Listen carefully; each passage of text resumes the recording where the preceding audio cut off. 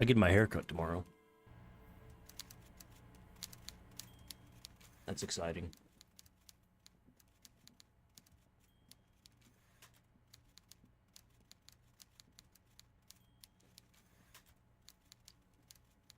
Mr. Dubois, a pleasure as always. A fantastic change of heart, Harry.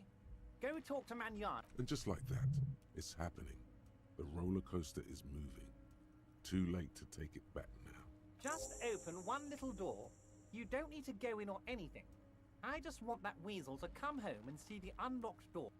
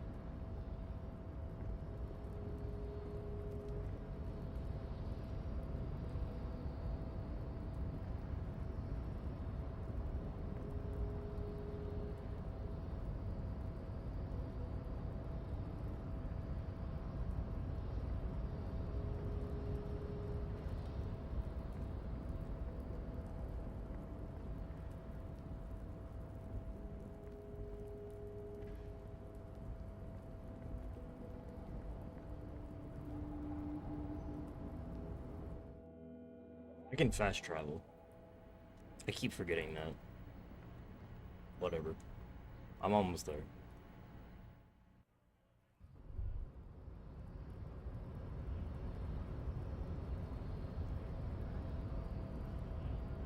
We're close.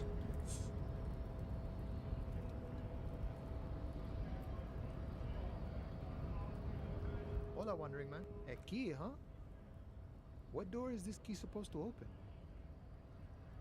Of course, I got you. You don't know anything. I got that key right here. And let me tell you, it's mighty good of you to help us out during the strike.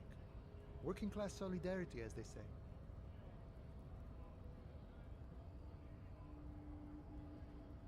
I'm a hustle grinder.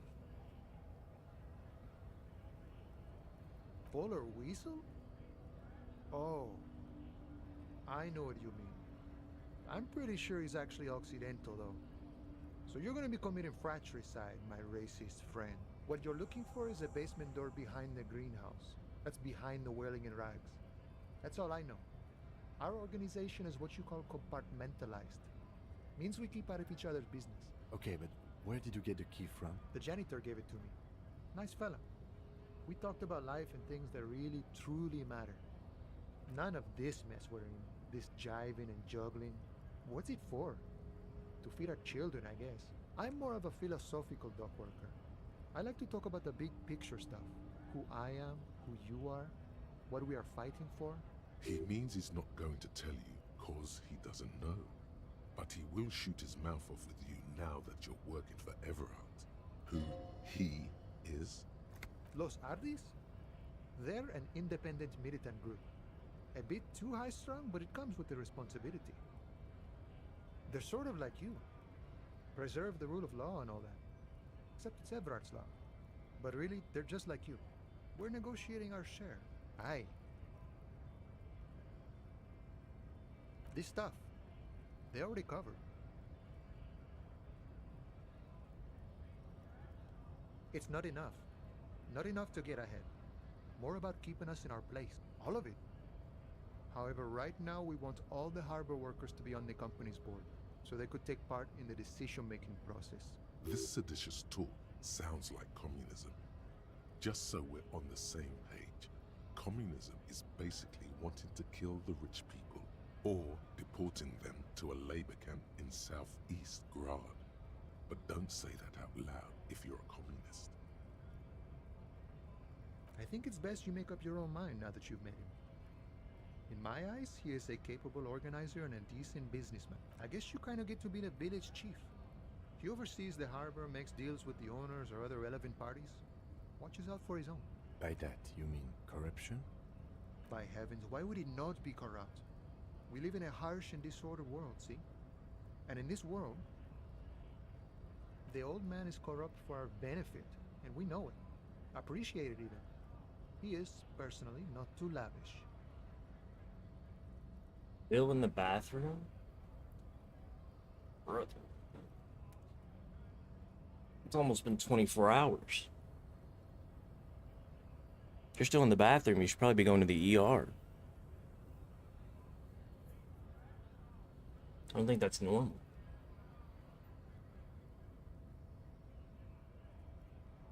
No, I mean, Amazon has 1-day delivery. If you're gonna be spending a few days in there, you can probably get yourself, just leave them a note on the order to fling it through your window or something. I'm sure they do it. He is reasonably lavish, sure. That's his prerogative. It's not like you want a saintly... I guess it demeanor depends or on who corrupt you get. motherfucker. That would be a manipulative illusion. Besides, there are no non-corrupt systems in the world anyway, and moralism is the most corrupt of them all. This man has political theory, and it has not failed him today. No. I don't think I'm a communist. Seeing something of value and saying I want it all to myself is a much older and simpler notion. No science to it at all. There's no window in your bathroom? Even a weak child can think it. The only things holding someone back are I can't and I shouldn't. I have a window in my bathroom.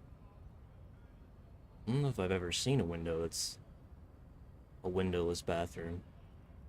I mean, I guess. Like, the very inside a house. I guess my grandmother had a bathroom without a window. I guess that's not true.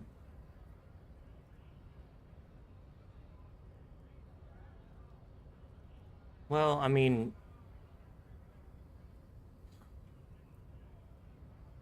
it depends. It depends. Like the bathroom in my house is right on the other side of the backyard. So there is a window there. We thought about covering it up, but it was too much trouble.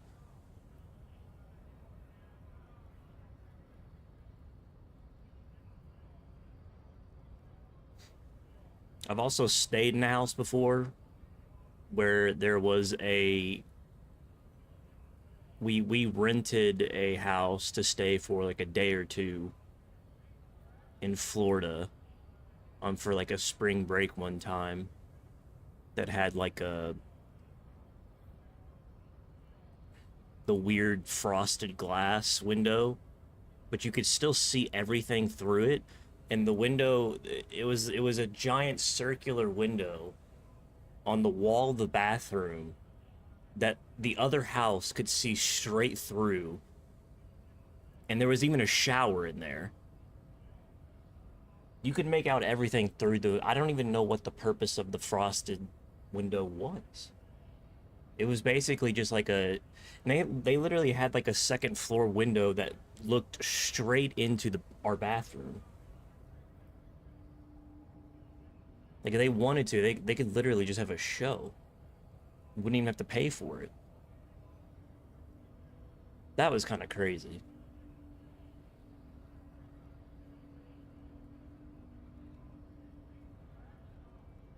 I used to get paranoid about the window in the bathroom.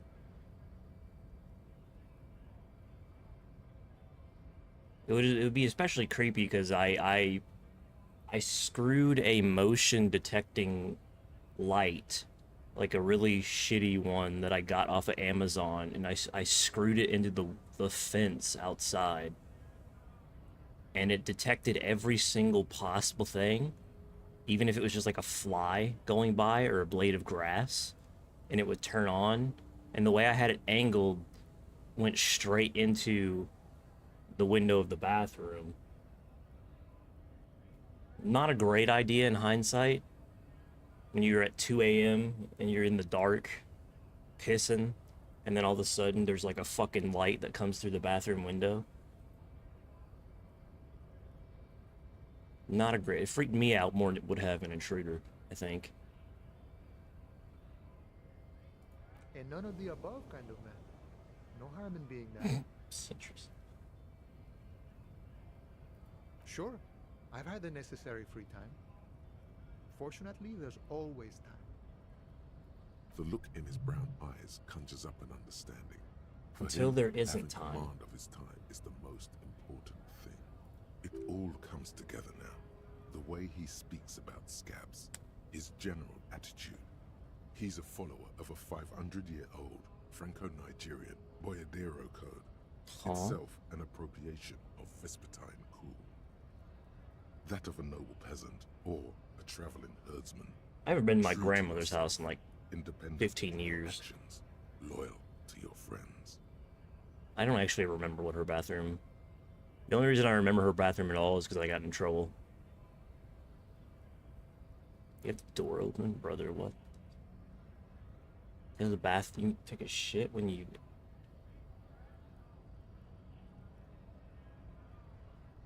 With the door open? That might be the weirdest thing that you've said so far.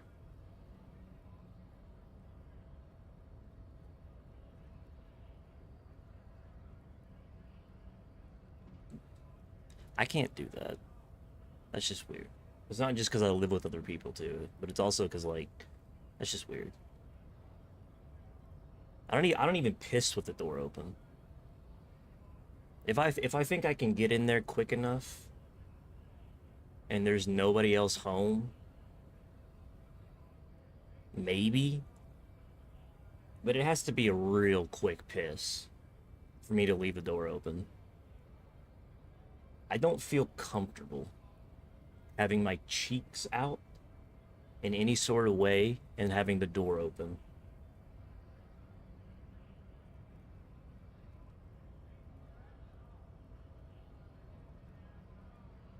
No.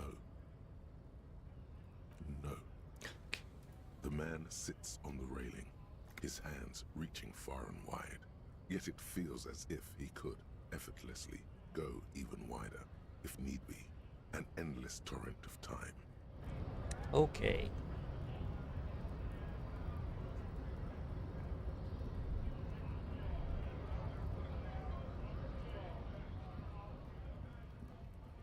I don't know, maybe I'm weird. I can barely use a stall because it freaks me out having people next to me when I'm fucking using the bathroom. We had a unisex bathroom in my college campus. There was only like 2 stalls, and the rest of them were wall things. So you'd have a chick in the stall, and then you'd have to make the decision of either to use the stall beside the chick, or to go and piss on the wall in the urinal. And just kind of being in there at all felt like a felony.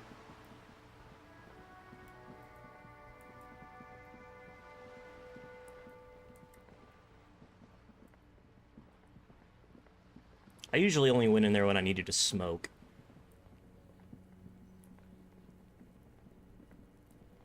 Back in the days when I did smoke the marijuana. Has braved the elements for decades. The copper nails holding the upholstery in place have turned green from sea air, and so is the knocker, shaped like a lion's head. Someone is moving around in the apartment. You hear the It's an water being apartment. turned off, Okay. and the sound of dishes clinking together. The tenant must be cleaning up. That means you're too late. Nothing more to do here. Better report back to Everard. No answer. That already defeats the point, doesn't it? The key stops midway in the lock. The tenant's key is in the lock. The lieutenant looks first at the door. As you turn to leave, We should leave and go talk with Everard. Tell him what happened. That we could.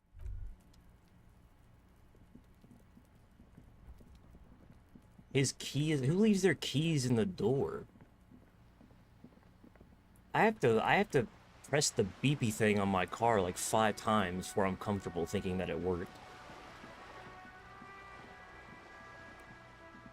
I can't leave the front. I can't leave my living room without my keys.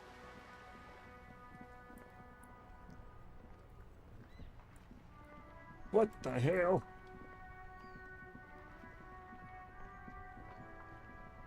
Inside, you see a I've only locked myself out of the house a few times. This is precinct I'm usually 57. pretty good How about may it. I assist you? Still no word, I'm afraid, sir. I know it must be frustrating. Was there anything else you wanted Sylvie! to Or ask? Alice. 57, over and... in the cabin. I hate you, Alice. I'm gonna recommend you get fired, Alice, after this. Useless ass.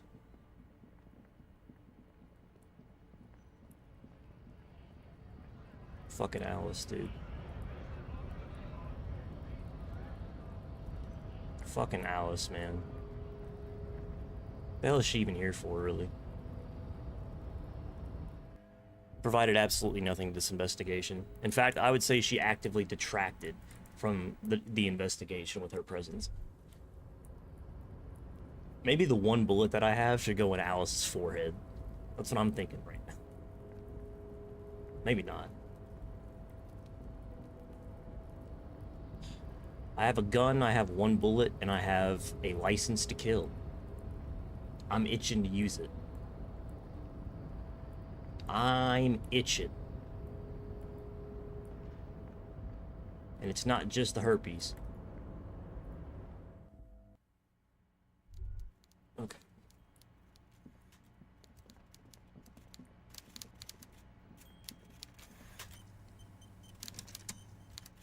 Mr. Dubois, a pleasure as always. You don't have to sit down this time, since you've already sat on that chair.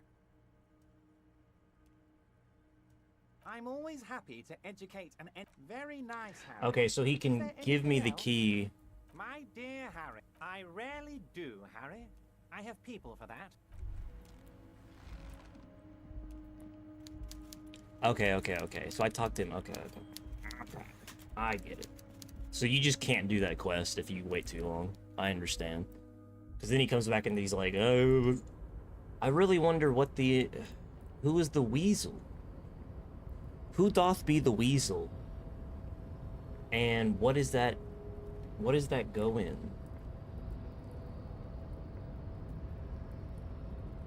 Speaking of being on the toilet, I recommend everyone get a colonoscopy. I want one myself. Not because I like the idea of having something shoved up my anus, but big butt. Colon cancer for guys is getting worse in younger men. So especially if you're a dude, like in your 30s, and you've never had a colonoscopy, you should probably do it.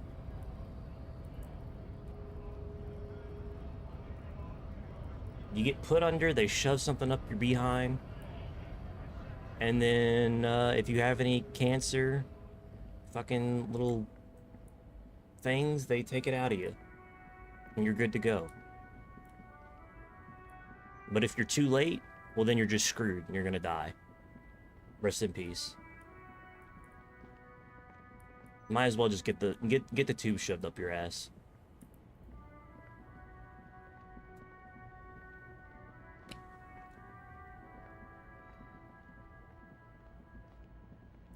Problem in America is that if I wanted my insurance to cover the tube up my ass, I would have to have a valid reason for doing so other than I just want to see what happens when the tube is shoved up my ass. So I don't have a good enough reason to give the insurance people.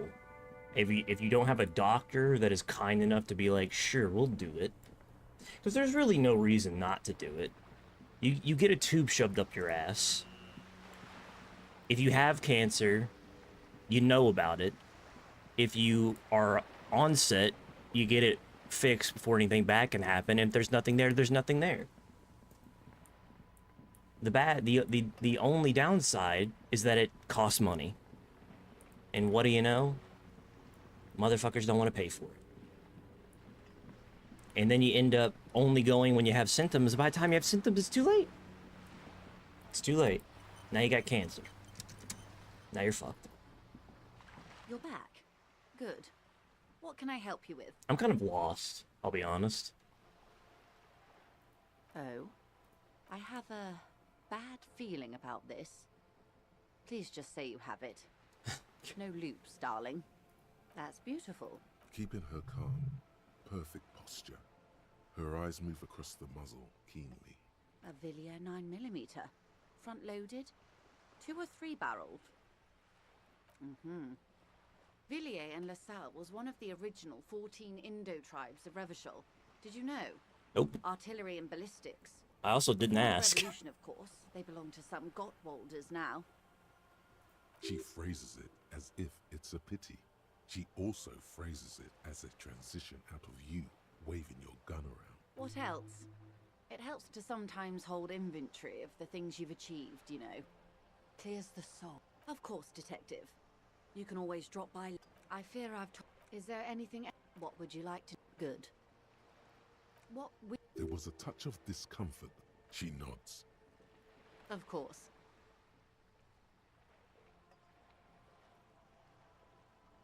Of course. How else can I help? Of course. I am sorry to have been the bearer of more lessons in basic reality. My favorite part of the day. Go ahead, ask me anything. The Pale is not, technically speaking. Yes. Also, I think we've had it. Of course, Lieutenant. Let's try something else. Ma'am, remember you are dealing with a very sensitive and impressionable police officer. Sensitive question. Recovering from a recent medical episode. The Lieutenant's right. Let's change. You could sneak back later. Yeah, I've already done that, Lieutenant is though. Not here. Unless you can convince. It remains a mystery what you mean by this. Glad to have been of his...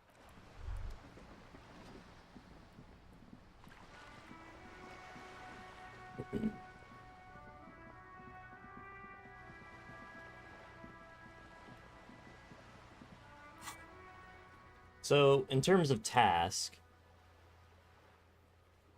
add more beauty to the wall. Can't do this because the fucking check is insane. Can't do this because I have to do her a favor first. I don't know how to do this. If I do the club, then I don't think I can do the favor for her. I want to...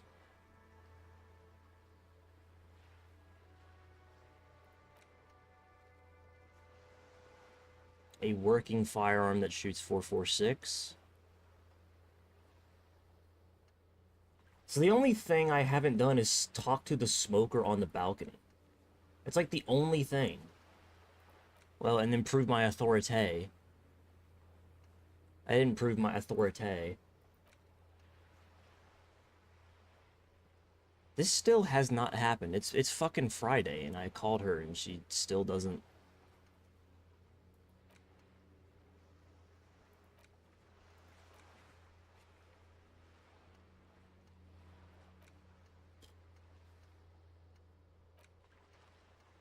I feel like I soft-locked myself. I feel like I've done, and this is not the first time that I've done this. I think I've done things in a very weird order. And now I'm like hung up on random shit that I don't understand how it has any relation to do with anything else. If I just done it when I was supposed to, I probably would understand, but I don't. So I need to talk to the smoker man.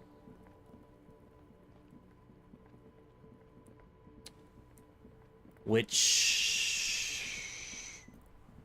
first off, let's go check the traps.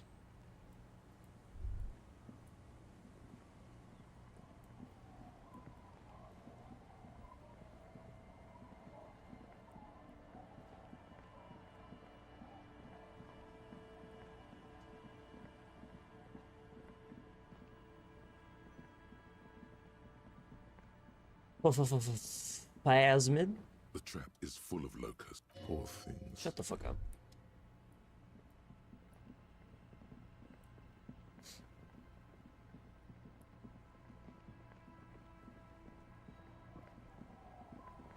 I discovered pretty early on that THC was not for me. the mayor of the Juana.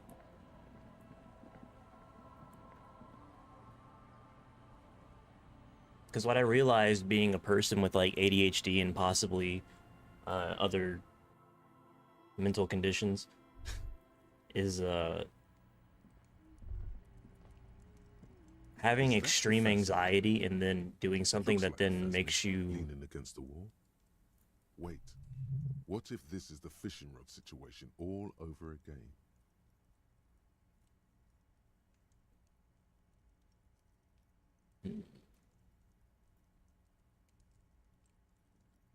It's not the phasmid. It's not even organic. It's a fire iron. How disappointing. Don't be too hard on yourself. You couldn't have known that for sure. And besides, finding this What was I saying? Mister. Oh. Okay. Bye!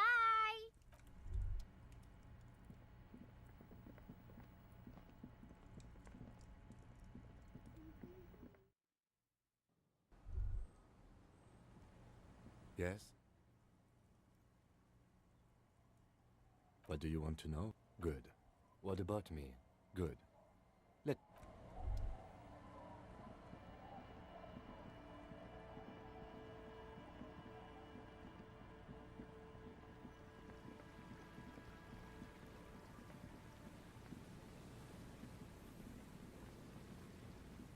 Maybe if I walk up to Titus with my fucking gun out, I'll be able to prove my authority effectively.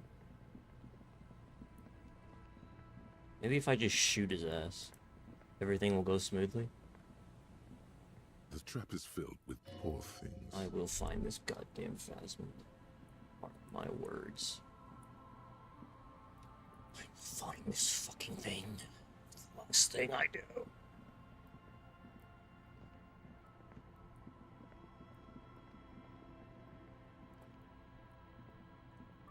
What? People paid money to park here? Yeah. Yeah. I get my hair cut tomorrow. Did I say that? It's exciting. It's been a minute. It was before Christmas last time I got it done.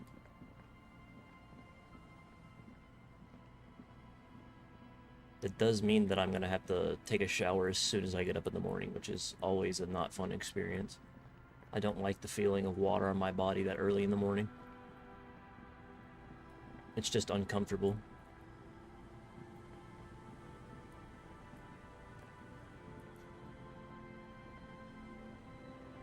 A few locusts, poor thing. Motherfucker, dude. You never... Maybe the phasmid wants dead locusts. I've had fish that ate dead worms before.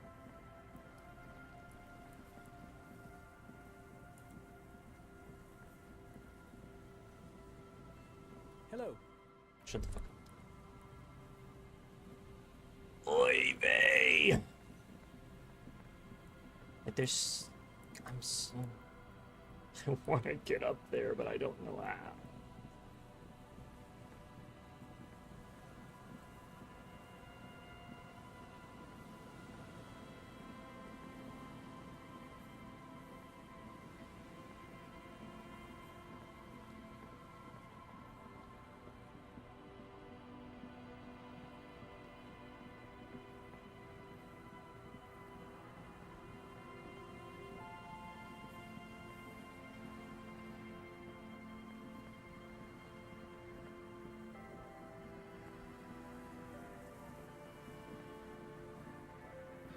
It's the phasmid! No, it's a seagull. God damn it. Just dead and dying, look. Poor Eat. I'm not even gonna finish my sentence. You already know.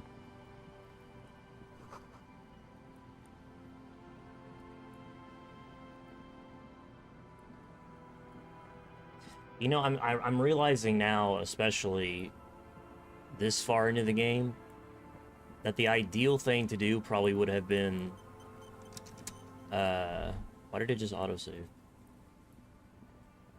Would have been like a 2-2-2 fucking build so that nothing was too low, and then using clothes and or drugs to get the bonuses for the checks that you want to make.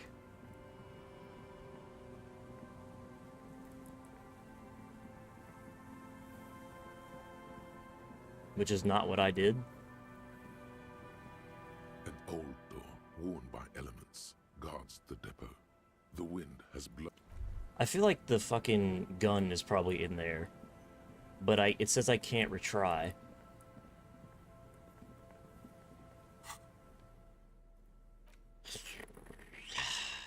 Well, you know what they say about, you know what they say about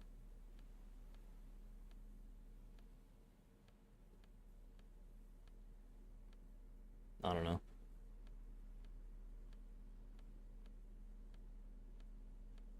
Doors.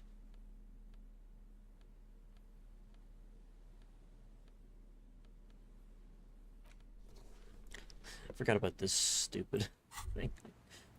Wow, this jacket makes you feel strong, as if your blood is mixing with that of the venerable Philippian loyalists of old. Blood mixing. Apologies, you're right. The need for a strong central government has always been clear to you. You're a true patriot of Revachol, born to do it. It's time to clean up the streets and restore the city to its former glory. Whether you like it or not, this jacket gives you serious nationalist cred. An old door, worn by elements. You rattle the handle a bit, then... We don't get in there. Frankly, you're just going to have to accept the fact that you can't get in through every single door. No. We've gotten into every door thus far. That's what we do. We open doors. We're cops. That's our perk. Even Everard knew that's a part of our MO. I can't accept that. I understand you. I like opening doors as much as the next guy. But this one is simply beyond repair, and we don't have the resources needed to open it. Relax. No one's hiding in there. If we can't open it, others can't either. And thus they can't get in. At least you can think about opening it. About doors in general. They are, after all, fundamental to your life. One more door? That sounds like something that I need to forget to learn.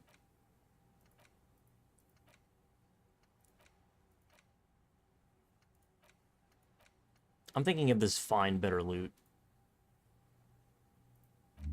It doesn't directly help me at this point.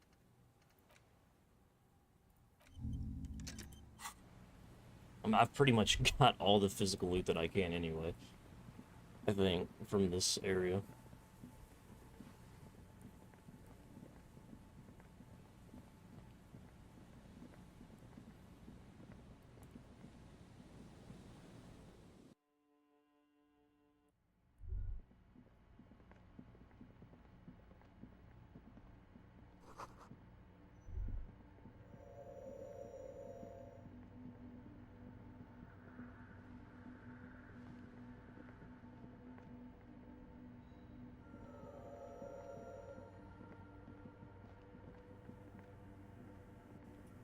Yes, what is it?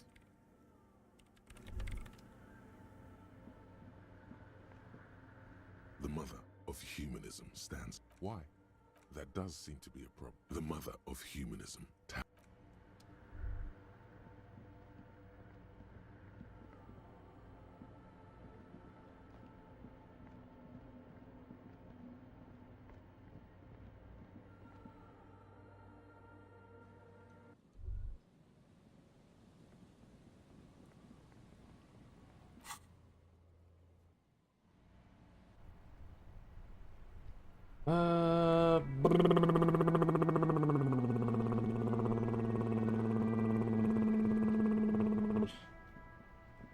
That ride is fucking... Hey, piss... Look who it is. Shrunken cophead material. No. Don't ask anything. Be subtle and scary. The boys dream about being skulls. I can't Use believe that worked. Suggest they're massive skulls. Come on. What? No. Skulls don't have kings. I think. And we're not even in yet. Yeah, man, keep your voice down. Skulls don't take it lightly when folks pretend to be them. We're not even prospects yet. Prospect must be a hierarchical term. Probably in the lower end. Wow, you boys are ambitious. Only prospects and already planning a coup in the skulls. You're God. destined to go far. He gets it. Passive-aggressive flattery. My man. Shut the fuck up. Are you trying to get us killed? Now bring it to the jackets and, yes, start shouting. Please be quiet. What? What do you want? The jackets? You got it. No need for cruelty. Oh, man. Okay. I get it. Skulls don't really wear slogans anyway. This was stupid. Fuck. Okay. Nice. The lieutenant watches the boys take their jackets off with mild amusement. I'm absolutely okay with not having either one, thank you. This case doesn't require us to go undercover or raise hell. In fact, I don't think the jackets will be useful. Look at those. I just wanted them to not have them anymore. Laptop is almost dead. Cold-hearted cop. The need will not arise. The jackets are meant to complete each other. If a man was standing alone on a street corner with his written on his back, it'd just be an individual that has taken a liking to urine. And fuck the world all on its own is, frankly, generic. True. I don't know, Eric. It's cold out. Yeah, let's get out of here. The cops fucked us. That is how it do be sometimes.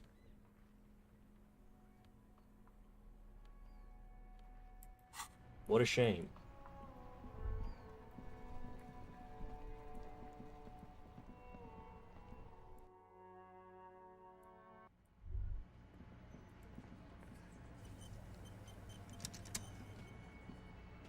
Looks like the circus left town, but the clowns are still here. Yeah, I know I have a check with him. Authority, low 8%. Yeah, okay. That's still authority 0. I thought I had at least 1.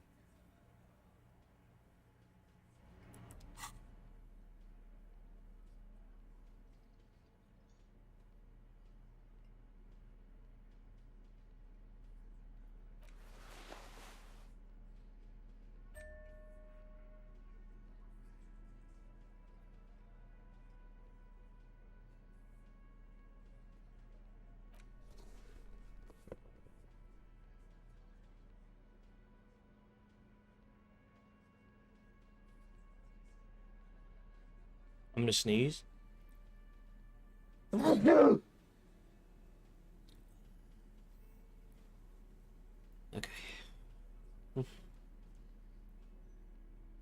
Oof.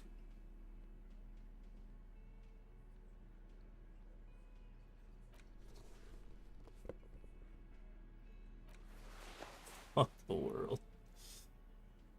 It's an inelegant statement. Says you.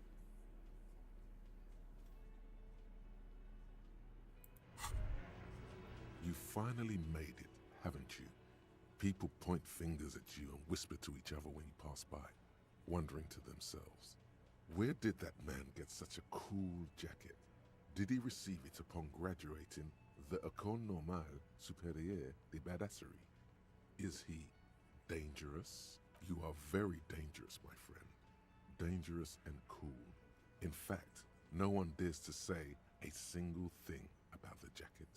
But believe me, they are all very impressed. Looks like the circus left town, but the clowns are still here.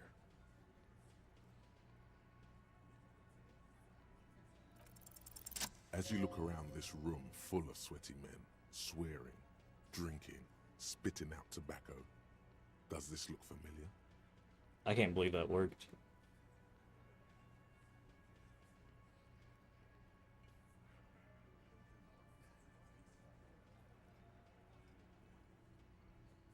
You believe the place was called Precinct 41.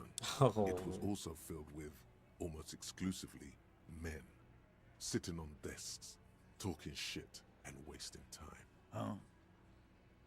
You got a problem with beer now? Not quite there yet. Push on.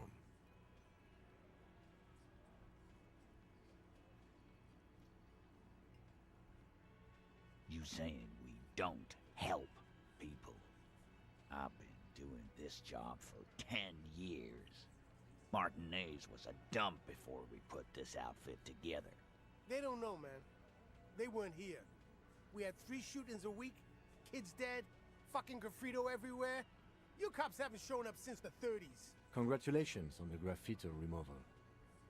All I see is you sitting around talking about Monica's titties while there's a rape victim. So what? What do you want from me? We took care of that fuck.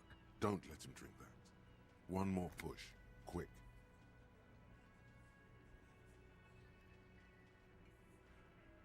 Titus? She stops mid-sentence. That's it. You got him. He's going to give it up, but on his terms. You wanna help her, cop? Fine. I'm gonna let you help her. But you treat her with respect. If you don't, if you question her, harass her, a freight train of pain, buddy. What is her name? Glacia. I'm on due. She's staying here at the Whirling in Rags. Oh, it's her. Silvery jumpsuit, blonde. That's I'm on due with an O-U. Shit. The girl. The girl upstairs? That can't be her. Remember what you said to her? You told her you want to have. Oof.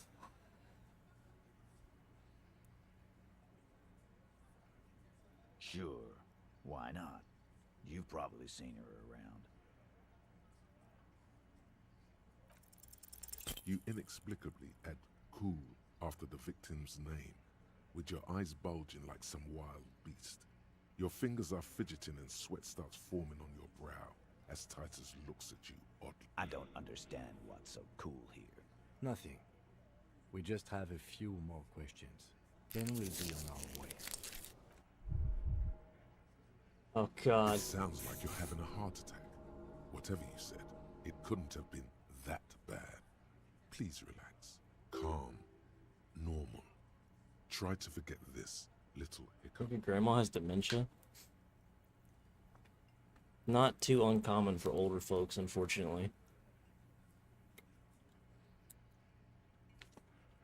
Dementia, Alzheimer's.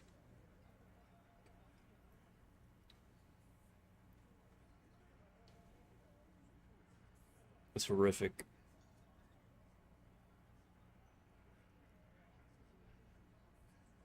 I know her.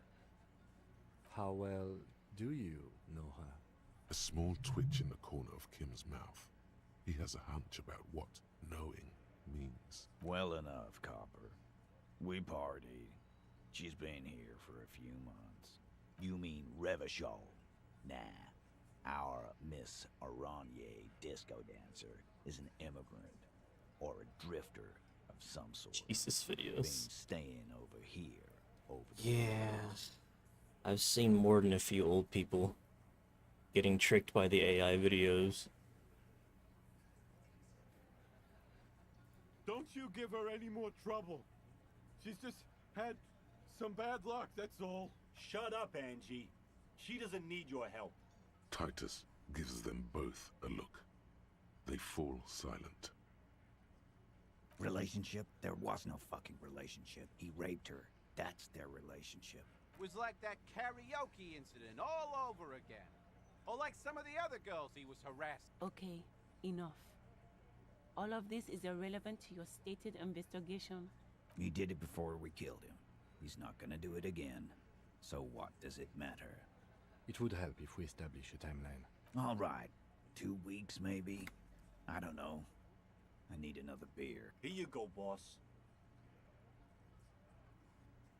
What do you think I meant? Yeah, pretty much. No, we just fucked. That's all. I'm not gonna give you any details if that's what you're after. So put your dick away.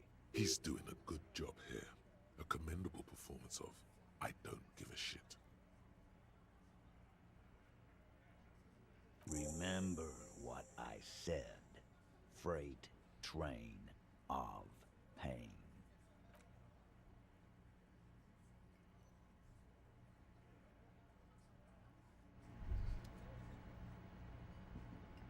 I've got nothing to...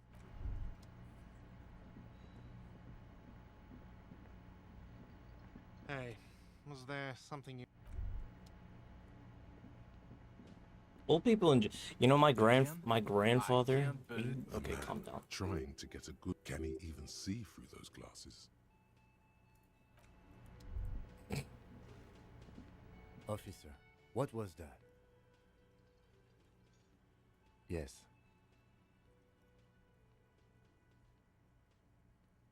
Yes. Tis art. Try me.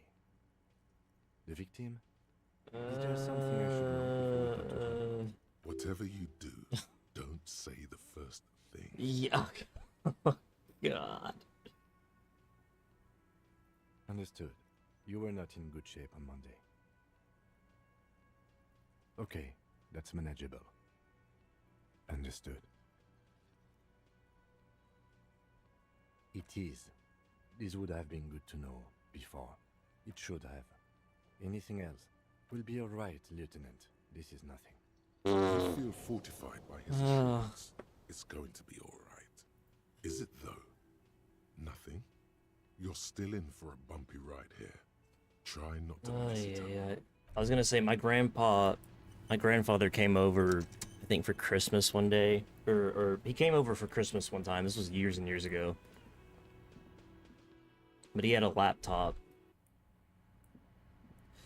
And when my dad went through it for something he was doing for him, he found like viruses all over the whole fucking thing. From where he had donated money to all these fucking different scams and ads, and had all these viruses and donated money to all these, like, even like fake porn stars.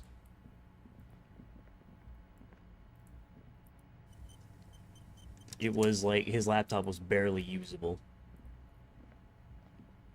It was insane. Who is it? Tired. Controlled. This is the police. Can we come in? Come on up. The door Probably is made a... open. I'm drying my hair. Sounds like it's coming from upstairs somewhere. You could snoop around before going up.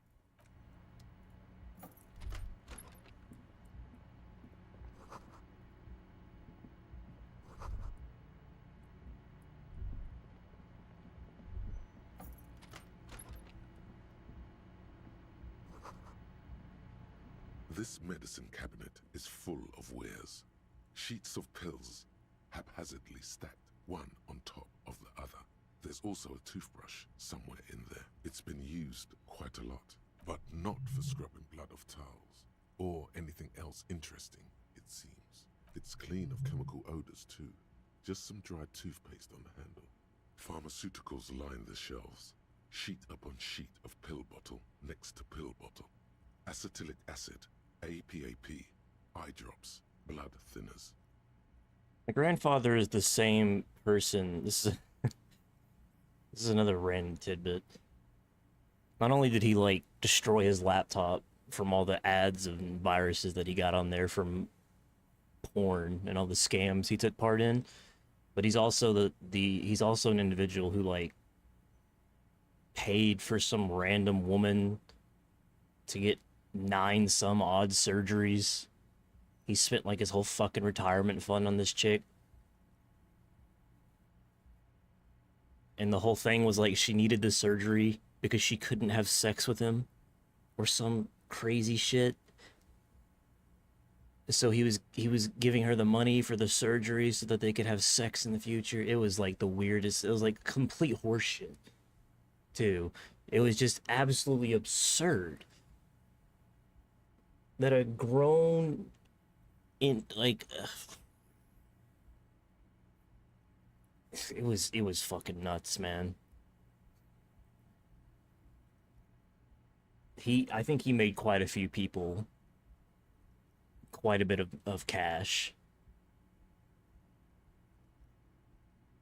We don't really have anything to do with him anymore. I'm surprised he's still alive. I really am. I'm quite surprised. Anything of note? Pill bottles rattle like bones as you search Did it the Fortnite? cabinet.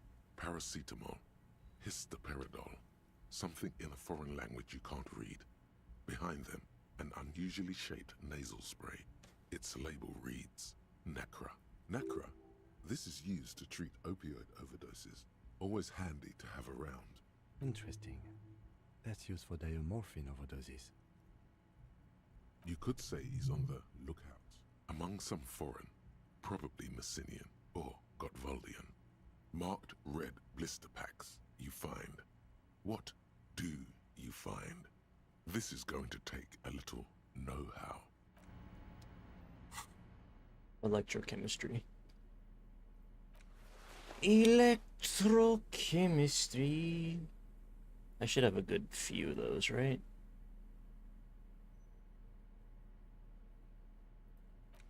There's one. Tarmon. The only reason that I know who Darmon is, I think, is because, like, an old... I don't remember who it was exactly.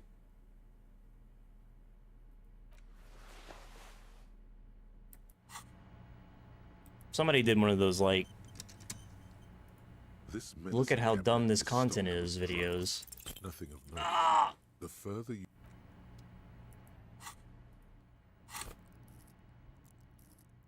I don't know who it was. It was back in the day when iDubbbz, H3H3, and fucking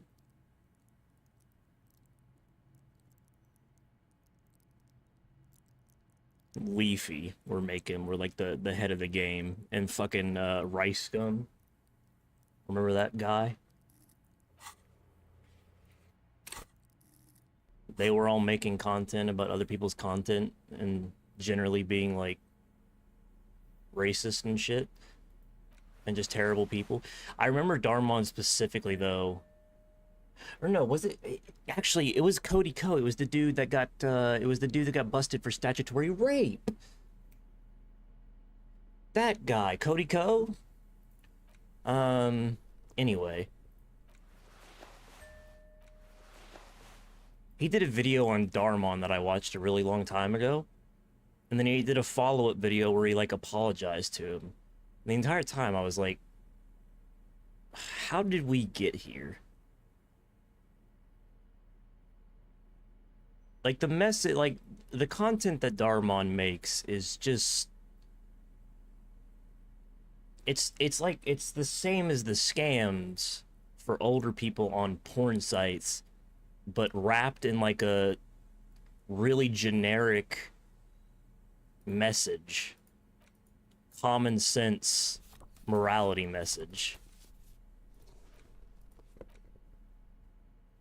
And this motherfucker went and, like, apologized. It doesn't surprise me. Like, it's the most, like, be kind to older people type shit or so, you know, and it's just like a really horribly done video.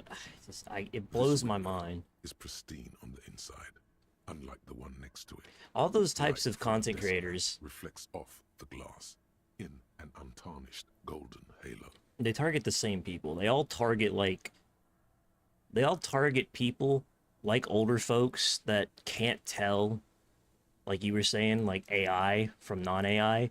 People that have no media literacy or just comprehension in their brain. and they'll just it's the type of fucking shit that old people will show you, like just randomly walk into your room, or just so you thinking they're imparting some incredible life lesson, and it's like a fucking Darmon video, and in the lesson in the Darmon video is like, you shouldn't judge old people. No, like what? Smooth as ice. There are spots of mud and rain. They act like you're imparting like even smudges, but the surface of the window is clear from the inside. It's just crazy shit. No hairline fractures. It's Facebook moms. It's what it is. It's Facebook moms. It's Facebook moms and old people content.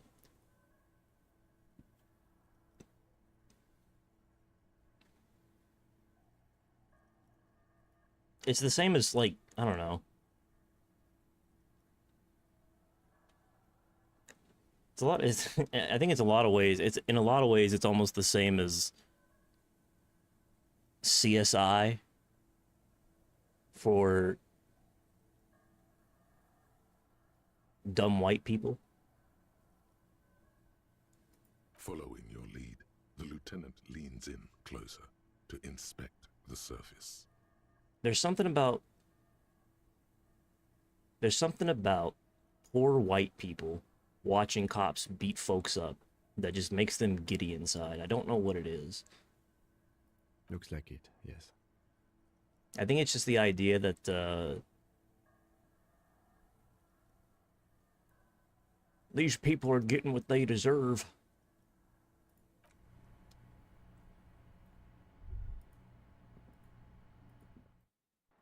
There's just like a subsect of content that is dedicated specifically for Facebook moms and older people. Just as you look at the flowers, what? A gust of wind raises them from the roof, picking them up in the air.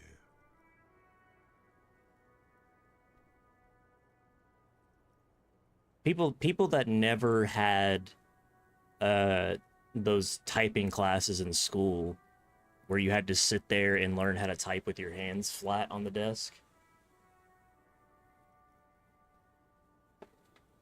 It's for the generation that didn't get those classes. That's Darmon content.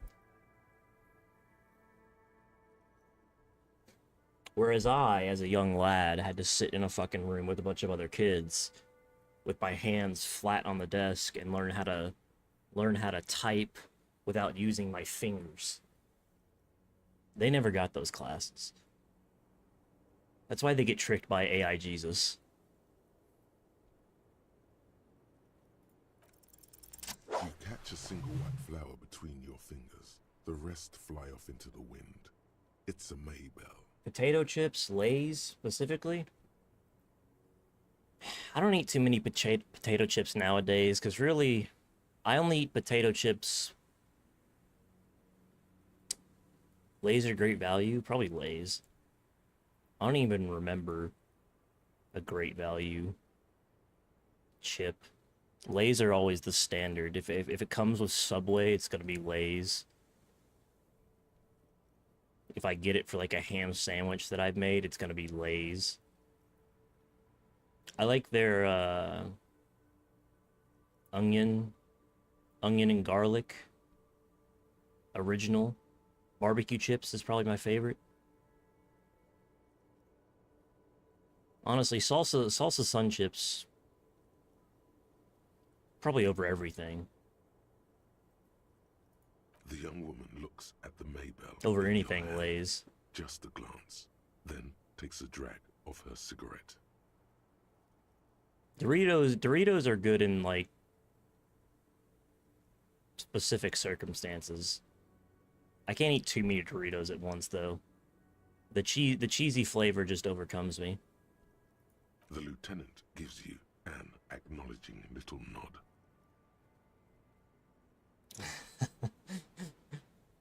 Snap your finger pistols. Your 9mm semi-automatic finger pistols make 2 satisfying snaps. Strange for such a small caliber of finger pistol to sound so chunky. in your hand is impressed. So is she. That's not actually true.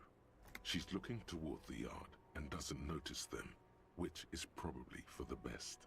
Because, didn't someone mention she's a rape victim? Does that mean she can't appreciate finger pistols, game? Okay. Come on now. I thought it was gonna -1 to my morale. I thought it was about to fucking -1 me. The same small, heavy door. No lock inside. I don't know, Lieutenant Yefreiter. It is not the first closed door we found in this building. There is also your mysterious Whopper Big Mac? It really depends on how good it's made. Big Mac can be completely ruined if they put too much of that sauce in there. Of that the Thousand Island dressing or whatever the hell. Like, sometimes they put just the right amount of sauce on it and it's great. Sometimes they absolutely smother it. You can't take a bite without all the fucking sauce dripping out the side, and that's the only thing you can taste. It completely ruins the balance of the burger. In that particular case, I'd rather have a Whopper. But then sometimes I've gotten Whoppers that don't even have like the right bread.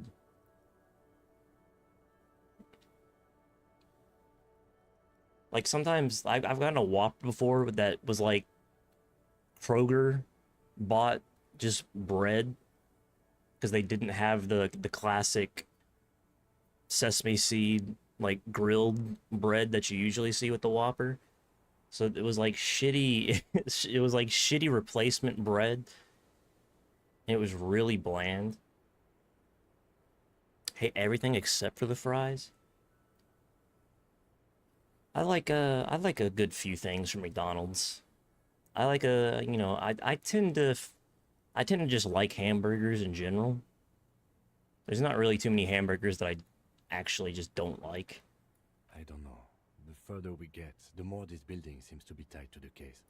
Below, the hostel cafeteria creaks and groans under your added weight.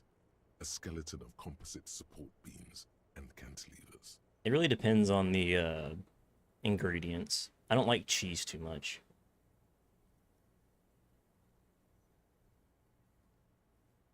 Like, I wouldn't eat I wouldn't eat a cheeseburger or like a quarter pounder because there's like a lot of cheese. But if you add bacon with the cheese, like a McGriddle or something, or even just cheese in a well-balanced burger like a Big Mac, you know. Generally though, I could just do without the cheese. A dull thump. Somewhere inside, a wind brace rattles from the imperceptible motion of the building. Sup, Blaine? Teriyaki burger? Never had one of those. The vigilantes, the cadaver, and a number of people connected to the case are in or around this building. This door is part of it. It's not unimportant. No, still a mini investigation. Kick the door in. It's barred from the inside. You hear the bar rattle. Sounds like it's heavy, too. Very sturdy. Hold on. What? One more door. There is no way to open the supply depot door. Accept it. You cannot open all the doors. What? You have to integrate this into your character. Some doors will forever remain closed, even if every single other door will open at one time or another. Maybe to a key, or maybe to some sort of tool meant for opening doors. But this one will never accede to such commands. A realization crucial to personal growth. Crucial. Don't accept that. Sweet flavor. I tried to make rib. I didn't really like it. I tried to make rib. Chuck E. Cheese, of course. Man, Chuck E. Cheese was the go-to place for all the parties back in elementary school. There was like a fucking... Whenever a kid had a party, it was always Chuck E. Cheese or like the bowling alley. Those are the only two places in town. that kids wanted their party, because the Chuck E. Cheese that we had was in the mall.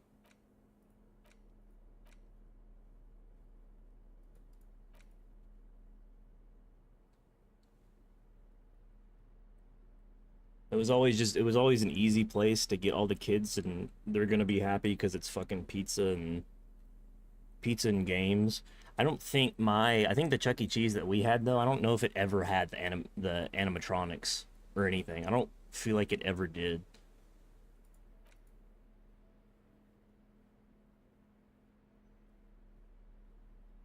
I'm pretty sure it was always bare bones.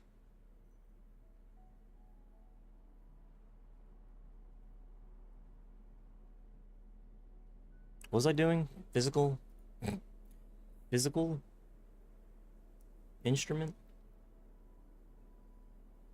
What is this?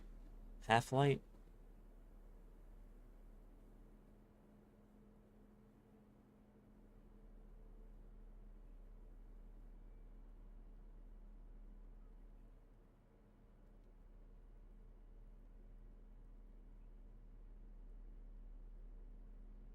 Physical instrument?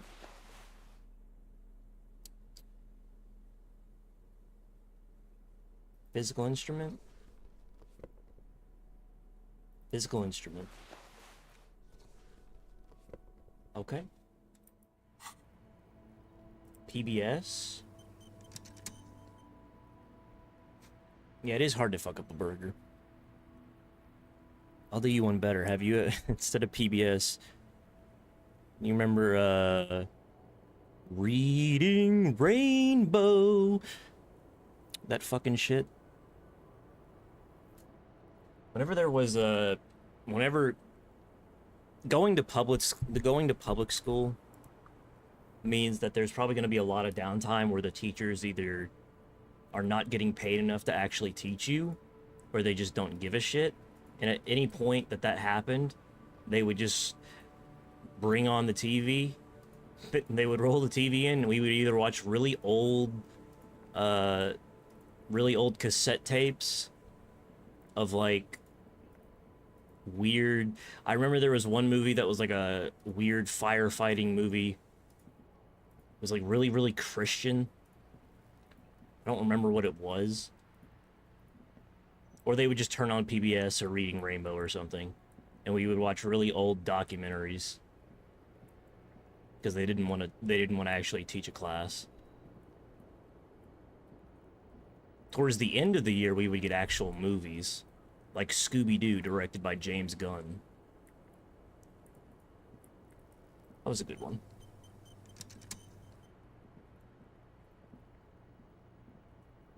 Welcome to the roof. In elementary school. Her hair is still slick from the shower. I'm sorry for the mess down there. The cleaning lady hasn't come by in days. I'm beginning to wonder if she ever will. Of course I watched Arthur. Brother, I am a standard white 25-year-old that went through the standard education system here in America of public school into college. You think I haven't watched Arthur? Brother. That was also something they put on all. You know, I even remember after school had Arthur on a lot. I used to go to after school in elementary school because my dad worked all the time, so he couldn't pick me up till like 5:30 in the afternoon sometimes. So I just had to sit in the fucking library and watch Arthur. It was the only thing they ever put on. I hated that show, actually. I hated it. Absolutely annoyed the fuck out of me. I don't know why. Where the dead body used to hang, clearly visible from the roof, but no longer. School of those proms? Yeah, I never went to one. Thank you for that, officers. Truly. There is something in her light brown eyes, a sadness, when she thinks about the death of that man. They had a few proms. It's usually only a high school thing, I feel. I never went, though. I never went. I was not invited, nor did I want to attend, so I did not go. Oh, yes. Legends of room number 1 have made their way around the building. They say a portal to hell has opened in there. To another... No, I just trashed the place. A third place? Interesting. That's probably why the cleaning Expert advanced remote viewer. I've seen beyond the veil. I'm Kim Kitsuragi. I'm a detective from Precinct 57. I believe you have already met my colleague from Precinct 41. Have I ever? This is the world's most lamentable cop. What's this game about? This game is about a...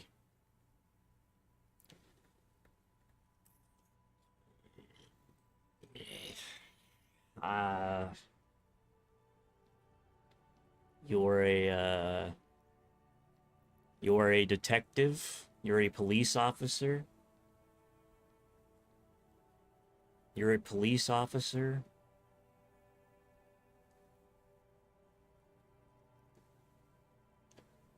And you wake up one day without any memory because you're such a insane alcoholic and drug abuser that you've literally essentially erased your memories from overdose.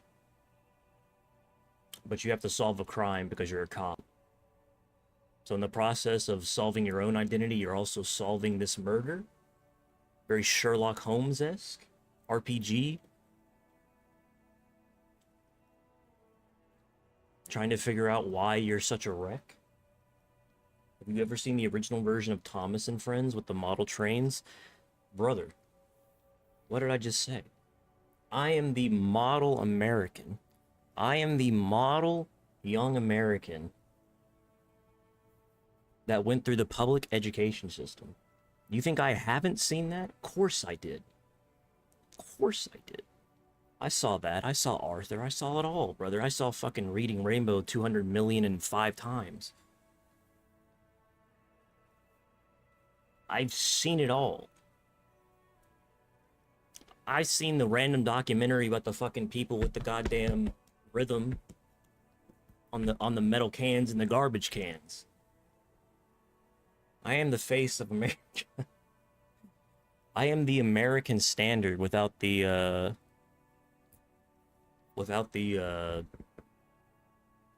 I don't know, not as much racism.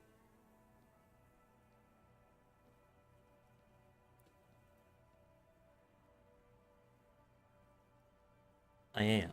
I'm the sorry cop. I'm the cop of the apocalypse. I'm just a regular cop now. An unnecessary development, if you ask me. What brings this supposedly regular law official back to me? Miss, we are investigating the murder of the man down there. The people who put him there have asked us to talk to you. I remember the PBS, the fucking... I was too old for Mr. Rogers, but I was just at the right age for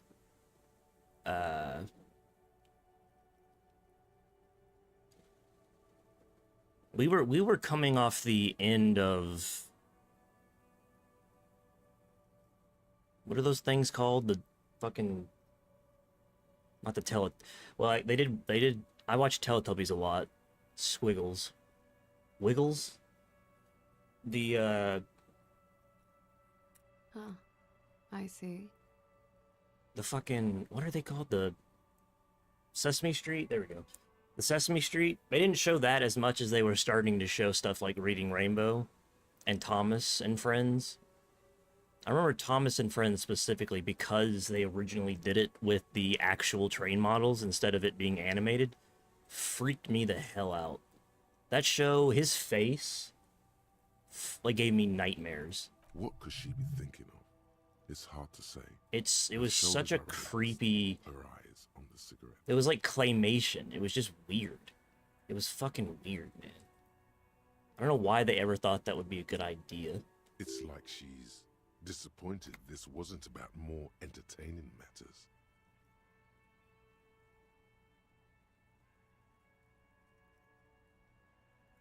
Clasier Amandou. Same name that Titus gave you. It sounds Oranese, as does her accent. Her birthmarks also signal Oranje. You don't know why, but Oranese girls tend to come speckled with them. Right, sir.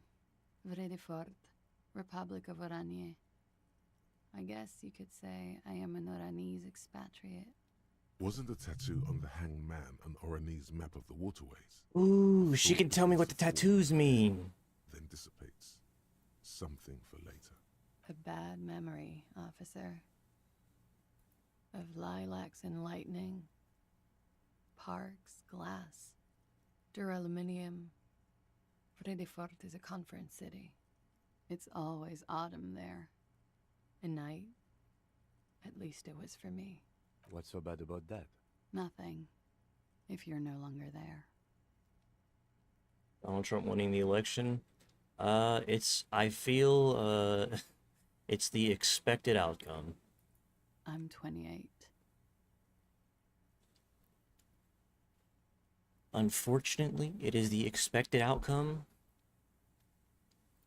I'm very curious if either him or old Joe there managed to survive another 4 years. I'll be amazed. I will be amazed.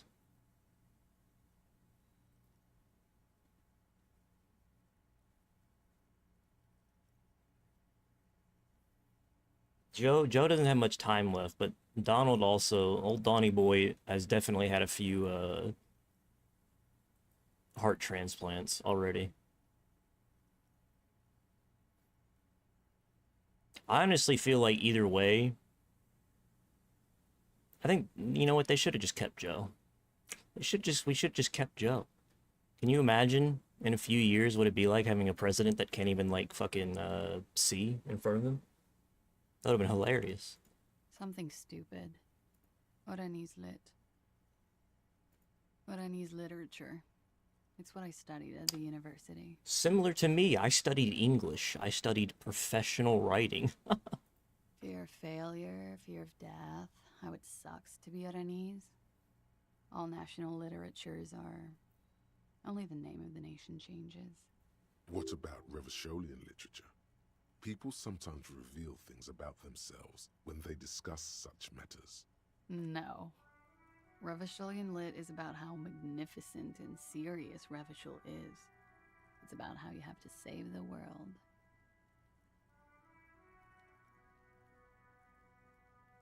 I mean, that's everybody. We all die.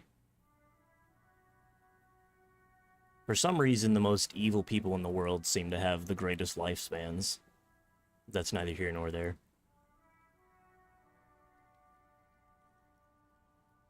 It's always the people that really, like, have no business living as long as they do that just seem to hold on till the very fucking end for some reason.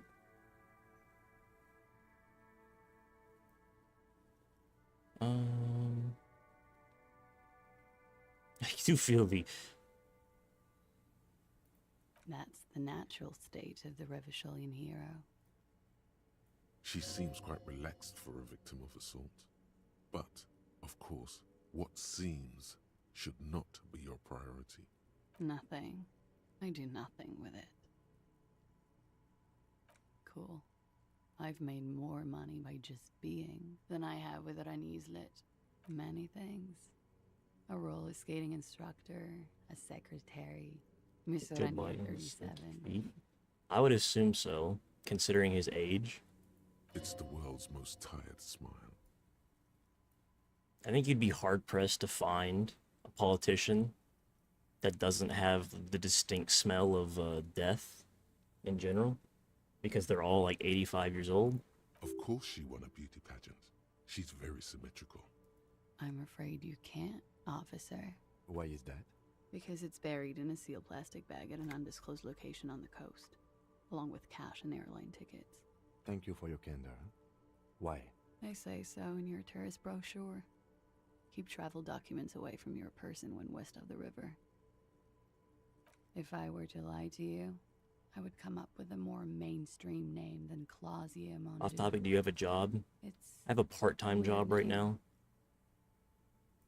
She seems to be telling the truth, sire. The truth.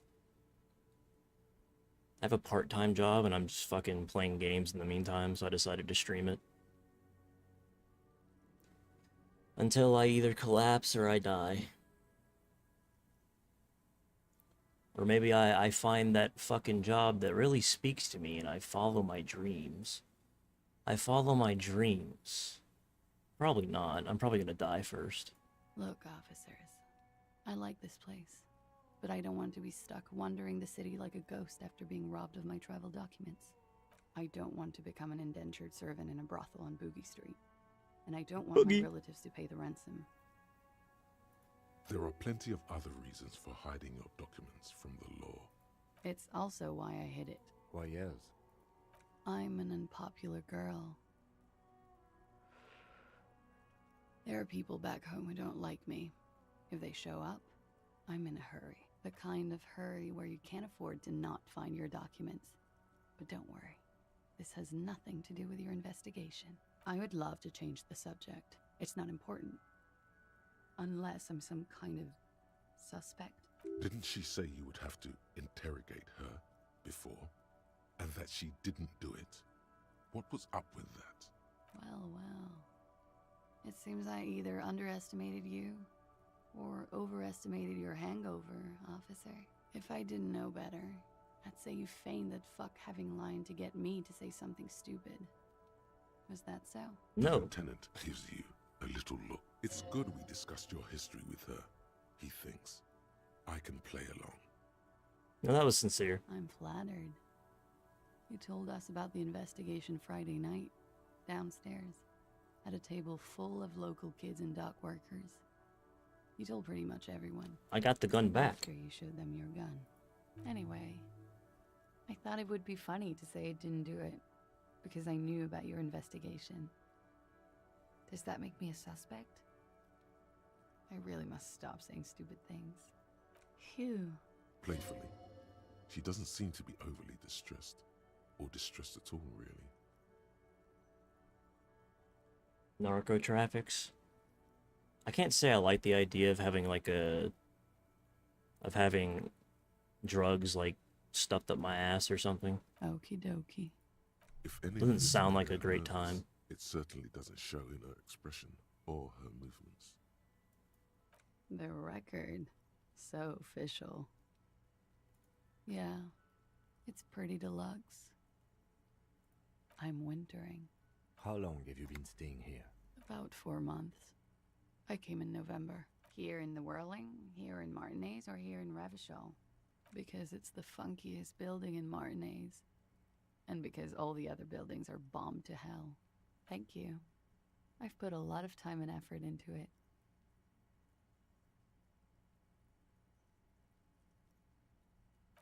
What did you say? Oh my god. Now it's turning into narcomania. It's got to be serious if it's 2 words. I'm sorry. Comes in handy when you've done too many opioids. Is that something that happens to you often, miss? Better safe than sorry. Very funky. I have no idea, officer. It is. The lieutenant makes a note in his notebook. Window? He finds the answer unsatisfying.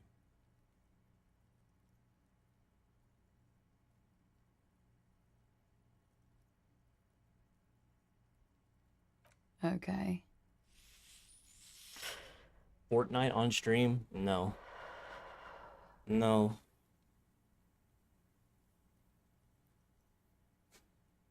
I've actually never played Fortnite. I was going to, and then I talked myself out of it. And now it's just I'm so far removed from it, it's not even worth it. Watching herself reflected in the bedroom window, tall and sparkling and draped in smoke. She looks at the dried petals in your palm, then lightly touches one with her fingernail. Chipped white polish covers the nail. It's long and sharp, like a mini dagger. The petal crumbles on contact. Genshin Impact? Also no. The fake dragon dildo.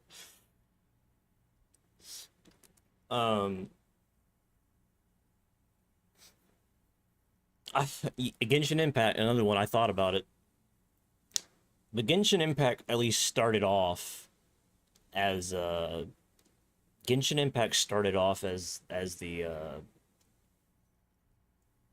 Breath of the Wild fucking rip-off game before it became like Anime Girls and Gacha. I don't like Breath of the Wild in the first place. It's not my favorite game that I've ever played. I like the game in and of itself. The gameplay I just don't like.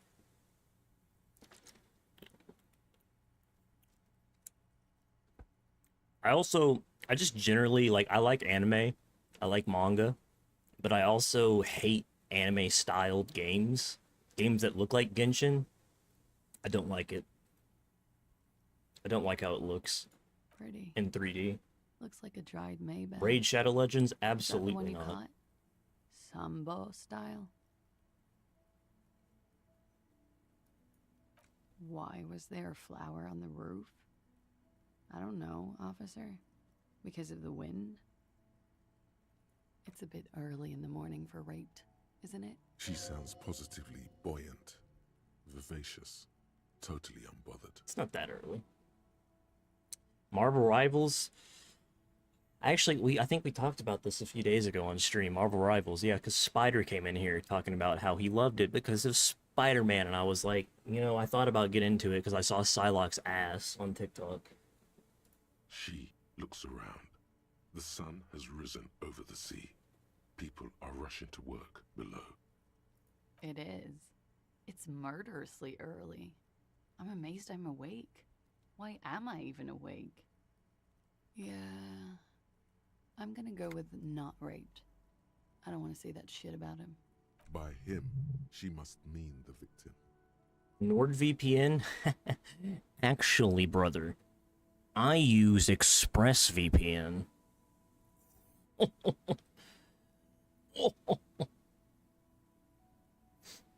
I went the opposite way. Tell them it's not my style. They'll have to, you know, if they want to jazz up the charges, they'll have to get someone more, rapeable. It's all very organic. Her mannerisms, her movements. If she's acting, she's quite gifted. By they, she means the Hardy Boys. Are you saying that you were asked to tell us you were assaulted? Not explicitly, but I understood what they meant. It wouldn't hurt to spice things up a bit. Some assault and battery. Sexual assault, maybe. It was clear the latter would be spicier. Marvel Rivals is like only successful because for some reason Blizzard just refuses to make Overwatch into a good game. Which is it's hilarious. Like, Overwatch has had a chokehold on that style of game for so long. Valorant occupies more of a CS:GO type thing, but specifically Marvel Rivals is going more for an Overwatch. Part of the reason Overwatch is so successful is because of the outfits and the characters and all that shit. They even went as far as to make Overwatch 2 with the big promise of like story mode, and then just didn't do it. And now they have Overwatch 1 and Overwatch 2 that are exactly the same game for no fucking reason at all. And they're just not doing anything with it. If they even had half a brain cell to make that IP, to capitalize on it, Marvel Rivals is just doing what Overwatch should have been doing for the last 5 years.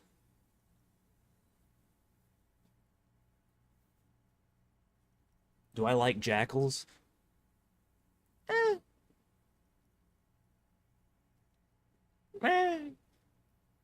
think they're cool. I just spelled it with an E because the A was taken.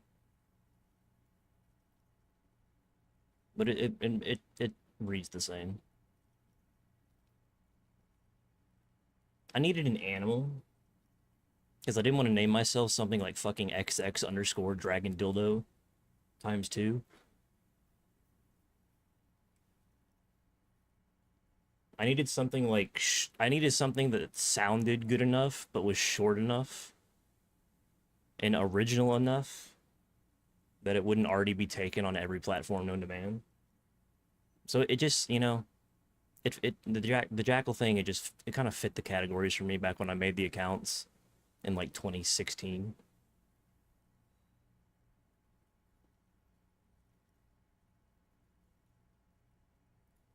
Pretty much. I was able to get the same name across YouTube, Twitch, and Gmail. So that was like the main reason. Warming them. And off the top of my head, I couldn't think of a popular content creator that I knew of, even adjacently, that had that name. So I was like, established titles? I don't even know what that is.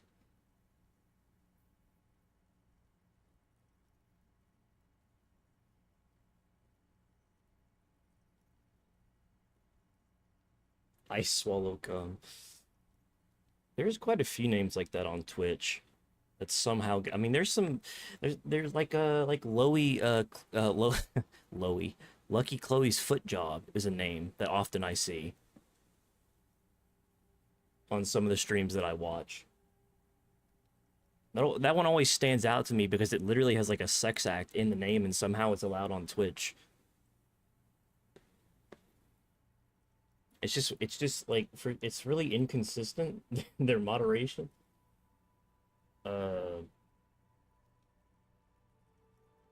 Established, I was gonna look it up. Established titles. Own a piece of land in Scotland. Become a lord or lady of the Glen. What? Have I ever drunk G Fuel? No. I tried Mountain Dew's Gamer Fuel, and it was like ass, and that was the only time. Energy drinks in general, you're better off just getting the fucking powder like pre-workout and just drinking that than you are like energy drinks actually just kill you like all the faster for very little benefit, especially if you're gaming too.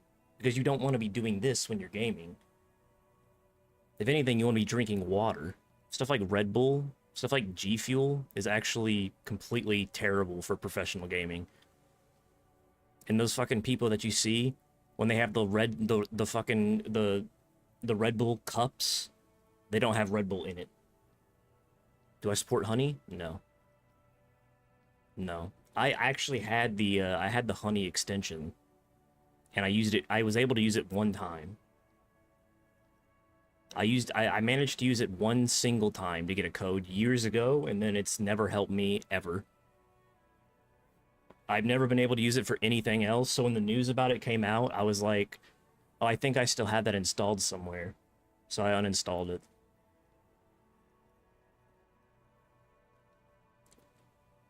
I used it to buy, have I ever used Skillshare? I did try it.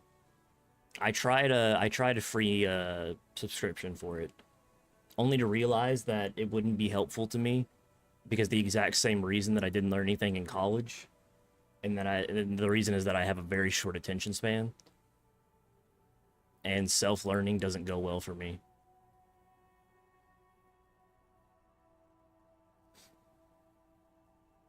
Yeah, the energy drinks are terrible for you. Just actually just terrible. Like you're better off getting something that's pure caffeine and drinking that than an energy drink. My sister used to drink Monster like it was fucking water. There'd be Monster cans everywhere. I tried Monster, I tried Red Bull with and without the alcohol. I tried Mountain Dew Gamer Fuel. I tried Rockstar. I tried Nas. And I was just like, this tastes like battery acid. This can't, like, do I like Prime? Amazon Prime? Yeah. I was never somebody who used energy drinks. I couldn't find one that even tasted good enough for me to keep it down. Or Prime the drink. I don't think I've ever had that.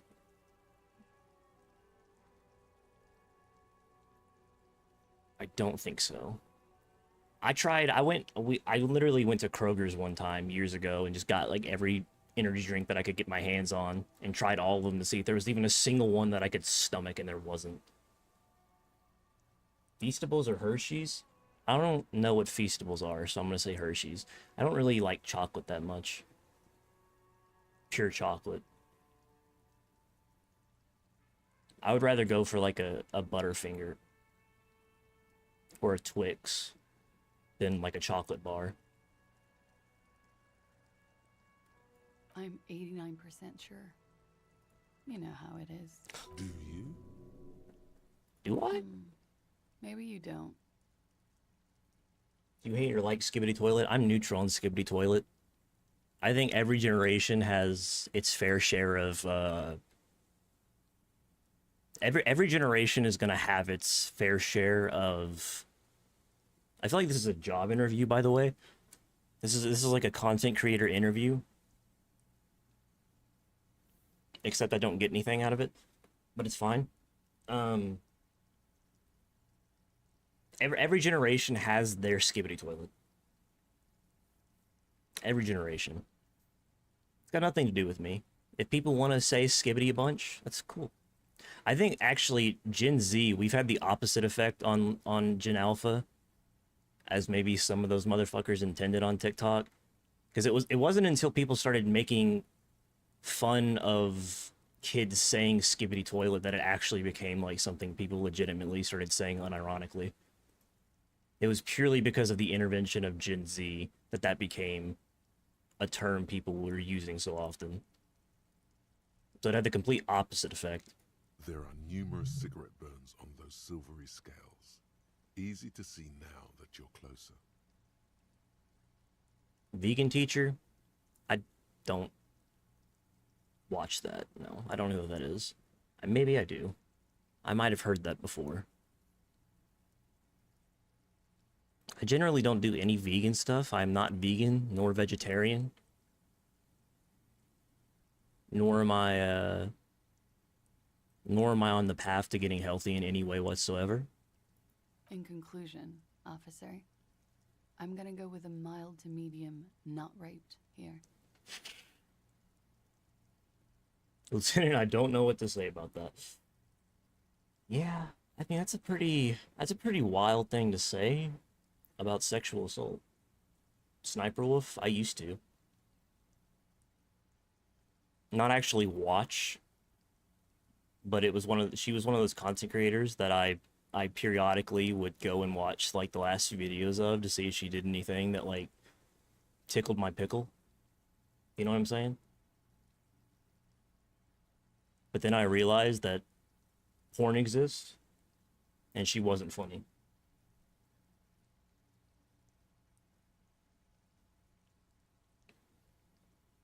I was quite a bit younger then. She's been around for a long time. Inexplicably, somehow, she's managed to stay. She's like a fucking... She's like a germ that just won't go away.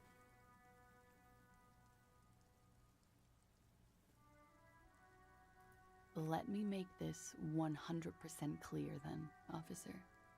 I was not sexually assaulted. Would I be as flippant if I had been? She is still alive. And she's still making content. She still comes up on like my YouTube homepage every now and again. She's also, to be honest, she's also kind of similar to Darmon where every video she makes gets like 1,000,000 views, and it's like the most bare bones, dumb shit, and all you see in the fucking thumbnail is like half the thumbnail is her cleavage, and the other half is like someone else's shit, some other content creator's video. Nintendo Switch 2? Nah. Nah. I never used the Switch 1 very much. I have one. My mom ended up confiscating it because she used it a lot more than I do. I used it one time to play. Or I got Smash Brothers Ultimate and I got Breath of the Wild. And I didn't like either of them. So I never used it again. She likes Animal Crossing a lot. So she uses the Switch. So I can't say I'm excited for the sequel, because I have absolutely nothing that I would like to play on there. I'm not a big Nintendo guy.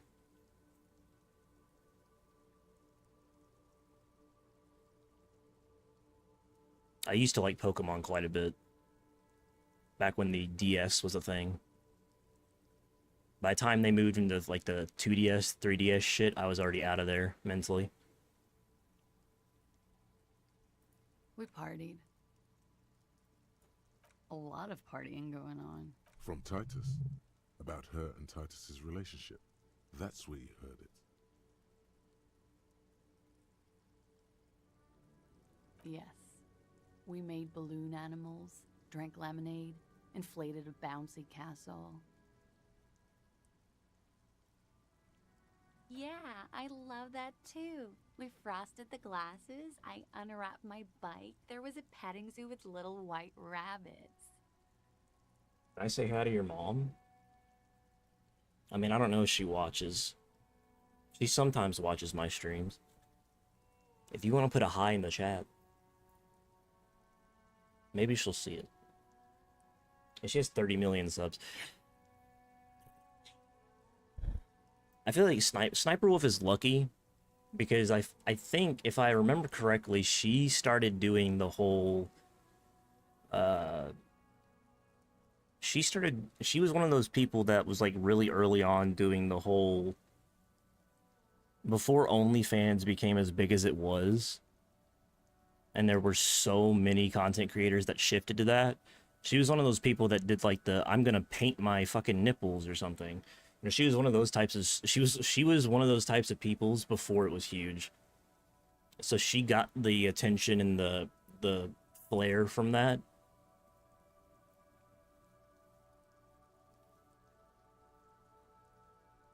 I'm gonna paint my nipples as an art project. I would like it to have been that way. I don't think she ever did anything that explicit, but she, like, her, if you just look at her thumbnails, you know what kind of content she's going for.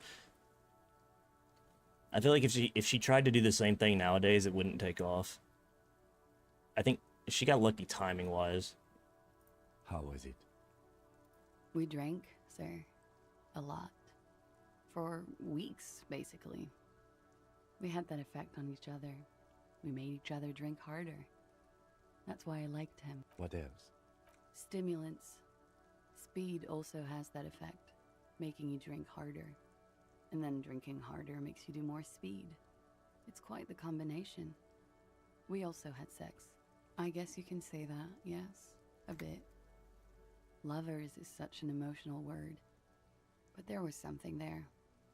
We did enough drugs for there to be. How did you two meet? Downstairs, at the bar.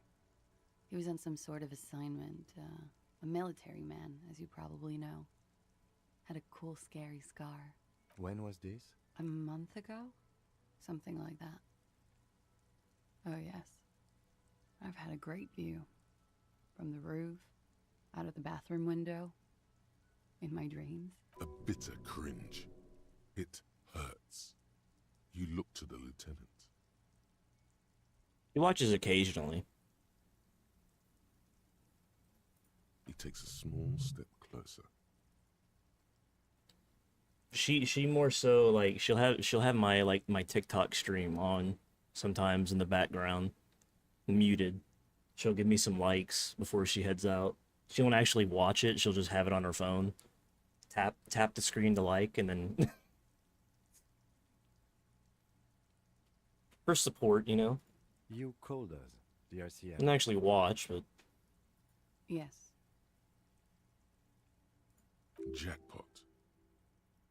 oh, I made it. And I would appreciate it if you didn't tell everyone.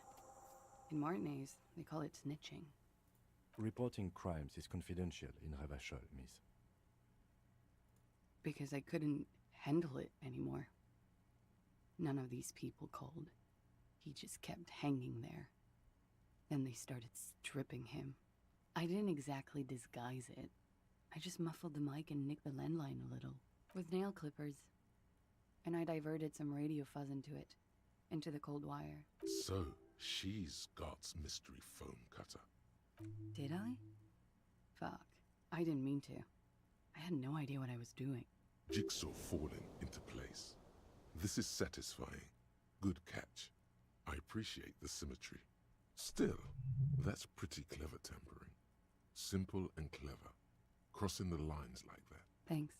She looks a bit like a little girl who's just been complimented on her bike repair skills. huh?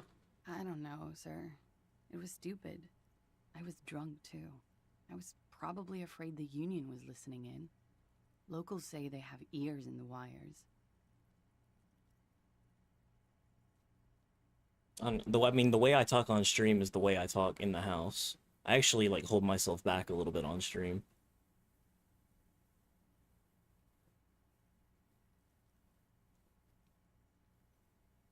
Because I constantly get fucking banned for hate speech on TikTok. For saying too many curse words. I've had to lessen my output. We're not entirely What do you think I get it from? convinced about that answer, but okay. Let it slide. Pushing won't help here. Thank you for making the call, miss. It was the right thing to do. I didn't want to, sir. But if I hadn't, he'd still be hanging there. I'm sorry, I can't do it. Not right now. Later, maybe. I keep seeing him. Like he is now. I can't talk about his... I don't know. Hair? I know it's difficult, miss. We can return to it later. He had something to do with the strike. One has been roiling since I got here. Rotten timing. But you probably know all about it. And his role in this strike was... I think he was in a security detail. He was ex-military, worked for Wild Pines, and against the Union. We didn't discuss work much, if you know what I mean. But I understood it was dangerous. And they lynched him for it?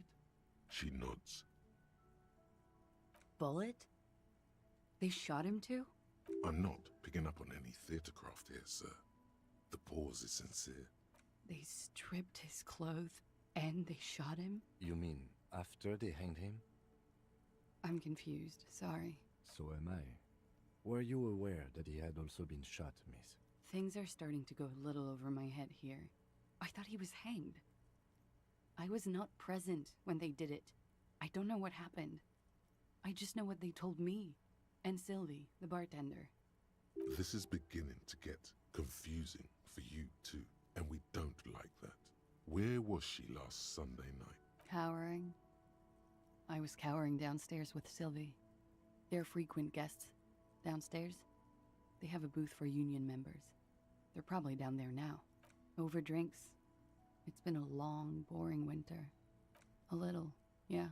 Like you partied with the deceased? No, not as hard. I'm sorry to have to ask this, but have you had a physical relationship with any of the Hardy Boys? I have. Which ones, sir? I don't remember precisely. Titus, obviously. But as I said, it's been a long winter. She breathes a silvery sigh of relief and weariness. The air on the roof feels humid. Should we head by downstairs, officer? We may have things to discuss there. She nods. Silvery cigarette fumes disappear into her mouth. I have the anti-world die? Yes. You're just one room away. Very personal. Good. Yes. This means she could have heard something. Like what you were doing before you blacked out. You do not need to know that. What you need is to ask normal police questions, like... Quick, say something professional. No.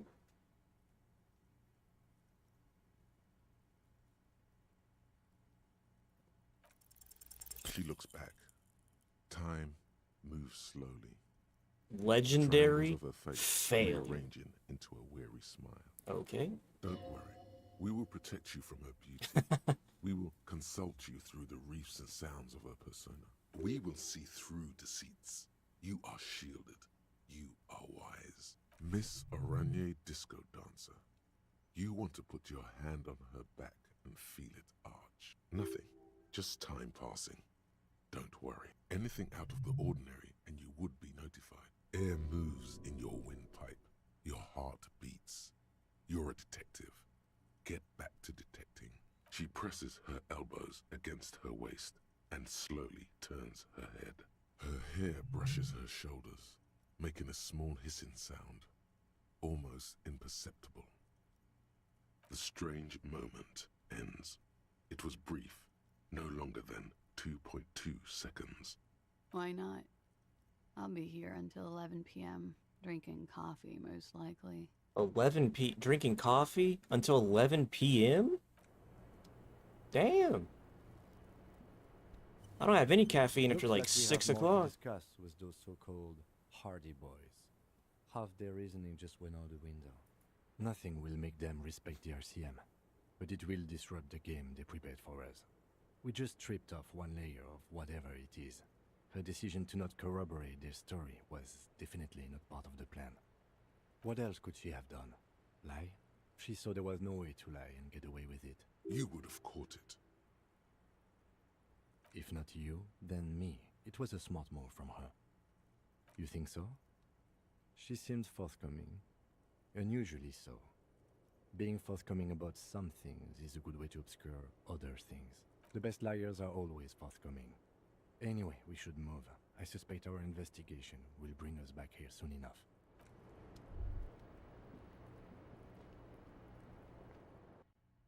There's some fucking mysterious shit going on here. This window is pristine on the inside.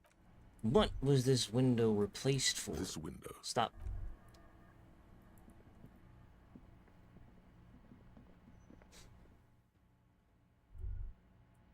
There's some freaky deaky mysterious horse shit happening here, god damn it.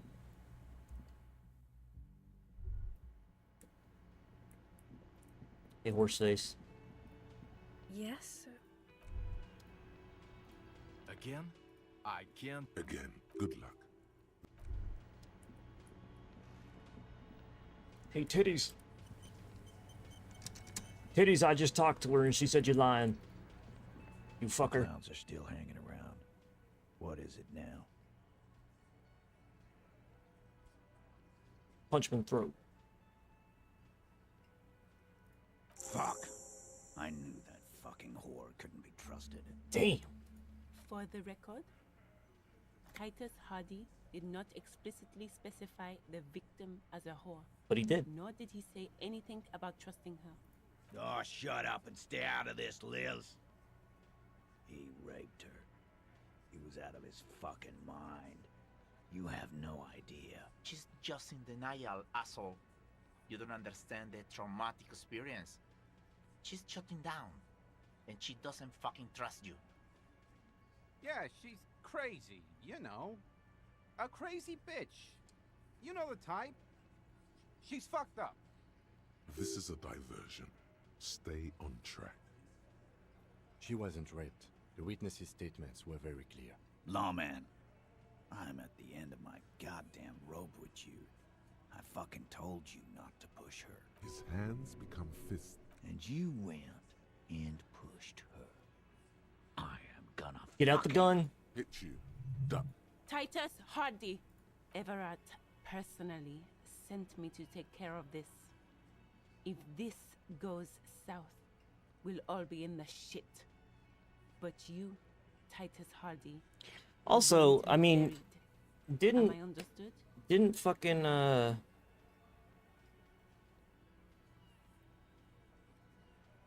Everard literally told us the entire situation already, essentially. He was like, oh, I killed him to start a war, because that's what I want to happen. When she's angry, she emphasizes the S. It gives her voice a strangely hypnotic quality. Her lips barely move as she speaks. Frankly, it's a bit terrifying. Look, Copper. We know that that fuck was a rapist and a killer.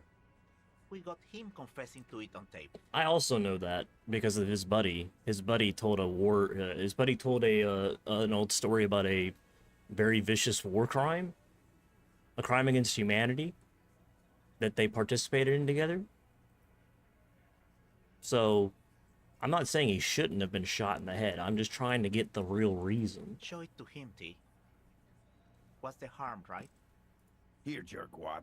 Listen to this shit. And then come back and tell me the soldier of the apocalypse was an innocent man.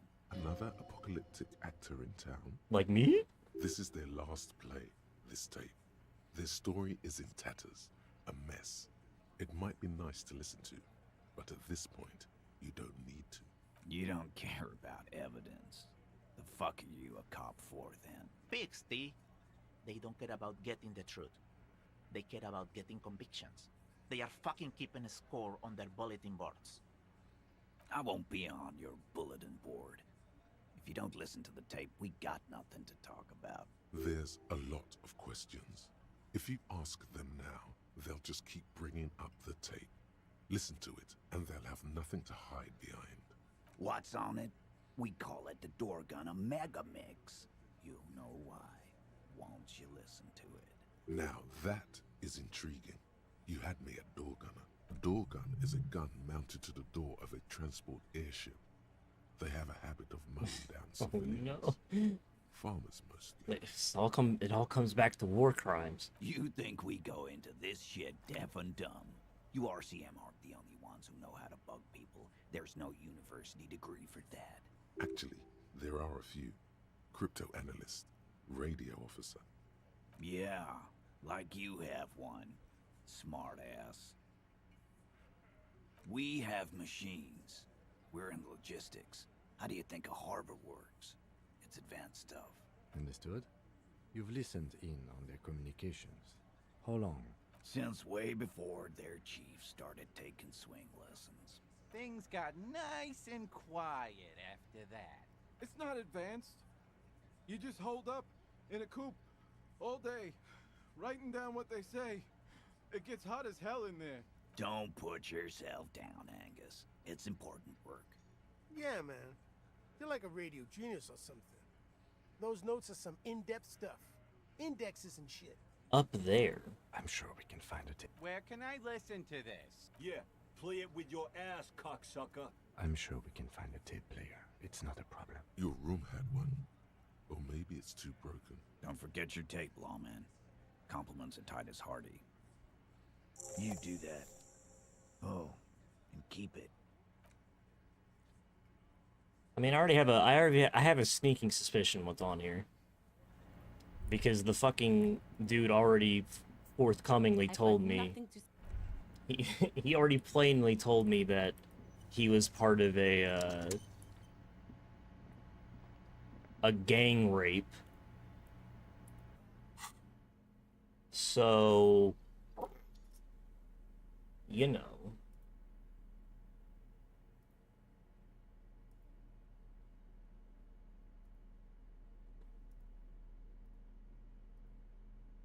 My fucking TikTok live got disconnected for inactivity again. I keep forgetting about it. For some reason, if I'm not moving my mouse on the fucking button, even though, like, I'm clearly doing shit on the screen, it detects it as inactive. I don't know. It bugs me.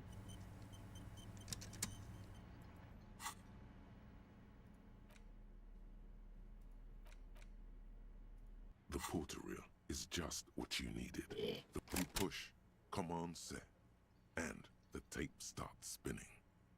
Violent static and machine sounds fill the air. This isn't Revachol. This is a fucking village. I can almost see the elephants. The harbor. That's the son of a Kvalson crane. He's right. When this shit is done, I'm gonna tear that place up. Soldier of the Apocalypse style. Kill shit. Dogs and chickens too. Gonna run a room, Cordy. A real nice room. I don't give a shit. I'm fucking done. I'm done mentally. I'll fucking do them all in. Rape that disco cunt on the counter. You know, the dance a whore upstairs. Do it Kohoi style. Never did get that taste out of my mouth. The lieutenant presses the button marked Arete on your portal reel. The tape stops spinning. End of recording. It seemed authentic enough. Probably recorded off the shortwave, then edited to seem more incriminating. He sounded like he was on patrol around the harbor walls.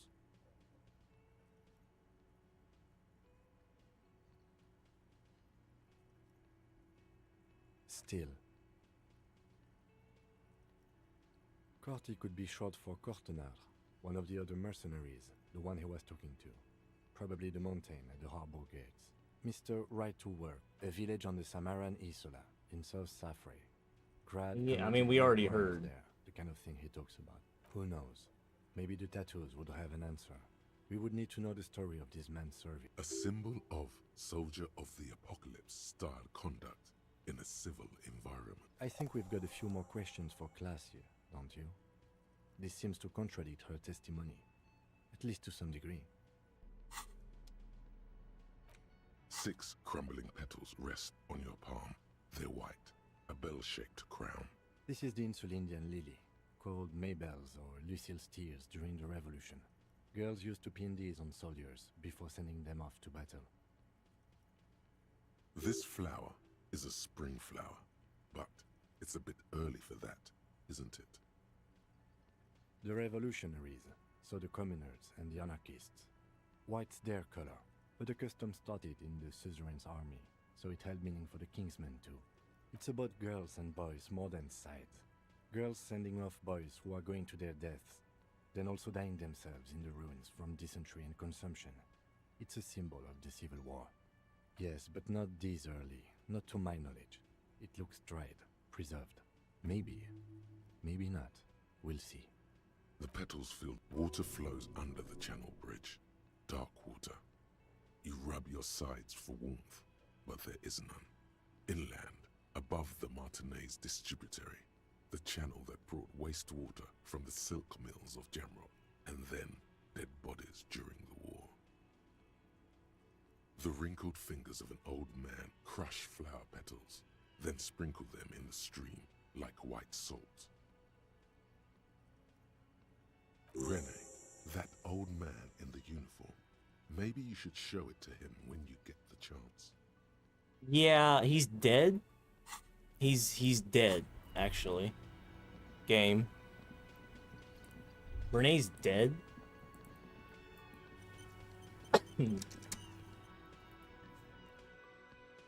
bit of a bad time, but he's dead.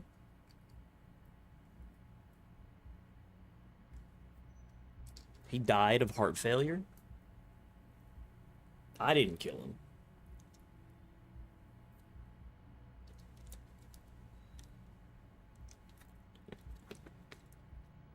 I don't wanted to, but I didn't. He died of heart failure. What a shame. Hello?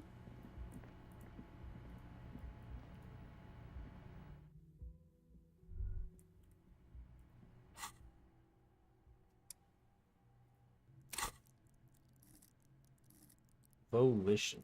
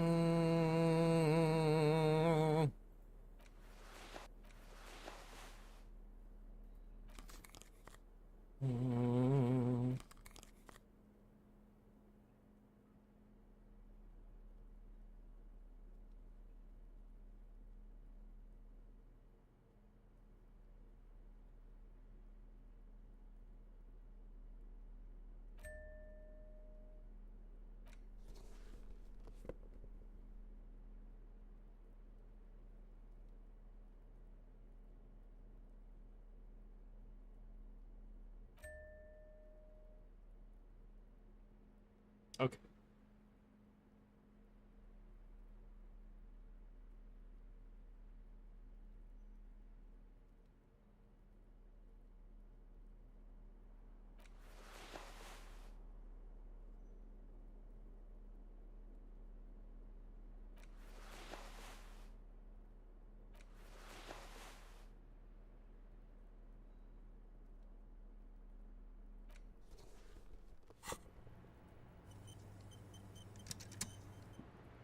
Hello?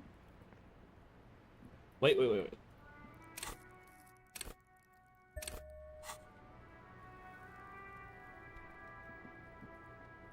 Hello, officer. 54%. What brings you up here again? Yeah? Alright. Not my favorite topic. How about we, you know... She puts her coffee cup down with a soft ring as the porcelain meets the metal table. Did he? I never said he was a good man, or that he had good intentions.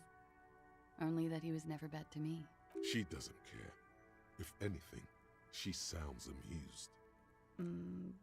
Where did they get this recording exactly? It's intercepted radio chatter of the deceased, recorded via a de-encryption station. It's authentic enough. Does he say he's gonna do it Soldier of the Apocalypse style? Yeah. That was practically his pickup line. Did he say whores a lot? Was he pretty much on the verge of doing it Kohoi style? He liked the way it sounded when he said it. As to Kohoi, he wasn't actually there. He didn't do a tour, or at least didn't tell me he did. Would have been overkill anyway. He lived his own little Kohoi. It wasn't his everything. Yes, was he bragging? Oh no, I'm pretty sure he did all those things. Then integrated them into his idea of normalcy. To keep on living. Until they just sort of turn into his, running joke. I was gonna say running joke. And it sounds like you didn't even get the good bits. Lely's punchlines got way, way funkier than that. He was like the Seminoles conflict, the Kohoi massacre, and the 36 famine in Yezut all rolled into one person, then cast in Orani's ceramic armor, which he wore in bed and in the shower. We're all scraping up any happiness we can find, officer. Going around with our little scouring sticks. You, your first love, Mr. Kohoi here. Did he tell you he had actually done any of those things? In Martinez, I mean? No. We were too busy laying waste to our own nervous systems to direct any of the fury outward.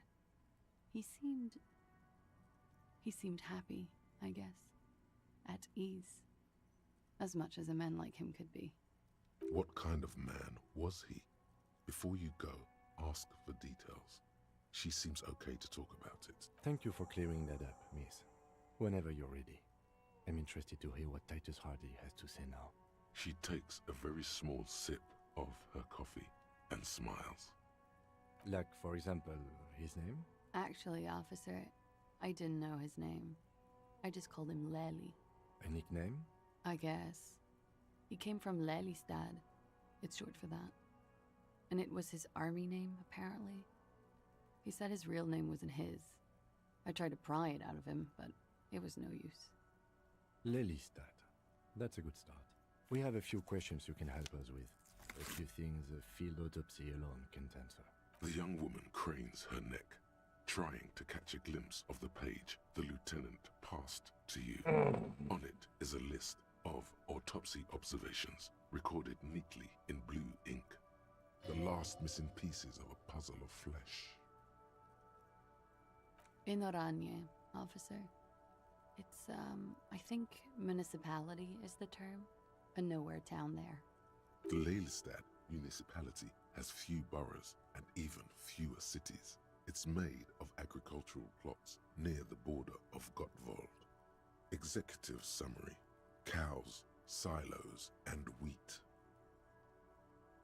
Oranje? Oranje's map of waterways? This fits with his tattoo. You were almost right, officer. That means his race was occidental, not mondial. I'll update the form. Yes, we were compatriots. Did that bring you together? No, he was too old for that. And from another part of Oranjenrek. I didn't even understand his accent. What brought us together wasn't Oranje. It was bad habits. He was 42. 42? Are you sure? I would have had him above 50. He had many scars that made him appear older.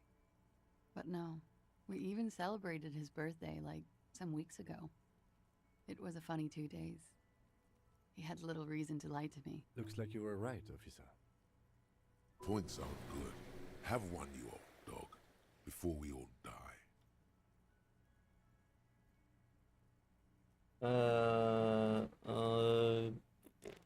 Okay. The young woman looks at you, then the lieutenant. She's clearly sensing something. A spike in testosterone levels, perhaps. Blue. Light blue. They were like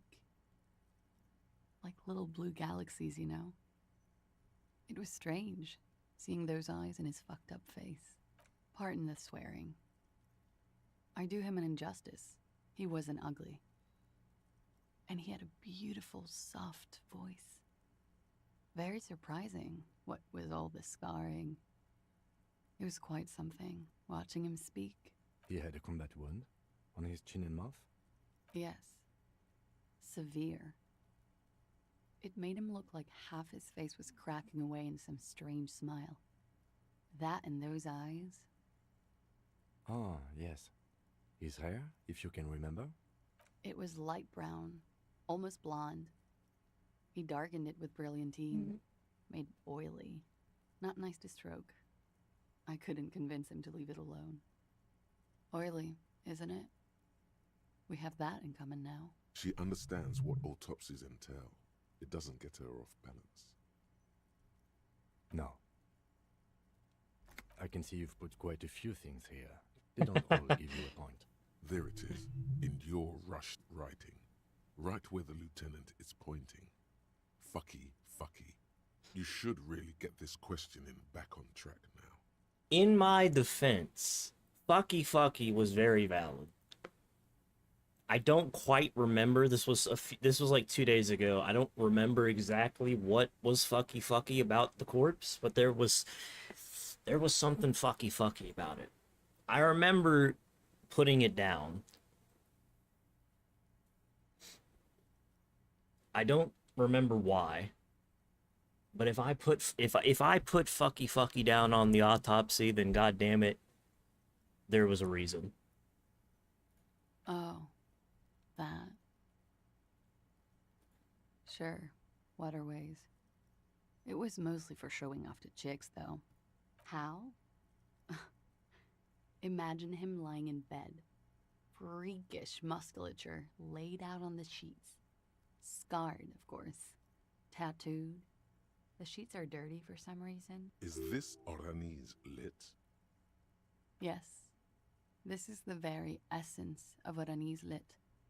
A moment's respite. Dark and hopeless as the struggle itself. He's smoking and drinking, of course. And his chest and shoulders and arms are studded with stars. Tens, hundreds of them. Maybe even thousands. And the woman goes like, "What was this, baby?" And he says, "That was too hardcore. Don't ask me about that." So she goes, "Okay, but what's this, baby?" And he's like, "Saw some bat shit there. Killed some loincloths." And so it goes. Star after star. Port after port. Third world country after third world country. And he's done horrible things in every single one of them. Oh yeah. No thank you. I've seen enough of him dead. I can tell you what they meant without looking at them. Go on. He was a blue-eyed boy with thick arms, from a small town. He was also poor, and the government of Oranje needed some people killed, so they turned him into a grotesque killer. For money. He went to Killer Academy in Vredefort. Then he killed some people in the Seminine Islands. And on other islands, too. All of the islands.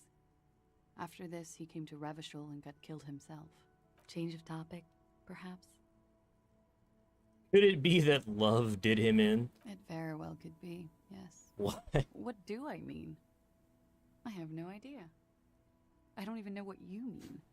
Love did him in? What does that mean? That's not funny, officer. Her voice is like a slash through the air. Her shoulders tense up. A moment ago it was love. And no, I don't think the Union is communist. They're a couple of shades pinker than that. They're not hardcore in that way, is what I'm trying to say. What are we talking about anyway? This politics shit is a lot in the morning. Is it even morning? The lieutenant blinks. His expression does not change. All right, let's see where this is going. Cool.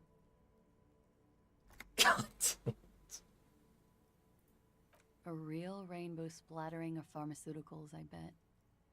Barbiturates, amphetamine, sildenafil. How much does the toxicology report cost the police of Revachol? I can do it for half of that. Save you some money, make some myself. It's quite expensive, miss. But we'll manage without your help for now. All right. Coolly, gracefully, she pours herself more coffee. She looks chipped white. Pretty. Why was there a flower on the roof? Just like the last time. Don't worry. We will protect you from... We will miss the strange... Wait. Stop. That man, bloated beyond all recognition, So what I said was 42. Below the damage, the weeks of decomposition, all the swollen indignity of mortality. He was 42 years old. How old are you? Oh. That's where this is going. 45,000 liters of True. raw alcohol has left its disfigurements. What lies beneath? Isn't that on my police card? You could ask either one of them.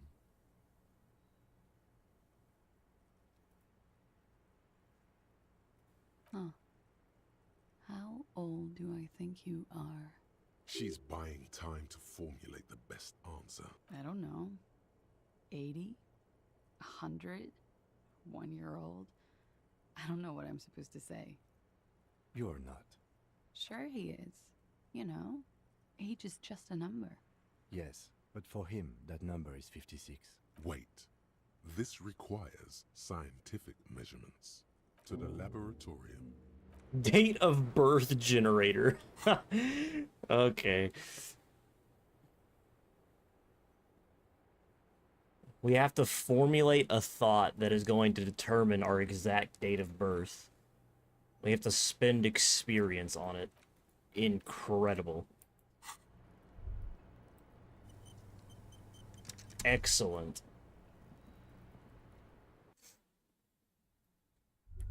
We'll figure it out. I'm gonna get out my gun. Let's go and shoot. Let's go and shoot Titus. Let's just put him out of his misery. Lying son of a bitch.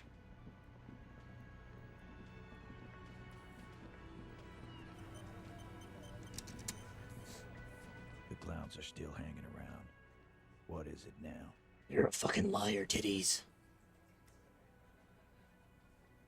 And that fucking fucker. You're the worst cops in Revachol. I gave you gold on that tape. That fucker wasn't aimed at you. It was at her. You caught him off balance. Push, and he would give way.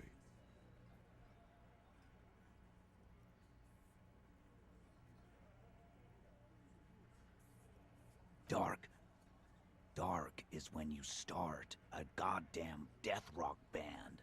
He said he'd rape her. What did she have to say then? Fine by her? This is what people are supposed to be like? Fucking whoop-de-doo.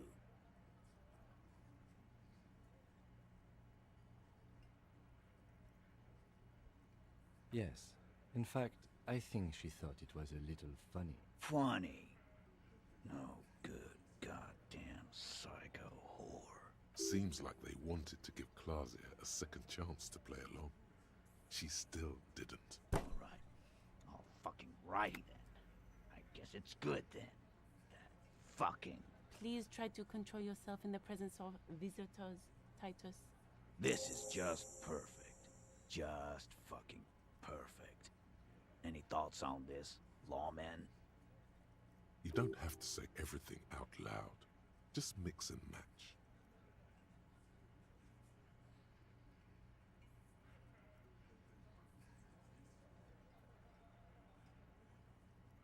I asked for your opinion, not a bedtime story. Tell it to your grandma. But she didn't. She knows she can't lie to us, unlike you. Fantastic. So now, you remember how to do your job.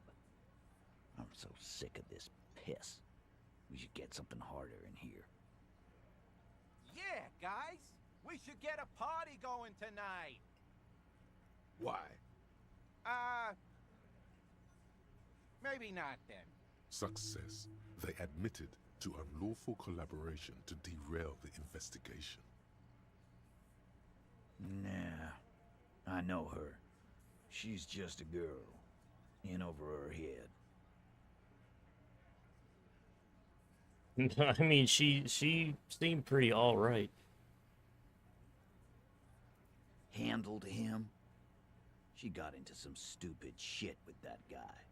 Shit we had to take care of. Yes, we heard all about it, and the fact still stands. You were more disturbed by the tape than her.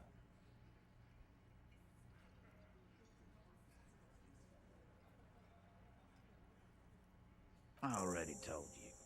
We fucking hanged him. There's less gusto in his voice now. His men too are growing increasingly silent. They're confused. This is growing over their heads. Come on, Titus. We know you didn't hang him. He was shot. I know you're tired. So am I. Why don't you just... You know what? I am tired. I'm tired of you and the whore upstairs. Next time you see her, tell her Titus said, "Fuck off!" That lying, scamming. We're done. This is over. You understand? Your little investigation is over. Yeah. On the floor, beer drips out of the can into a small puddle. No one does anything about it. What is this quiet funeral shit? What we need is some beers in us. Bartender, 20 beers for the Dock Workers Union. Why do we make it 40, huh? Why do we make it 100 beers? You're not loud enough. 100 beers? Now we're talking. Hoppity hop over here, cafeteria manager.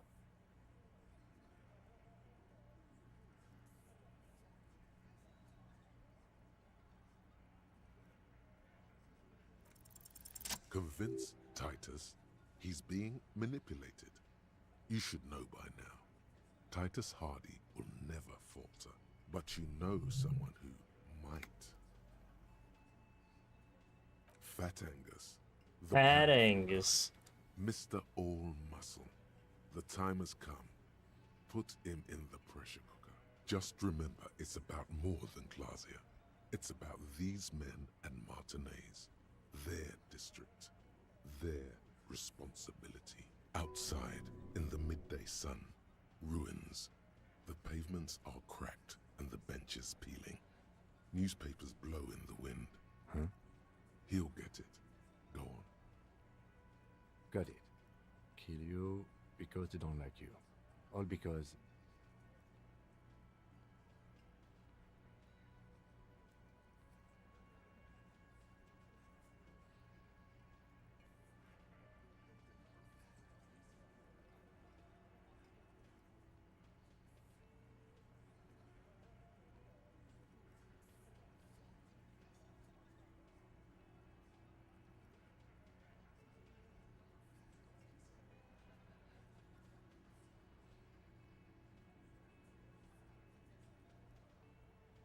Goddamn right. This is Union Town. You work for the company, we will kill you. Fuck, Dennis. We don't kill you if you work for the company. Half the harbor works for the company. Work for the wrong company, and they execute you.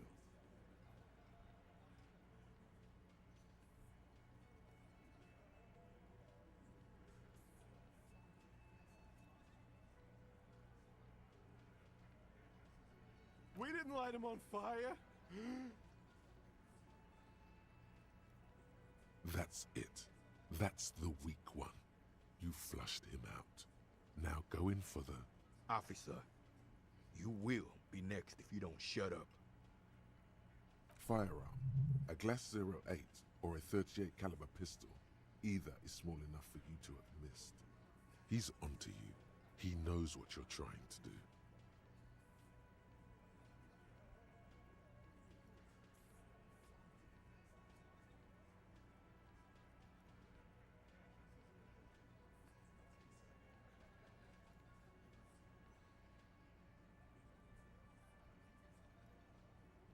I trust Kim. He's got my back. We didn't kill him. We didn't even hang him. He was dead when... Shut up, Angus. Fatty! Say one more thing to the cops and I'll... Dennis, stand down, or I'll beat your head in. Theo, take your hand off the belt. This isn't 31. I've got this under control. Angie, where's your goddamn inhaler? You sound like you're dying. I left it home. I can't get it. I'm too fucked. I'm sorry. Why are you so fucking fat, Angus? Now it's all pointless. Because of you. You wasted my time. I told you, Titus. I told you just give her up. Lizzie, your help is no longer needed here. Go tell Everard. Fine. I'll tell him. After a long walk along the coast. You're in. He's all yours. Questions?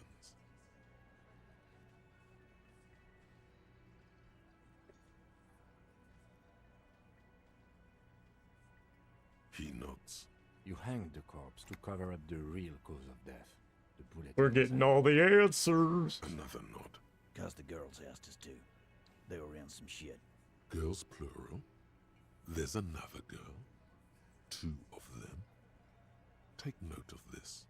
They'll probably say more about her later. Did she kill him? Cop, I have no idea. The girl says she didn't. He doesn't think she did.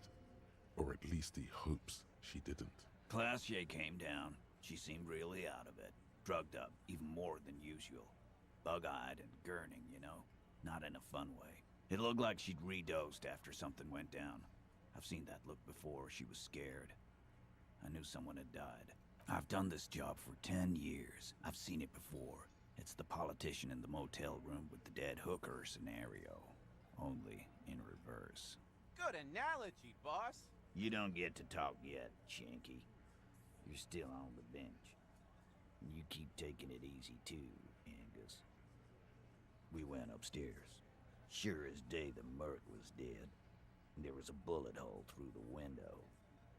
Fucking dirty sheets and bottles everywhere.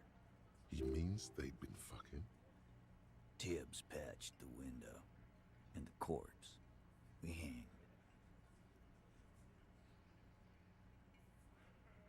Nah, he's my brother.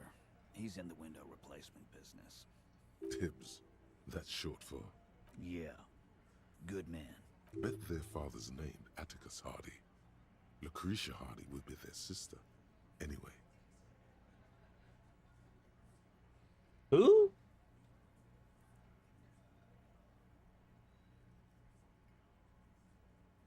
You may have noticed our girl's in some shit of her own. Yeah, she wouldn't. She's fucked if she shows up on police radar. They're powerful, connected to the moral intern.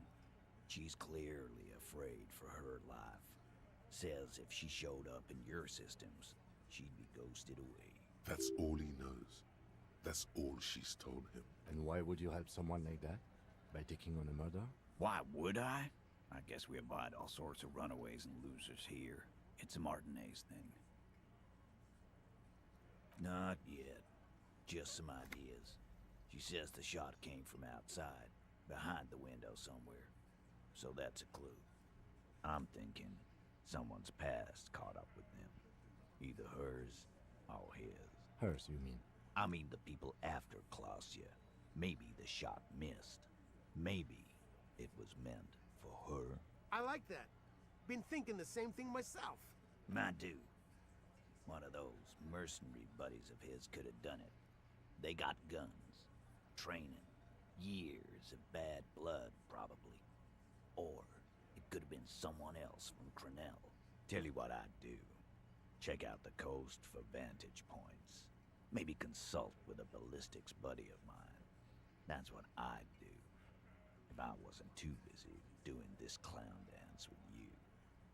He's calm now, threw all that turmoil away, and became himself again. In a manner of speaking. Remember the two girls? He may be talking about the other one.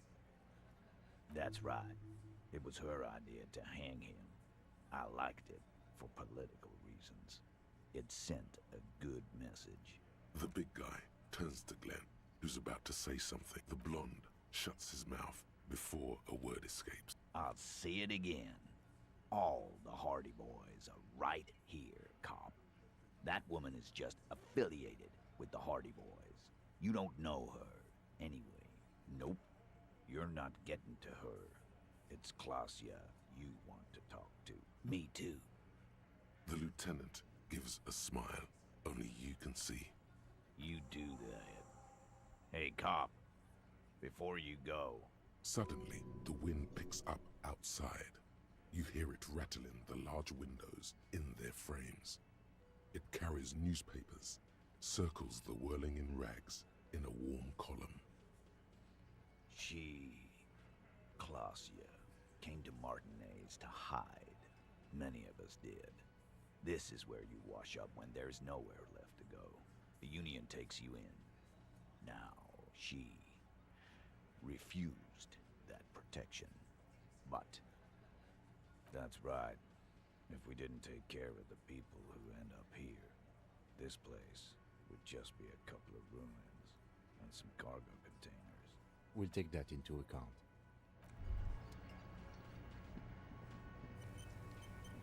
Damn, that was a lot of information.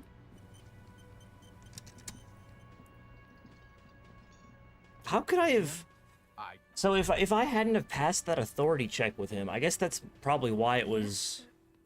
That's probably why it was redoable. Is because you basically have to do that to continue with the story?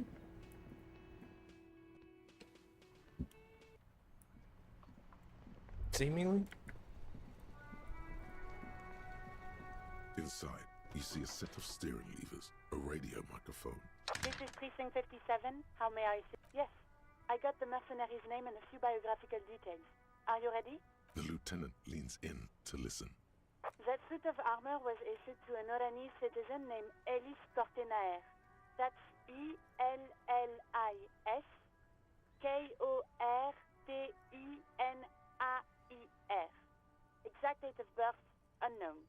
He was signed into the Lelystad County Neonatal Care Unit on 28th of February, 09. He was found as a newborn in a leaf compactor near an abandoned farm.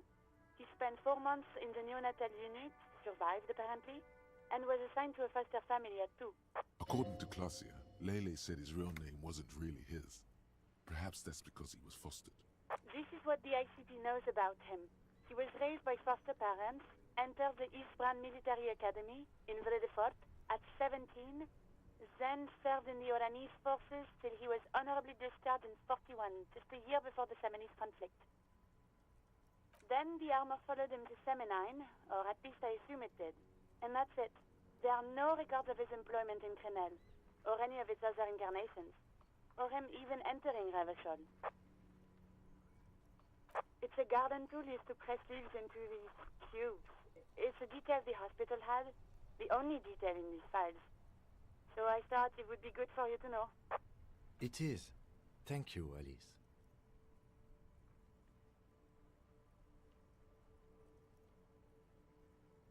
Using a leaf compactor?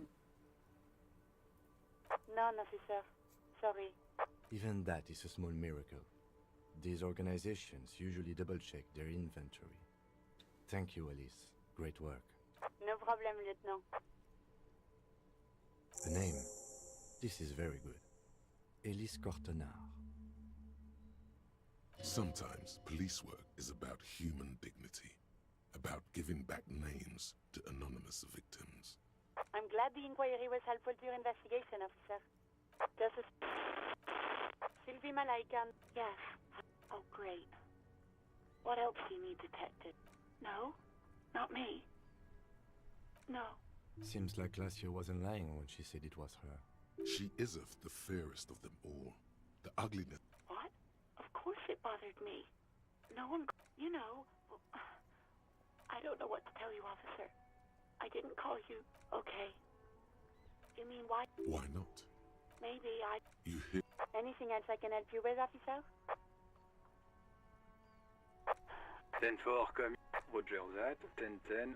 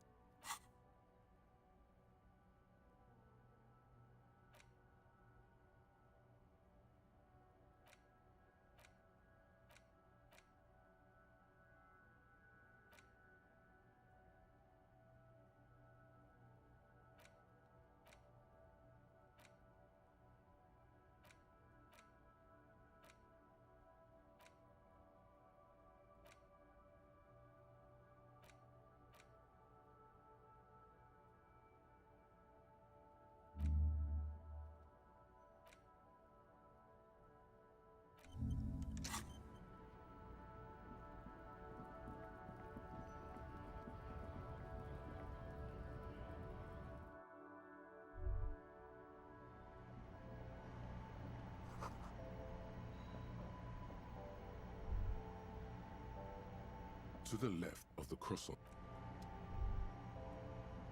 a small cabinet on the wall is filled. Okay, here. Okay, here.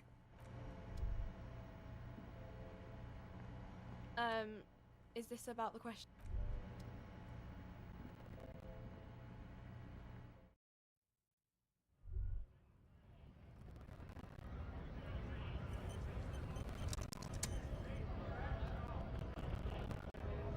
Right to work! Right to work! It just has to be said. That was not good. The man's breathing.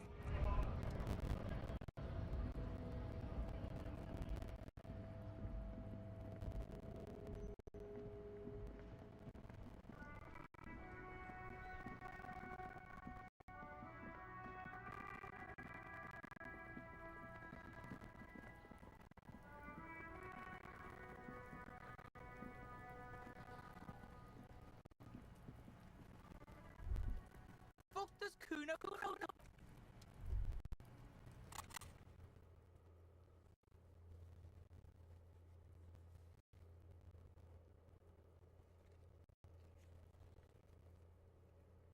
Why can't I fast travel?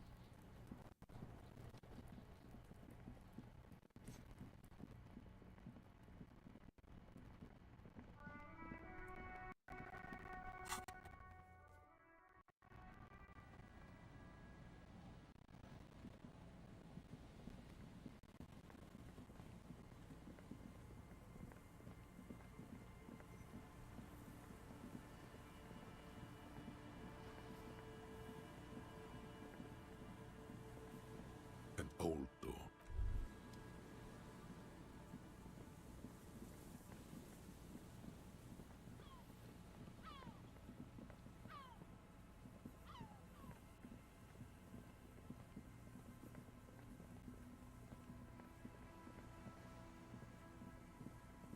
We're looking for a vantage point for a sniper? I'm checking the traps one more time. Just dead. Fourth.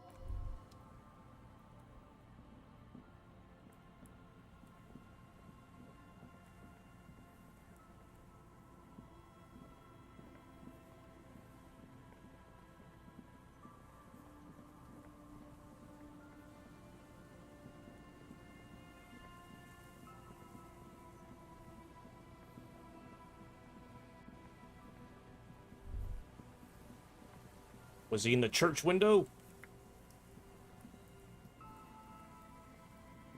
He was in the church!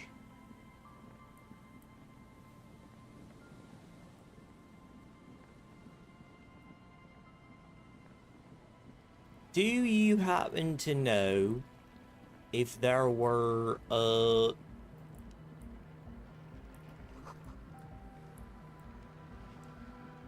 you know anywhere where a sniper could fucking shoot off at you? Hello again.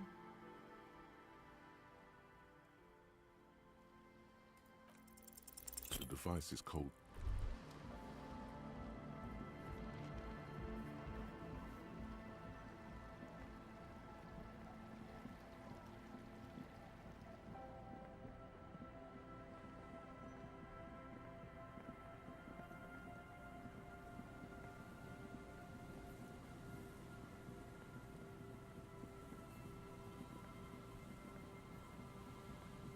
I have an idea where it might be. It might be this right here.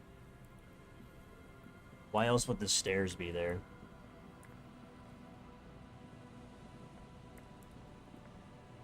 There's some tip.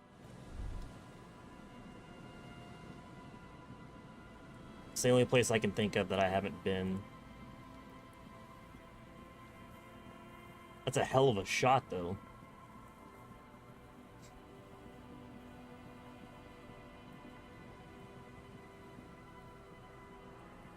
If it is actually her they were aiming for, this is gonna be like a,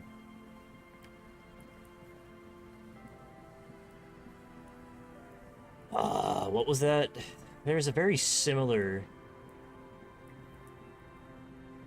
I feel like there's a very similar plot.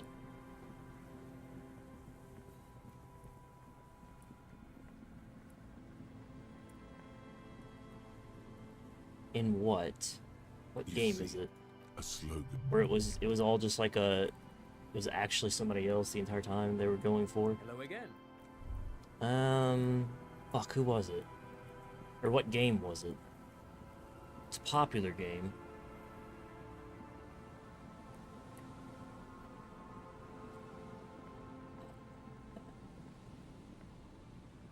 A few low poor thing.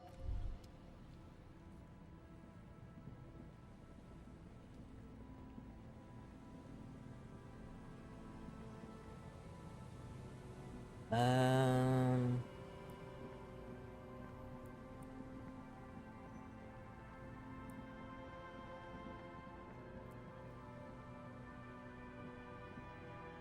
trap is poor.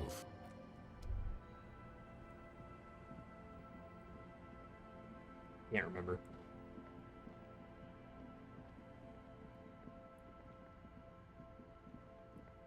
Maybe it'll come to me.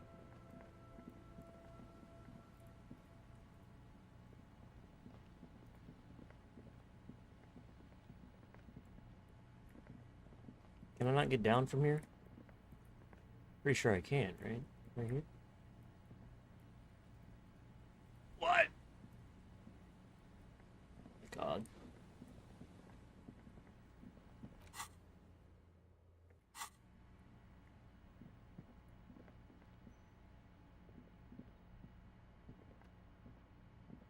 Motherfucker.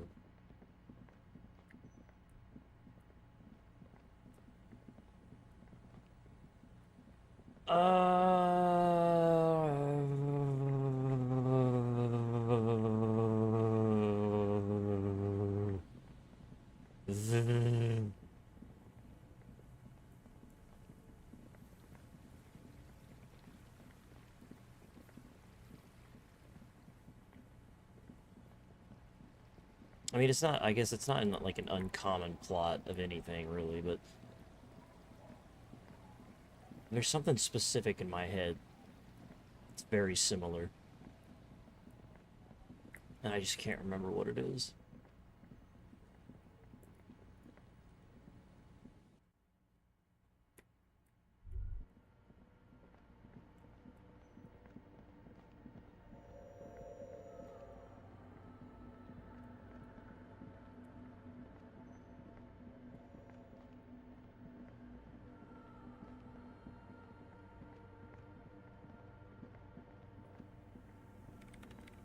Maybe I have to talk to her first.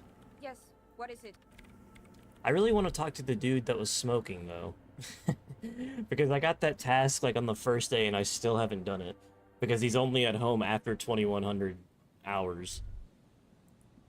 And so I keep either forgetting about it, or not doing it.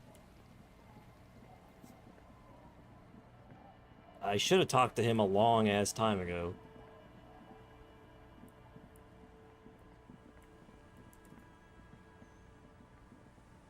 Our tenant. Yes?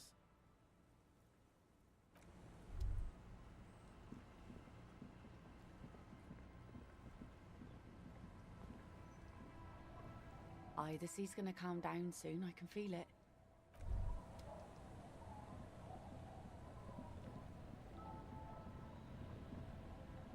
So, we don't know the 8th Hardy still, and we also don't know the 3rd Mercenary.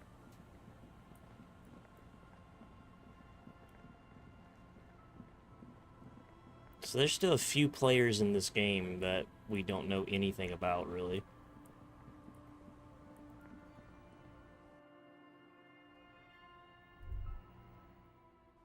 So she was the missing link, in a sense.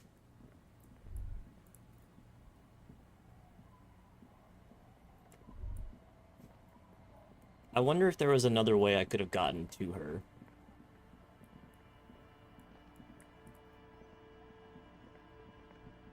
The trap is poor thing. I wonder.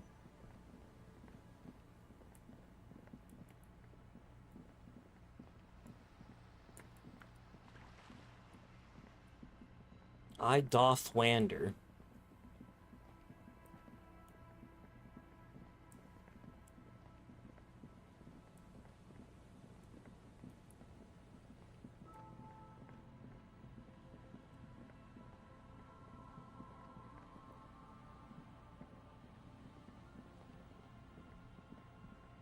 I'm really curious about what the fucking dude smoking is gonna say that can add anything to Maybe he doesn't have anything relevant to add whatsoever. I mean, surely he does, though.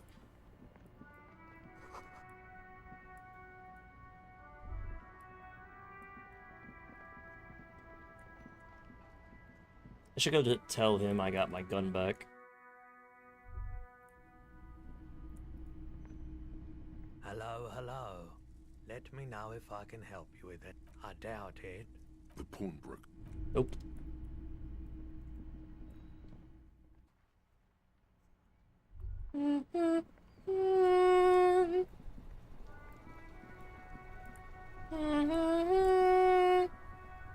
Oh, Host Almighty.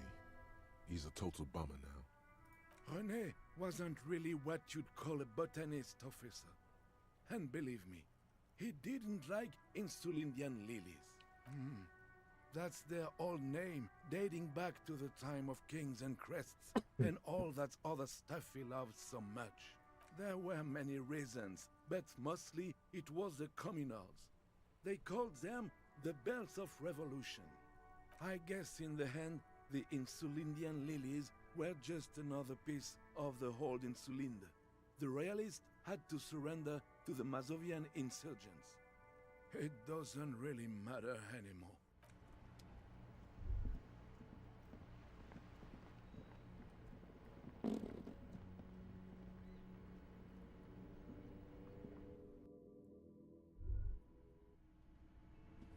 Wah, wah, wah.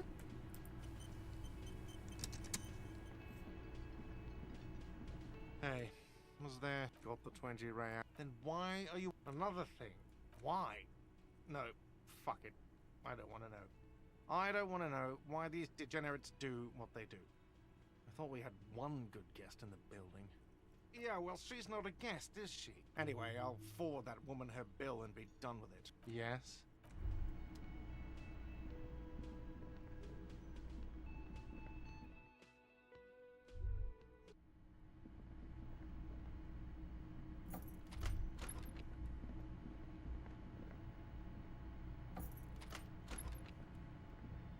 Why wouldn't she This just... medicine cabinet is stocked with drugs. Why wouldn't she just say he was fucking shot? So, cause she's still... I'm confused about why she would even try and keep up the lie. Cause she had to know that being truthful to us would have meant we'd figured out the hanging thing was false. Like, she was giving us everything we needed. This window, smooth following your lead. That doesn't make any sense to me. Why even bother giving us the runaround when she was there when it happened? It's always good to see you. Something in her demeanor has changed. She's tired, consigned to her fate, to being here with you and what's to come. I understand. Just like that. No resistance. Her shoulders are slouched, her feet long and straight. I know. For what it's worth, I'm sorry. For all of this, for wasting your time. This is good. Clear the air first, between you two. Then move on to questions. Is it? Something is off here. Shush. I can't hear what she's saying. Why did you waste our time then? Because of the Hardys. I couldn't just dispense with them. They were only trying to help me. Out of the shit I'd gotten into. You're right. There's more. You answer to the coalition government, and by extension, the moral intern. Briefly glancing over her shoulder to the sea, as she's done time and time again. A grand expanse of water reaches over the bay and to the horizon, golden grey in the noonlight. The Pearl, the Muindi Isola, the Occident, and then Aranye, the old world. You share a database with them. You send people to their courts. I wish it did, but sadly no. I have people after me, and they have friends in the moral intern. Some are moral intern. If I show up in your records, officer, they will find me.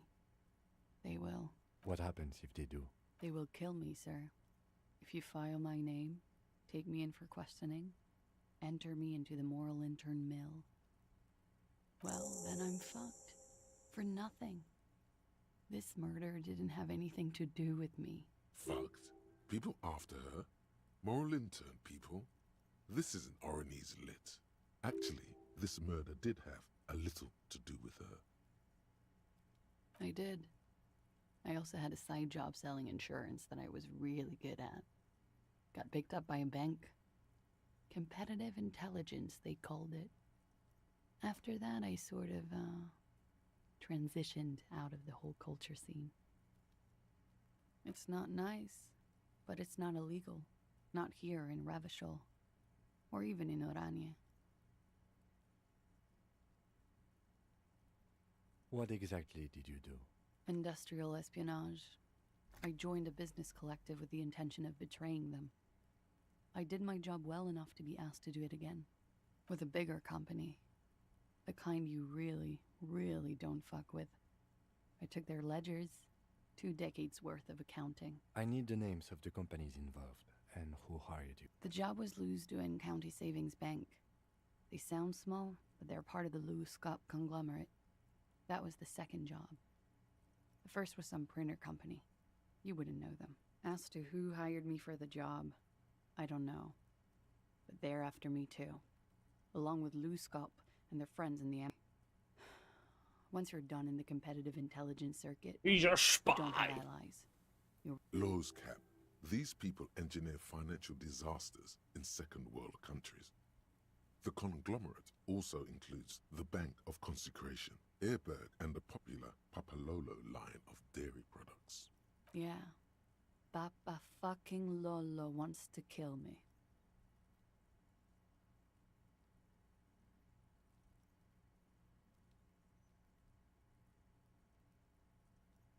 It's a lot of shit you've gotten yourself into.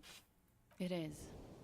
Many people lost their jobs, not just C-suite, ordinary people. What I did to get to accounting, a lot of people got hurt. But that's just more of my shit you shouldn't have to deal with. You're solving a murder. We were there. Together. In bed, I mean. Okay. He was in a kneeling position. He had just entered me. I was on my back, looking at him. I heard the window behind me shatter, and I turned to look. There was a hole in the glass. I turned back to him. His eyes were looking through me, and his mouth was open, dumb. I could see. I could. Her chest rises and falls with each word. She keeps herself together and says it. I knew he was dead before he fell down on top of me. He was heavy. I pushed him off and he fell to the floor. There. He only had his boots on. I bit the pillow, not to scream, then ran downstairs. I waited for the second shot to come. For me. I thought there would be one. It never came.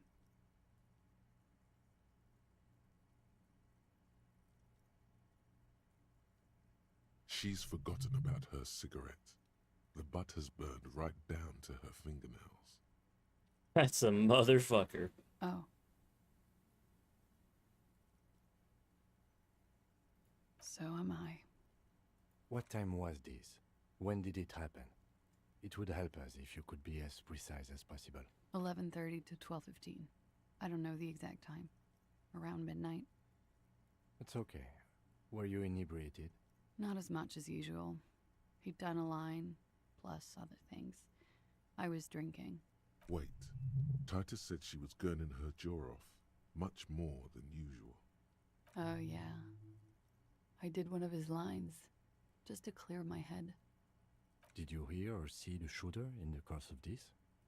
No. Nothing. I was trapped. I was stuck in my room downstairs. I got some clothes on and crawled back up, drew the blinds. Blood was coming from his mouth. Not a lot. Just a little. He was still on the floor, slouched. I couldn't be there with him anymore, so I ran down and out of my room, into the hallway, down the stairs. I knew there would be people there. Sylvie was tending the bar. A lot of people were there. The Hardys were at the table in front of the stage. I think the Union box was full. Ruby was there too. They were having such a good time. I sat down and they all welcomed me. I didn't even have to say anything. Ruby knew something was wrong. Ruby? Ruby. You know, the leader. The leader? Of what? The Hardy Boys. Well, nominally, yes. Ruby's the one they go to when things happen, like things they need taken care of. She's the organizer. Well, Ruby said let's talk upstairs. I showed her the room. I've known these people since December. They know my situation, that I can't leave a paper trail. Ruby was the first one I told. She said she'd take care of this. It's what she does, you know, take care of things. I helped her get the body to the bathroom. We used a belt to pull him up under the shower, to keep him upright. To mislead you, they were tampering with the body. To produce lividity, matching a hanging? Yes. This is concurrent with your doubts at the autopsy about the coloring being. About half an hour had passed since the moment of death? She nods. You were late.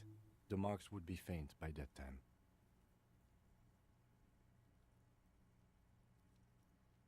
In honor of another precise forensic observation. Ruby went outside to talk to Titus and the boys. I was just looking at Lely in the bathroom. I had to put his clothes back on. His armor, too. It was tough, but I've seen him take it off and put it on many times. It took Ruby maybe half an hour to come back with Titus. I'd gotten him ready by then. They carried him out. I knew what they were going to do. Make it look like a hanging. Ruby said they would. Ruby said to wait here. She also said I wouldn't see her for a while, that we should lay low or something. So I did. I don't know.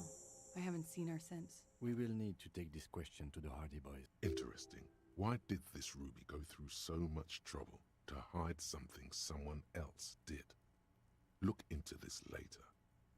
When he was shot? I may have. I don't know. I couldn't hear anything over the glass exploding. The gunshot wasn't that loud. This is something to keep in mind when assessing the distance of the shot.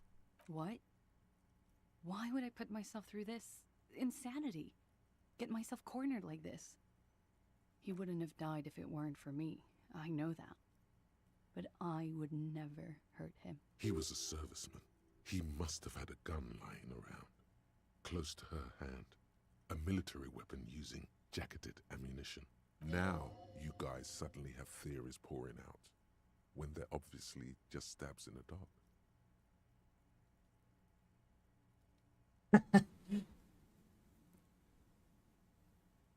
I'm sad to hear that. They must have said it in some fit of frustration or under pressure. They couldn't have meant it. I've talked to them after it happened. No one has implicated me. No, I specifically asked him not to carry firearms when he was with me. He only had his stupid armor. I don't know. His friends have rifles. Maybe those psychos did it? Coalition military have rifles. I'm not a munitions expert, and I did not shoot him. She might have been a tad disingenuous when she avoided talking about the bullet in his head. Look who's waking up from 1,000 years of sleep. I've said I'm sorry. What more do you want me to say? I did my best not to lie. It didn't always work. I did not kill him to defend myself from rape. I told you before. That wasn't what happened. True, sire. 'Tis true. Like what? That's the first thing that went through my head when I heard the glass break. I thought they'd found me. They've killed him to punish me. All last week, I've tried not to talk to anyone or be seen with anyone so they wouldn't be hurt. I've come to understand, however, this is paranoia. What happened didn't have anything to do with me. I just don't know.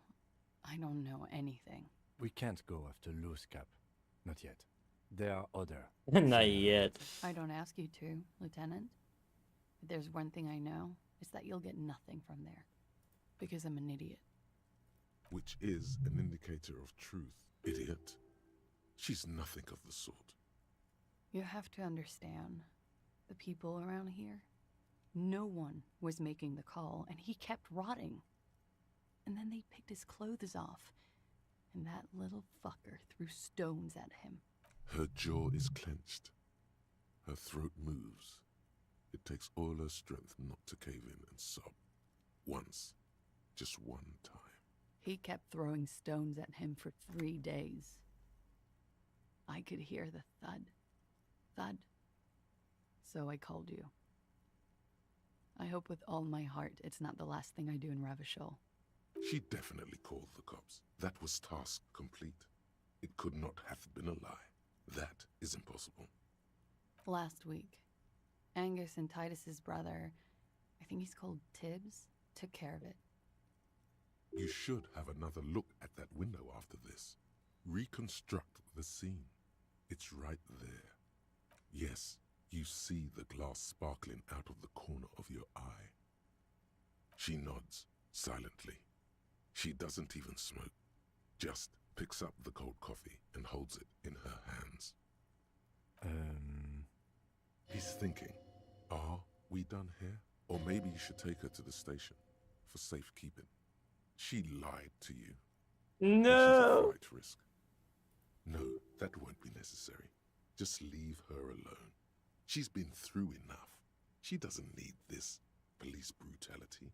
Multi-Face, I'm beginning to doubt your judgment. Are you sure you're not sleeping on the post? You have to wake this one up, with force, if you want to continue pushing her.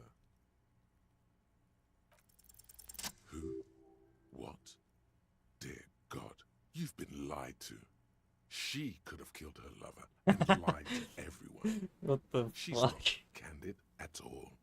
She's smoke and mirrors and willow-wisps. She probably didn't give you her real name either. Why would she? Arrest her immediately before she further entangles you in her web of lies. There may be grounds here, at least for an extended detention. A little whimper. The young woman hears you. She's looking around. I did. What is this? I called your desk or whatever it is. The numbers are all over town. Call 8-100-2 for emergencies. There was an older woman on the other end. It sounded like she was smoking. She took my complaint. She coughed.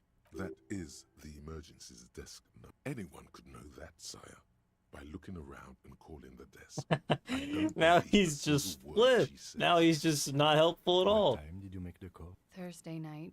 It was late, sometime after 12. It checks out. But I know the time of the call, too. I know I have not been 100% truthful with you, officers. But I am now. I agree. You wouldn't give us your real name, not when people are after you. Okay. Okay, it's not. You log your work every week. It's all transmitted to Common, sir. I couldn't just beg you not to enter my name. So I lied. Like I lied before. Like I did at LCSB.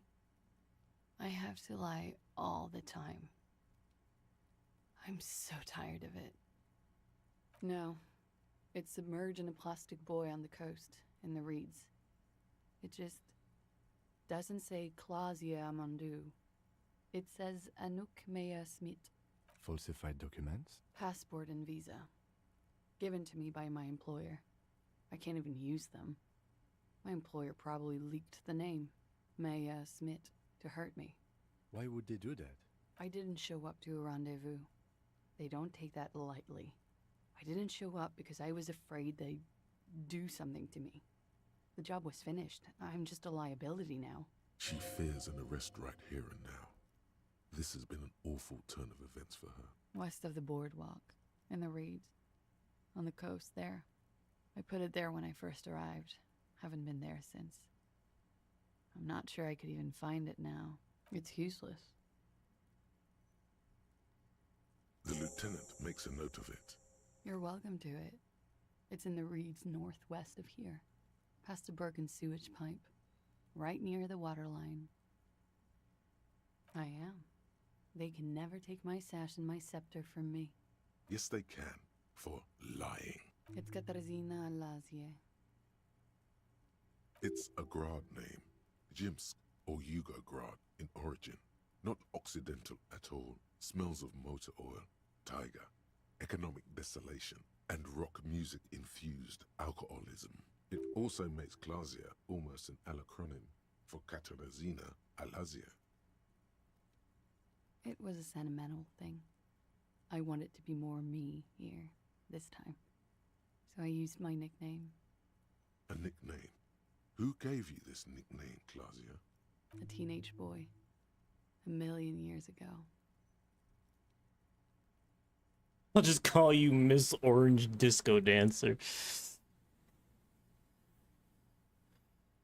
My parents were Zhemsk immigrants, but I'm nationalized Oranese. All I remember is Oranje. Alasia is my father's name.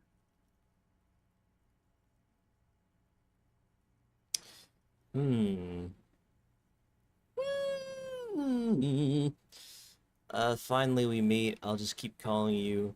I mean, just keep calling her nickname. That's cool. She doesn't feel like a Clausia. She feels like nothing. She nods, her back straight, ready for whatever is next. Clausia. It was my first real boyfriend who gave me that name. He never recovered from the shit we went through. Because of me. He was a writer.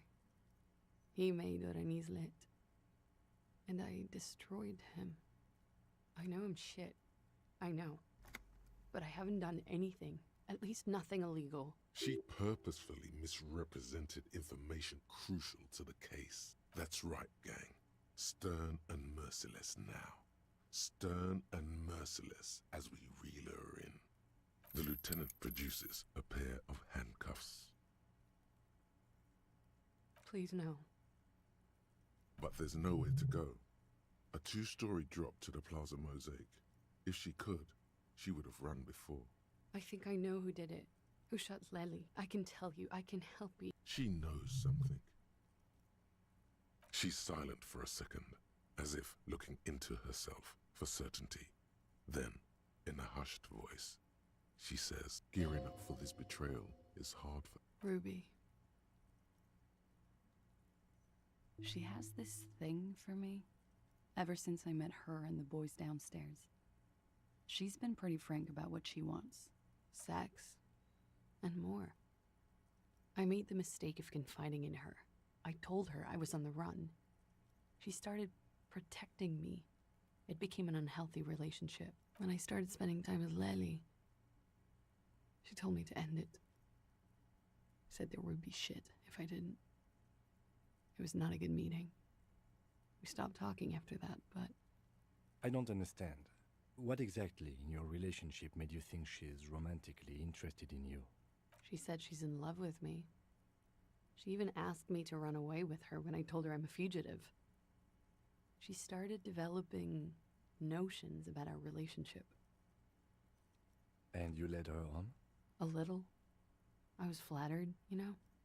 But then I had to let her off, and it was not easy. I came to regret being friendly with her. We maybe kissed, nothing more. This is just an assumption. I know what it sounds like. That's why I didn't want to tell you before. But she knew what had happened when I came downstairs. Somehow, she knew Lely was dead. She wasn't surprised at all. When we came up here, she was calm as a stone, too. She cleaned it all up like she had a plan. This is a familiar theory. You had it too, remember? Could it be that Ruby was covering up after herself? The lynching? She came over one night, drunk, said she'd turn my life into a living hell. I've been threatened before, so I can tell when someone knows how to do it. And she's a pro. She must be. To keep the Hardys in line. I tried severing ties with her after that. I thought it had worked, but...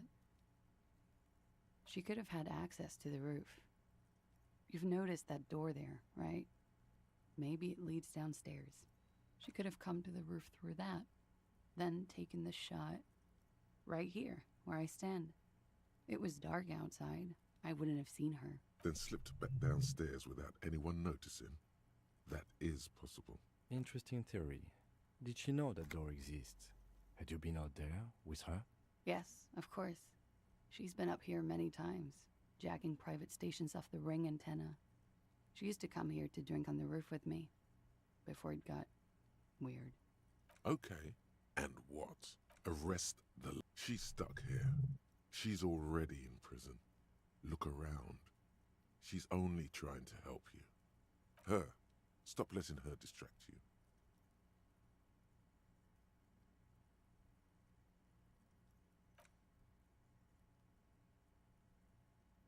Thank you. Thank you. You won't regret it. Something tells you, you will.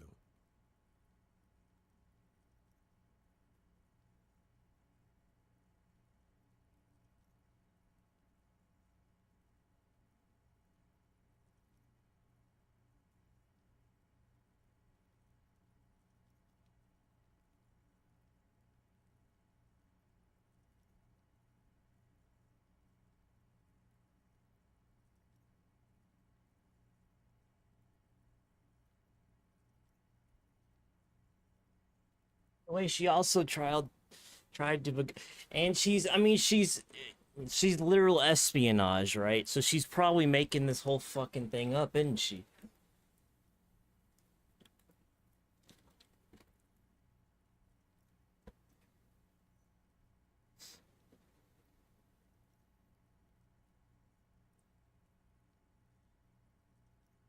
I mean, I don't want to get her killed, is the thing. I don't want to get her ass killed.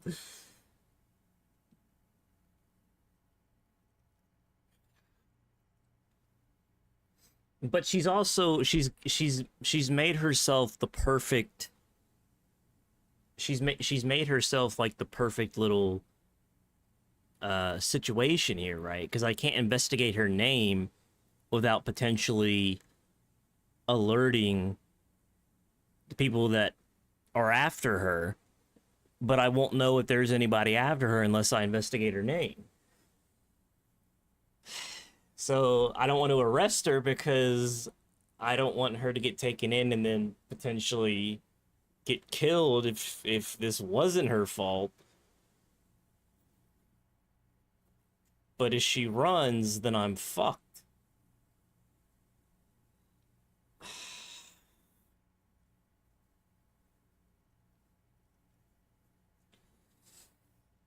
I mean, it literally just said in the prior conversation with Kim.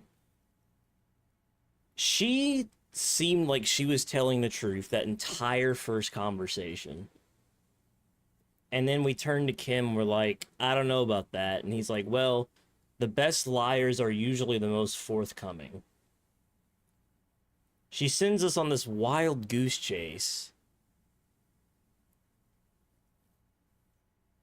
Maybe just to make the second time more believable, but she's just as forthcoming this time.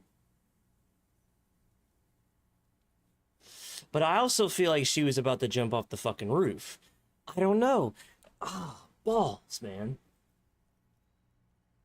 She slowly lights another cigarette and steadies her breath, as if in the presence of some tiger. As you look back, you think, so love did do him in, after all. If it weren't for her, he would not have been there. The shot would not have connected with his soft palate. She's silent, holding on to her coffee mug. No vapor rises from it. It's cold. Yeah. I'd like to think he didn't love me, or that it was chemically induced and not real. Easier that way. I don't know. No. Communism killed him. Remember? Love made it possible. You know this much. You do not know. A wind of needles. Airships flutter in the stratosphere. Who knows? It's getting cold out. I wish I had talked to the fucking smoker before all this. But damn it, dude. 'Cause there's something in my brain that's telling me that I'm missing a crucial piece of the puzzle. I feel like I'm missing a piece of the puzzle. And he's the only major character I haven't talked to. Fine day for questions. I didn't. Oh man, fuck. My volition didn't go. Oh, I can't do that anymore. My God, this stupid live inactivity horse shit. Fuck you. My live is perfectly fine. Do you not see my screen moving, dickhead?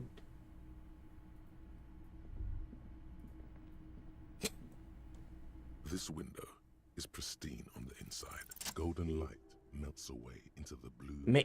Okay, so in it are two neon lit shapes. I'm gonna a man and a woman on the single bed. I'm gonna throw out a couple theories here. We'll see which one ends up being right, if any of them.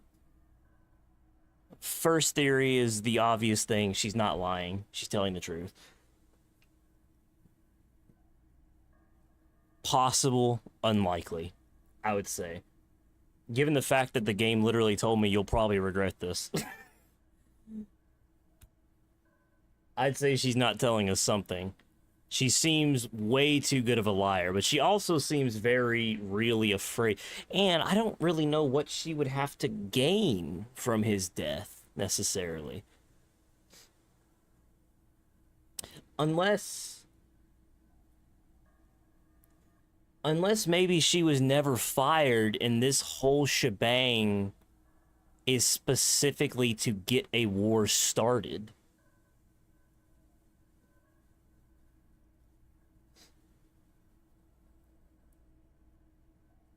Could it be? Could it be?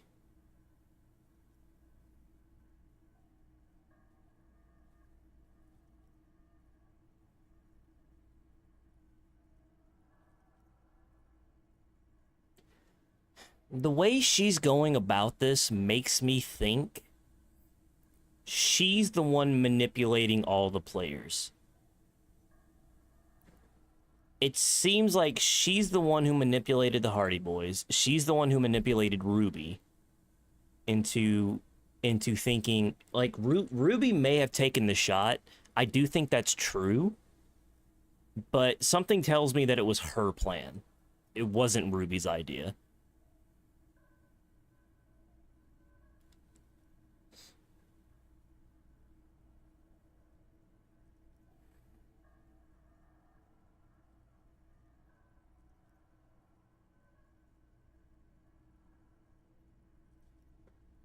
If that's the case,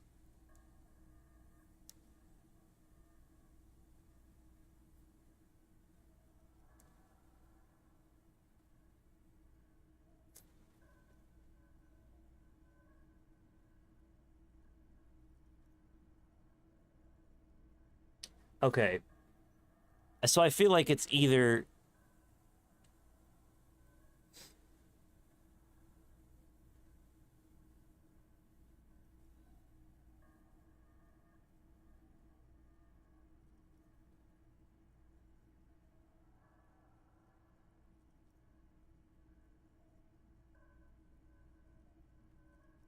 feel like it's either the Ruby.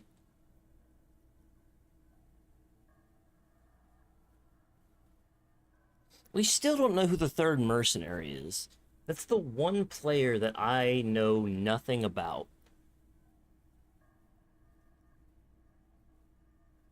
Something tells me the conspiracy bullshit is just that bullshit.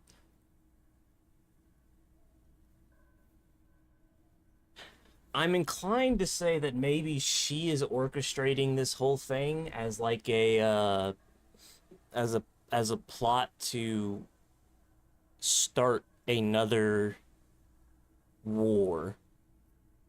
I don't know who would stand to gain necessarily. The two-hearted spider. Like the witness said, the man is kneeling, the woman is on her back. It's the night of March 4th and a shot has just been fired. The man looks directly at the woman. The shot's possible directions converge in his mouth. A ray cast from somewhere outside, entering his brain. From the roof outside, location A prime. The glass fractures around the bullet hole. Shards face inwards like a corona behind the woman's back. The man does not know the bullet has entered his brain. He never will. Death comes faster than the realization. The ray cast from the man's mouth unravels into a fan of possible directions, all on the roof at first. The shot could have come from any of them. This is composite location A prime, most likely of the origin points. There could have been. Then the rain and slush and wind washed it away. This was more than a week ago. I mean, it would definitely make... It's an... See, here's the thing, too, is, like, I've been sort of, like... In the back of my head, I've been thinking, like, it had to be the mercenary, because we're talking about a shot made from a fair fucking distance. And we know for a fact that the gun was an antique. An old-ass fucking... We're talking about an old-ass rifle. And this is a long shot. But if it was made from right here, that makes a ton more sense how accurate it could have been. 72%, with an antique weapon that fires military-grade ammunition. A Belmagrave rifle, for example. This is a good short distance, but not too short. The perpetrator aimed with their yeah, off the railing, like or possibly kneeling for precision. This would explain why it only took them one shot. The lights were on in here. Outside it was dark. It was like shooting fish in an aquarium, a well-lit aquarium. The victim opened his mouth to let the bullet in. Neither of them would have seen anything outside in the darkness, too busy with their own bodies. Point X would contradict the woman's testimony, rendering the entire proposition void. These figures would be wiped out, Detective.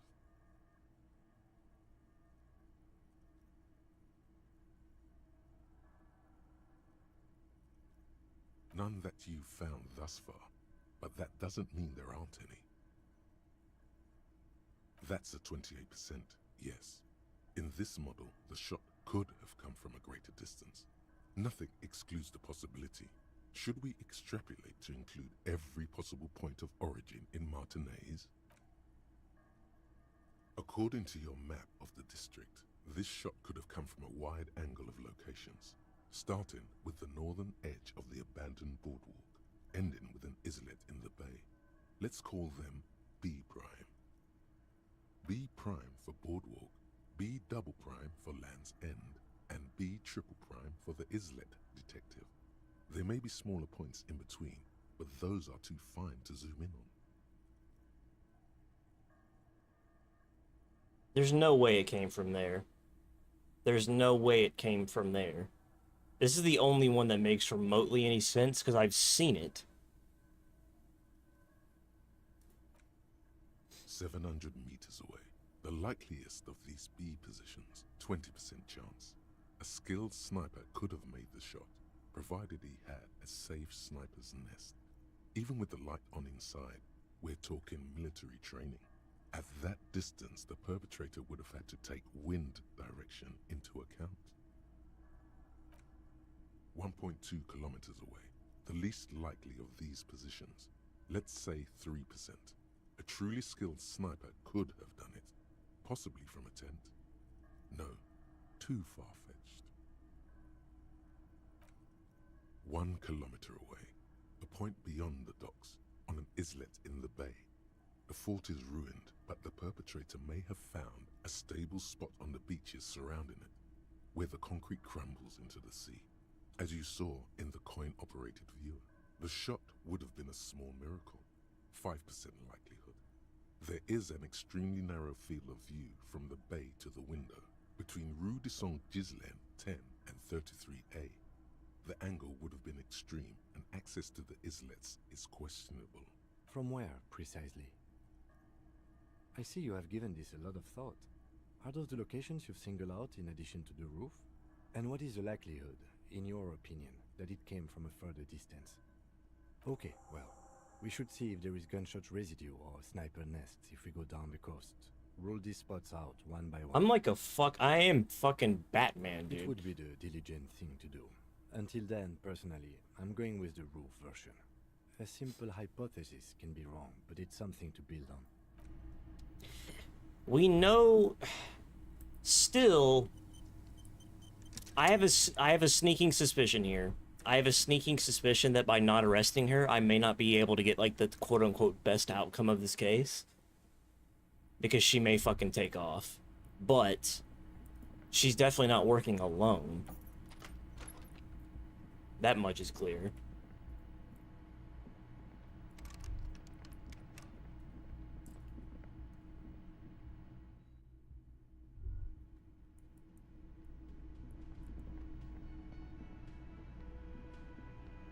Yes, sir.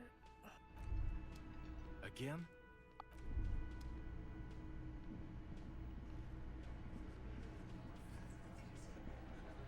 It's you again. What is it?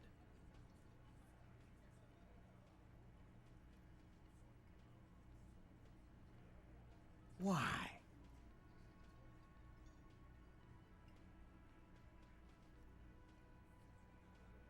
I need to pin this on someone. I intend to pin this on her. Sounds like you want to push this steaming pile of shit on anyone. And now you pick Ruby. Well, not on my watch you won't. Ruby's one of us. We're not gonna throw her under your moral intern steamroller. Fuck that shit. And fuck you too, moral Ruby is missing. If you hide from the police in a murder investigation, you become a suspect. You know how it works, guys. That's nothing. That's just legalese. You don't even have a sound theory. I don't want to be rude, I do actually. but we're trying to get some R&R here. Think you could fuck off now? I think we'll keep sticking around, Titus. You'll be surprised at how quickly a theory presents itself if you keep looking. From the corner of your eye, you see a little bird fly into the bush, right behind the window, behind Titus's back.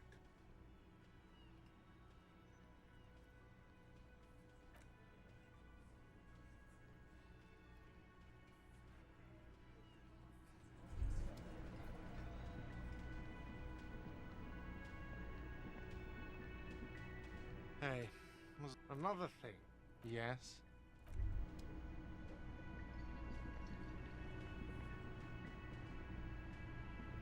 The man ponders his cooking meat. He looks up, shrugging it. Need to get. See, you immediately feel it could be connected to the bar door upstairs. The old coat. It leads to a side. The door.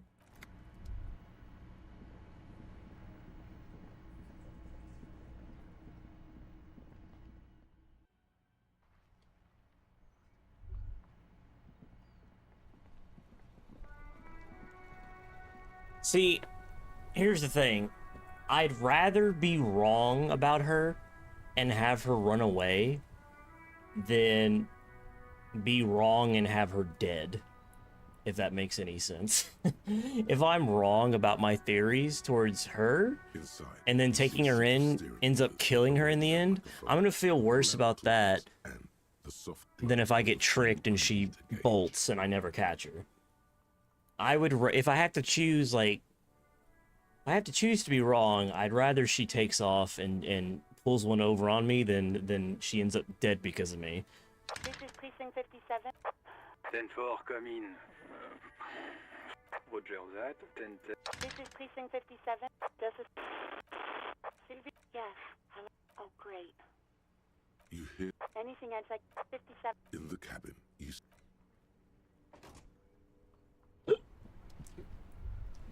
Oh, shit. Who's the third mercenary? That's the question that I just... It's the fucking... What does the old woman have to do with any of this? Who is she? Right to work! Right to work! I feel like I should be asking him about some of this. I'm gonna go talk to Everhart before I leave. To go investigate the areas.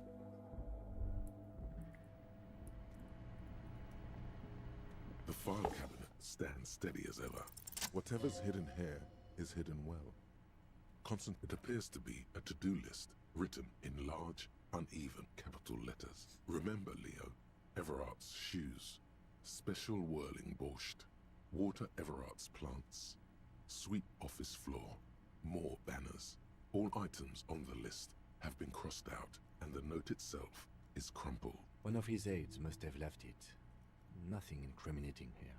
The special borscht seems a bit odd in the list. Remember, Leo, all items on the list have been crossed out. The drawer slide.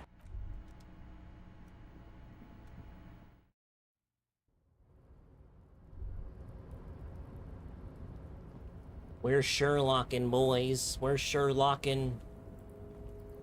We're Sherlinka Sherlocking. Mega Hawkin. Ding Dockin. Bushmockin. Can I try this one again? You're back before the cargo container. 17%. The drawer has not lessened since you were last here. If anything. Impossible 18. Might as well give myself a better chance. Yeah?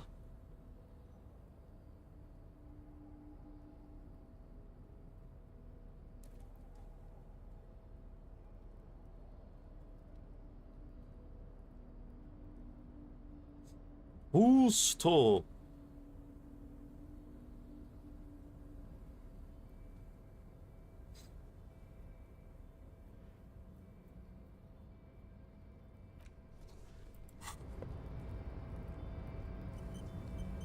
I need money. You're back before the cargo container. And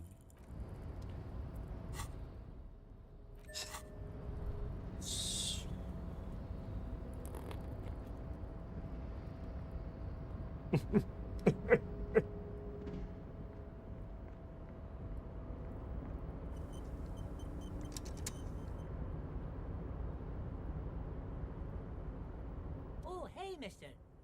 No trouble at all. Oh, yes, yes. I leave all kinds of notes for myself. That old head of mine ain't so good at keeping things in no more. I almost forgot about the borscht. Oh, yes. I've been taking special whirling borscht to the men every day since the strike started. It's very, very good. Makes a man feel so warm and happy. I feel like I could take on Mr. Renadan's boar dogs every time the lunch is done. Is he feeding him drugs? Yes, yes. I'm taking it to them. The borscht keeps them happy and in fighting spirits. Makes you all warm inside. They brew it in the whirling in rags. Oh, the whirling's cook. He makes it. Them is always talking with Mr. Manana in that weird language and laughing together. He doesn't speak what we speak. He's from Grad. Oh, sure, mister. he didn't actually understand what you meant. And There's something fishy going on here. Is he keeping them dumb and roided up or something? Another piece of the puzzle? Mr. Dubois, a pleasure. I don't know what that means, Harry. Shady brew? There are so many moving parts in my operation, I can't keep track of them all. You know what? Don't even tell me. Whatever it is... he sincerely has no idea what you were talking about. And he Most certainly, Harry. Nothing brightens my day like brainstorming these things with you. By all means, Harry, what's on your mind? Great! You want to... It's perfect. You cannot but note... No, no. Yes. Sure, he thinks. It's about... Absolutely, Harry. What's on your mind? I'm always happy to very nice...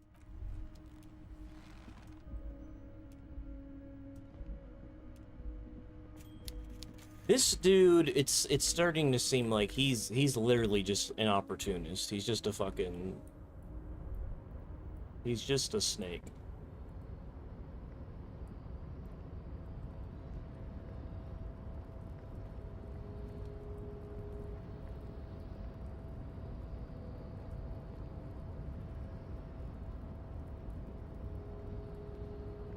Bro. Go down.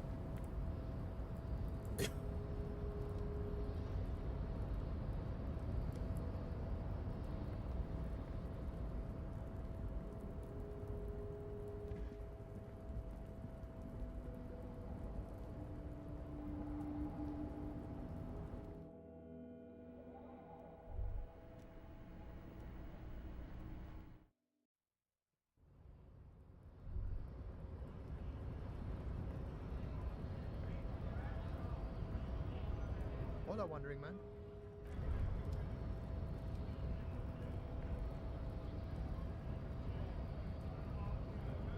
I'm surprised there aren't more questions to ask him. Considering the fact that I don't know what you're up for. The woman still has her eyes fixed on the... no response. One of these days, you old crone, I'm gonna get you to talk. I know you're behind it. I don't know what it is, but I know you're behind it. She's probably the most guilty one here. Now it's turning into a kind of a snow limbo, man. What's on your mind? Ease into it. You really are the law, aren't you? I get that being bluntly... Just like that.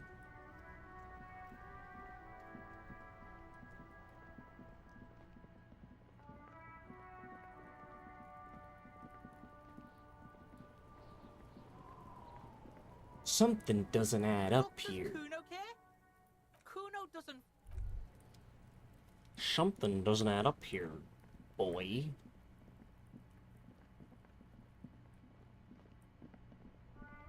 Well, until we can talk to the smoking man. She's still there. For now.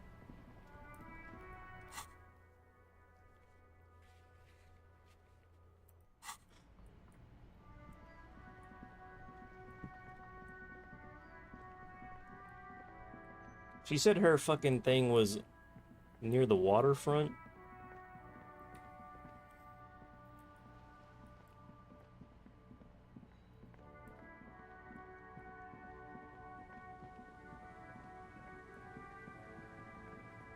I wish I had gotten that volition check before. She said it was near the water lock.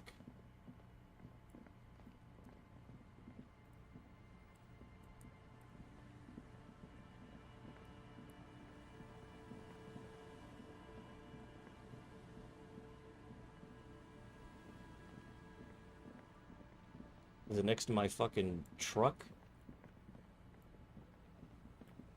There's like over here.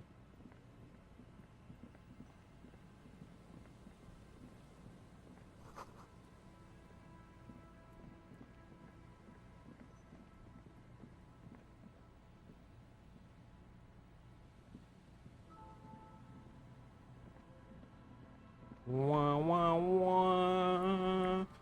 Wah wah wah wah wah.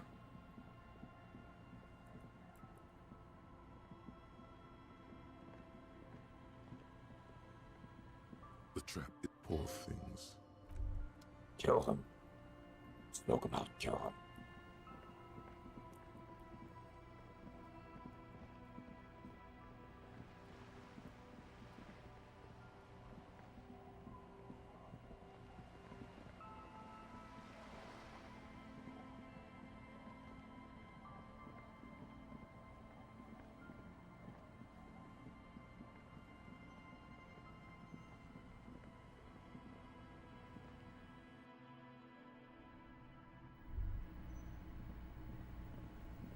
What is this for? What is this shack fucking for, dude?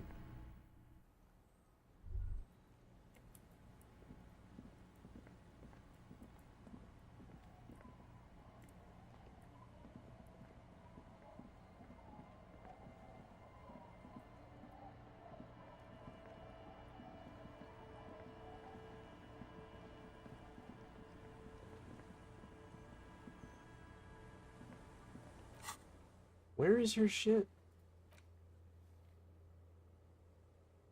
Oh, west of the boardwalk.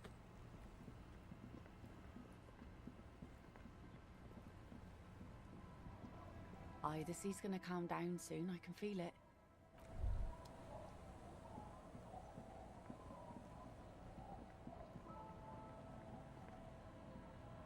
Oh, I don't know.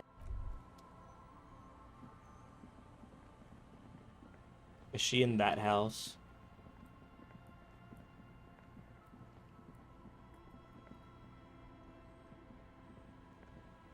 Tequila.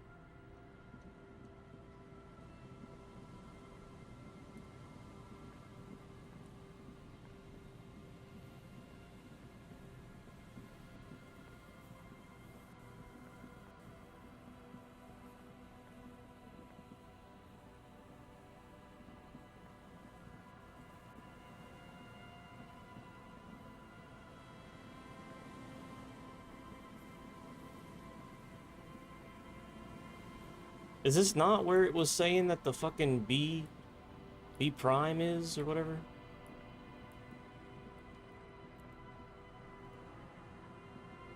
Yes? There is a sexy dark mystery, isn't there?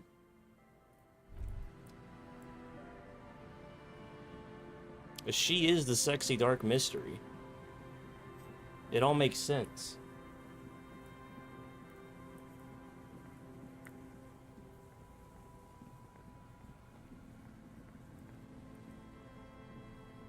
I would have thought it would have been up there.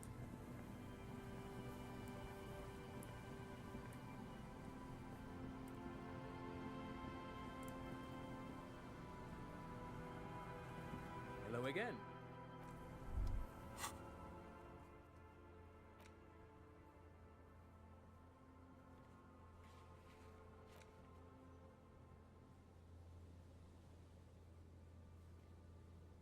Check boardwalk for bullet traces. Check Land's End for bullet traces. Okay.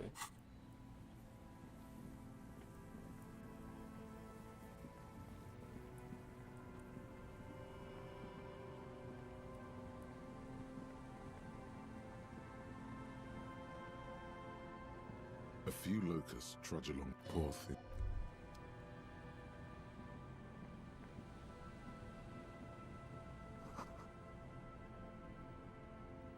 A metal and plastic That over there.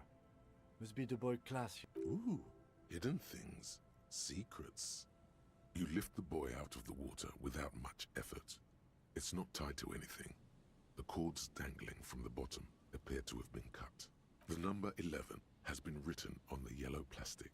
It hasn't been in the water for very long, but it's already discolored and slimy with silt. A latch holds it close, but only just barely. The brittle metal of the latch has cracked. Simple construction. Very unsafe. It smells like you would expect it to smell. A concentrated version of the coast. Salt, industrial slop, and decay. The water this side of the peninsula is cleaner. There's something in there. A shot glass's worth of seawater pours out. Some algae, and nothing else. Well, damn. We still got here too late. There's nothing of use here anymore. I have no idea. Everything is ruined. Or think we do. This is a small loose end, either way. Not important, I hope. In my experience, cryptids are generally uninterested in travel documentation. We should go. You could ask the miss what she thinks. Later, if you have the time. Though you doubt she'll tell you much at this point.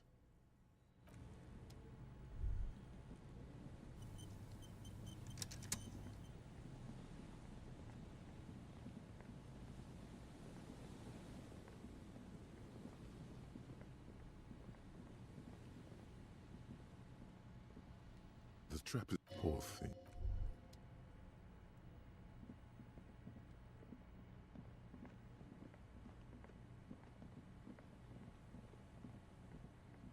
So where specifically is it wanting me to go for this? For boardwalk? What's that? Or for the, to look for bullets?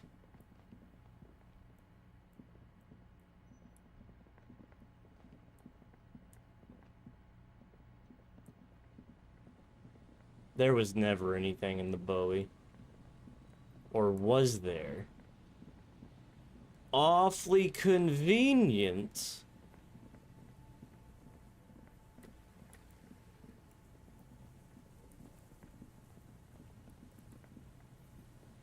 And if it was really for her identity, it would surely have better construction. I mean, if it carried her fucking, like, a slogan. Passport and shit.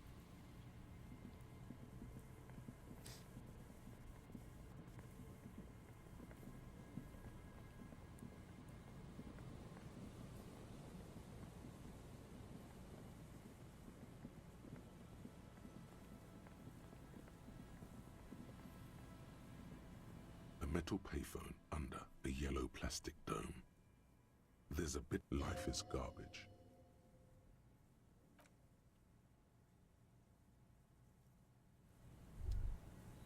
I really don't want to lose all my health. I'm gonna check the boardwalk one more time. Maybe I should check the trash can again.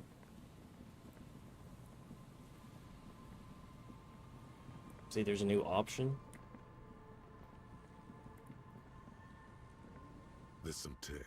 An empty cigarette package. Whoever Red Astra 2. No. A tragedy. He shakes his head. You see, it's hard. No bullets.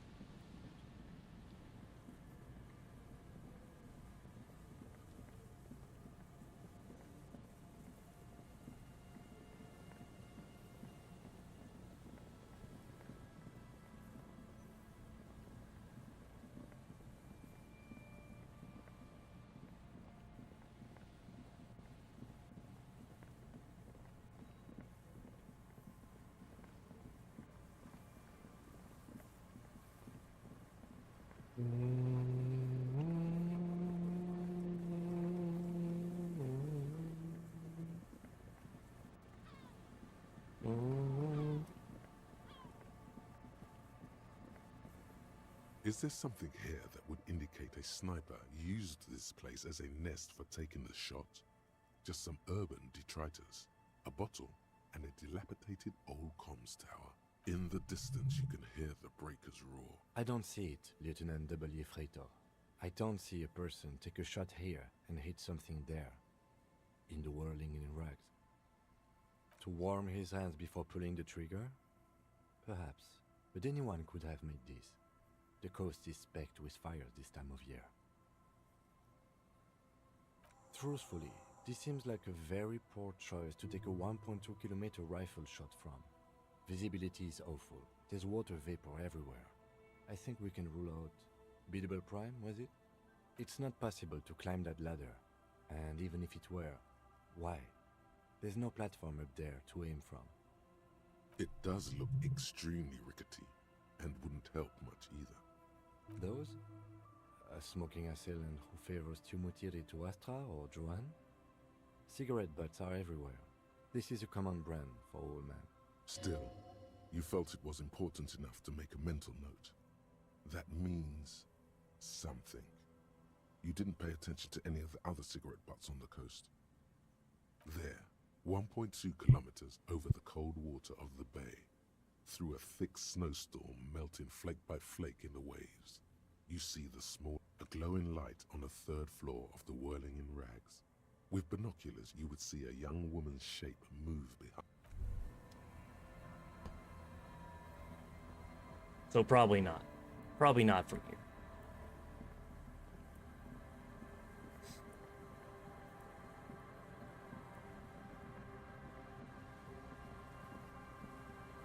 Did I just miss it on the fucking boardwalk? Am I crazy?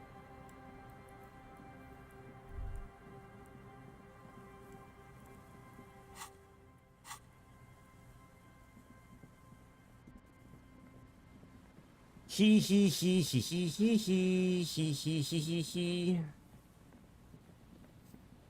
Remember that? I have that constantly stuck in my head on repeat. Dun dun dun dun dun dun dun, Nickelodeon. Or bum bum bum bum. I think was Disney.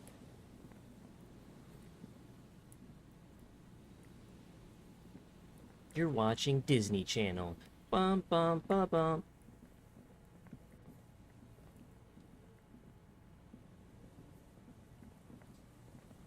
Lieutenant W. Freitor. We'll say that is a pretty badass title. W. Freitor.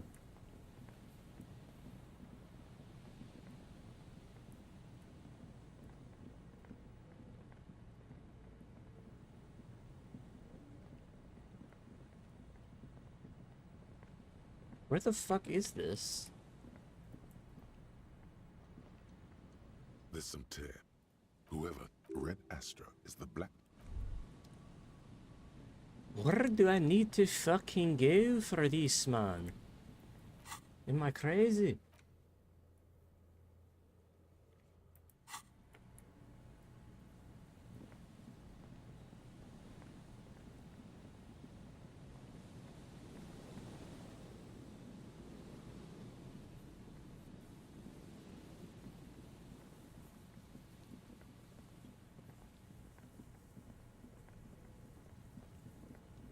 Where is it wanting me to go?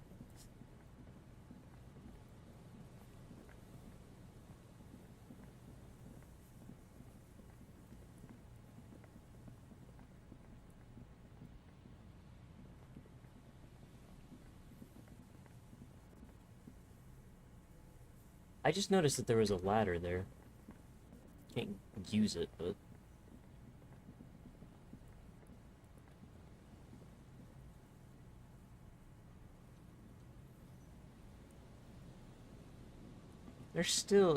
there's something here. There's stairs there. It's so weird.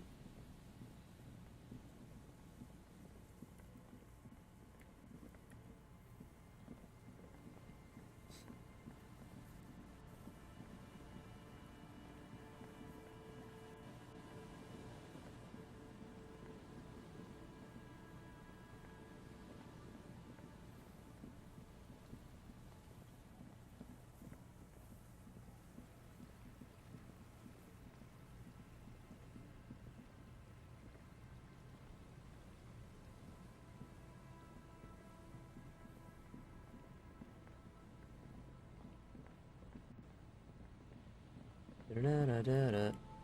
Da-da-da-da-da.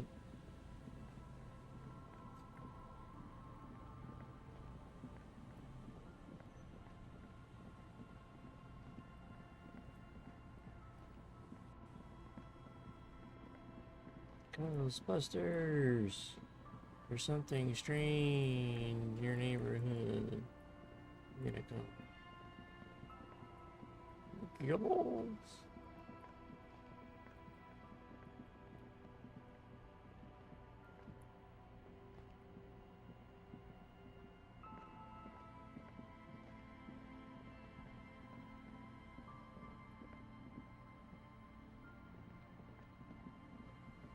This is the last fucking place of the boardwalk.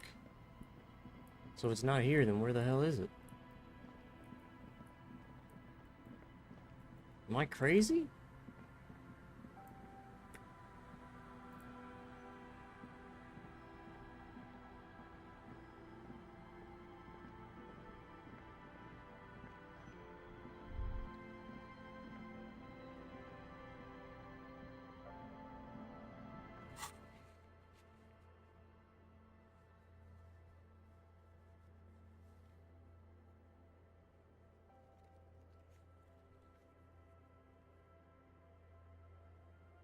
Wasn't it right there that it was telling me?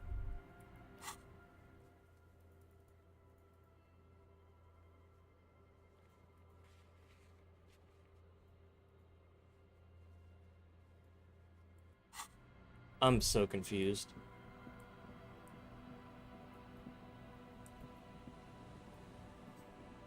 Maybe I missed the opportunity or something?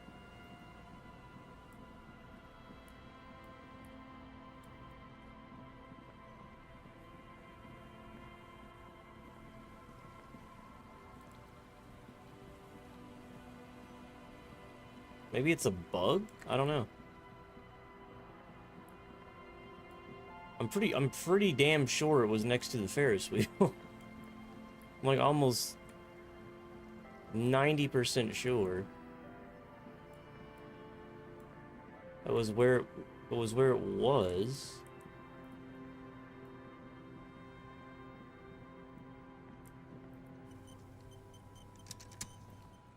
Let me reload.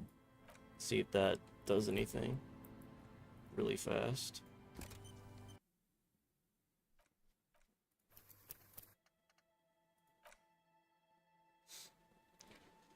Because I am confused.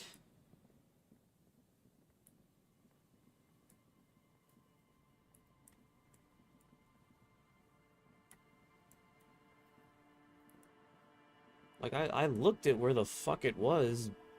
B prime. And it was like right here. Or it was like next to the Ferris wheel, I think. But I've already walked over here and there's nothing.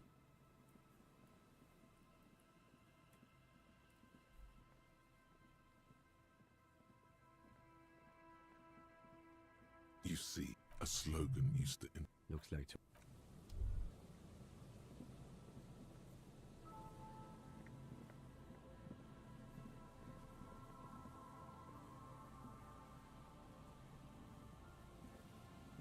Hello again. Sure, what's on... But of course.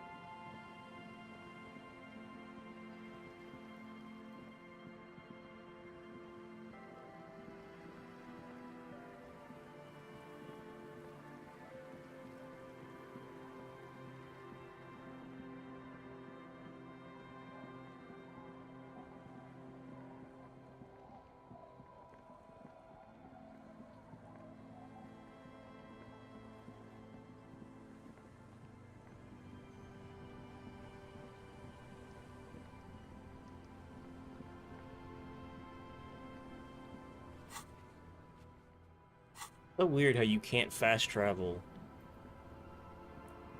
You can only fast travel from specific locations in the locate. Now I can fast travel. It's really weird.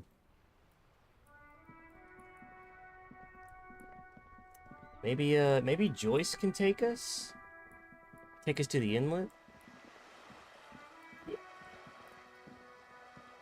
This coin-operated viewer.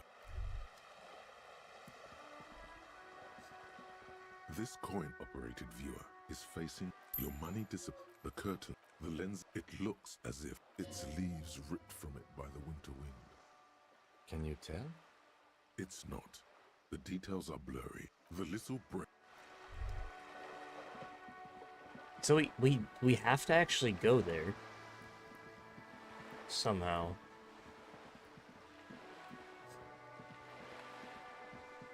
Ding dong! Who do we know that has a boat? Joyce? Can you take us on your boat? You're back. Good. What can I fear I've told you all I know. Is there anything else Oh? Of course, Detective. What would you like to know? Good. What we do. It was a The Pine, and that is... the Wild Pines Group. is one of... She nods. Of course.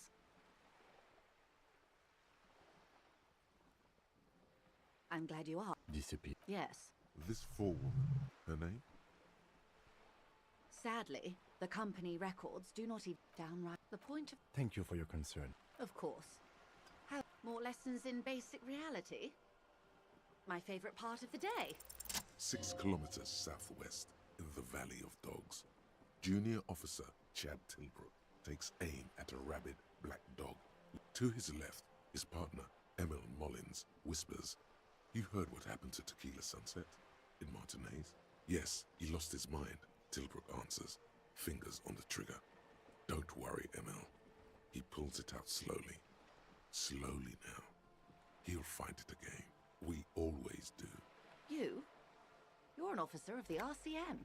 Preciso Mundo. Nothing more nor less than the de facto law enforcement body of post-revolutionary Revachol, Detective. Yes, we are the Revachol Citizens Militia. He's being sarcastic. We are. Yes, that means not de jure.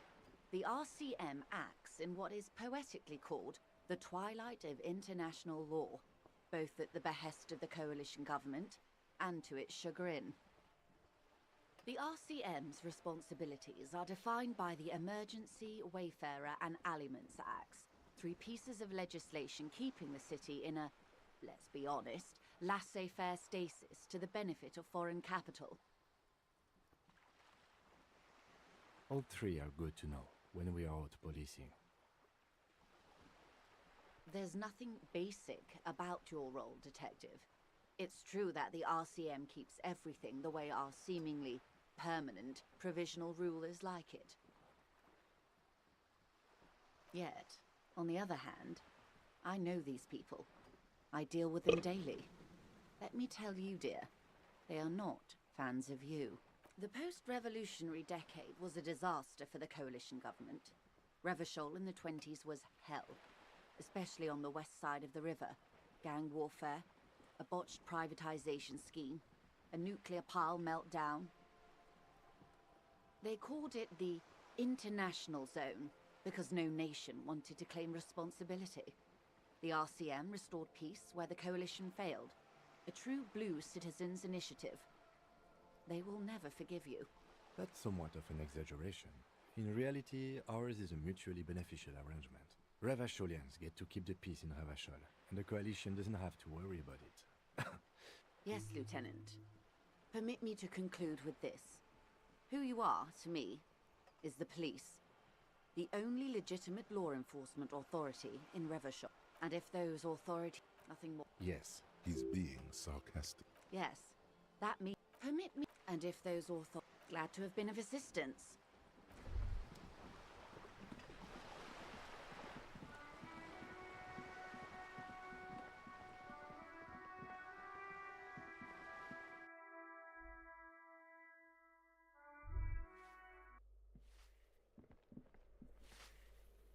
Give me a moment. Ask her. She mumbles some kind.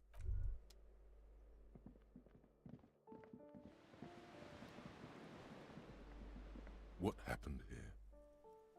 It will still be accessible through the apartment next to it. That one didn't have a door. Sadly, nothing of great value remains here. Indeed.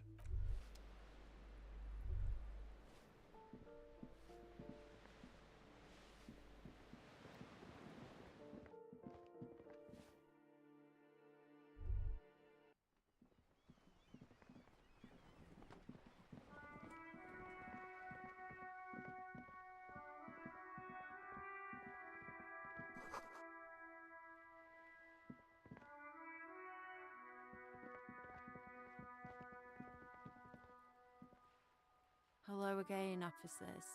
Have you come to admire my mural? You don't have the skills to execute something like this in practice. But, oh boy, the idea's going to blow her fucking mind. She squints her eyes. On fire. I say, sod off. You don't have the technical skills to do that. Didn't we all? I like your idea. Should have thought of it myself. I don't need this kind of competition in my neighborhood. Then get your brush from fucking art. Oops, my apologies. I guess I was trying too hard. You're a police officer and a grown-up. Why are you trying to impress her? Ooh, police brutality. That's the good stuff. Have you got any kids? Because you sound like the world's saddest dad right now. But fine, take the brush. I'm all out of fuel oil anyway. You know what you've got in that fuel canister you scavenged from your Kanema? Red-dyed heavy fuel oil. Time to get to proper work, artiste.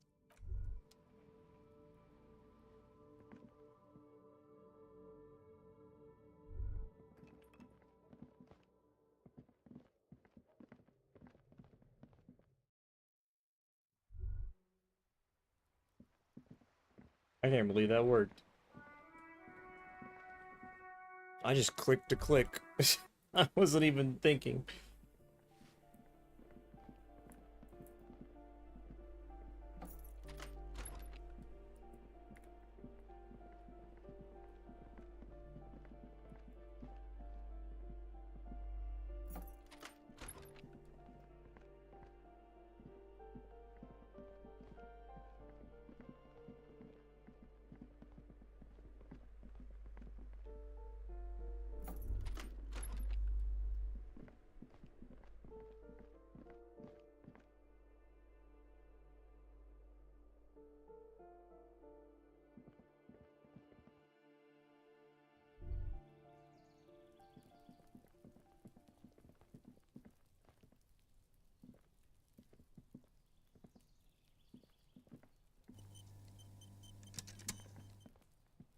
This door is no one.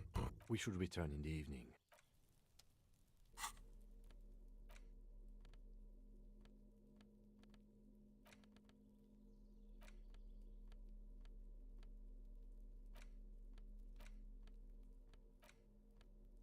A cockatoo. This book. Where to even begin? All cockatoos are known pet owners. It is not recommended. You're right. Ouch. Not great. Performing. Yes, you're right. Ouch. Not great. Performing. Where to eat. Pet owners. Or it is not recommended to get a cockatoo if perhaps in the word it must be glorious. This. Despite it. Despite perhaps in the word it must be glorious. This is a. You're right. Ouch. Not great. Performing. Where to even begin. Pet owners. It is not recommended.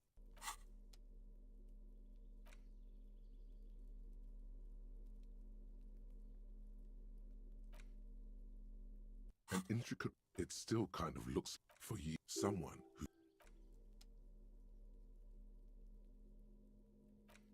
A worn map. Your finger moved. Finally. For more detailed view.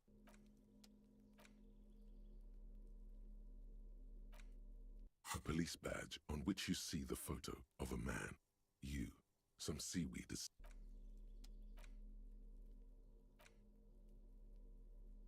You hold in your hand the colorful. Good. The alphabet. The alphabet. Every page as one word. A. H is for Q. That's it.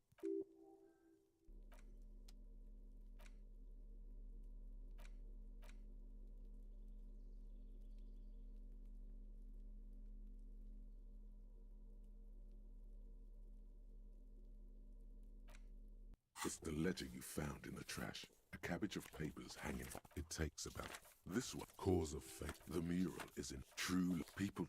The graffito crew. The case files do not show. The crew.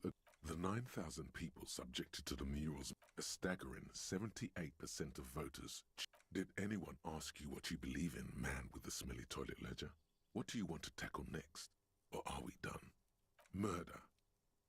Beaten to Joseph Mills didn't get off the pot. No. Okay. So the case is yeah. No one. Mills. See. smoking hookah. It would be, that's all. Who knows? One day you may still catch the man with the square gun. Some assholes brought the, yes, as you said here, they were leaving cigarette. No, you didn't have time for that. These notes show that AKA Leslie, the only way for Leslie to stop you would. Can you keep yourself threatening? It's plain to see. No, he must he can't get, which is also why the officer murder, beaten to Joseph Mills. Okay, so no, yeah, no one Mills. See, you can't smoking hookah. Not much is. Okay. Date of birth generator. My date of birth. You were born in the year 07, in the last year of the commune of Revachol, right before it fell, in the old military hospital on the ground floor, where people usually came to die during a snowstorm. The revolution had about 1 year left to go, and the fires were still burning bright. There were explosions in the blizzard. This was 44 years ago. You are 44 years old. The bloating might never leave your face, but beneath it, you still have some years. You still have some hope. Nice.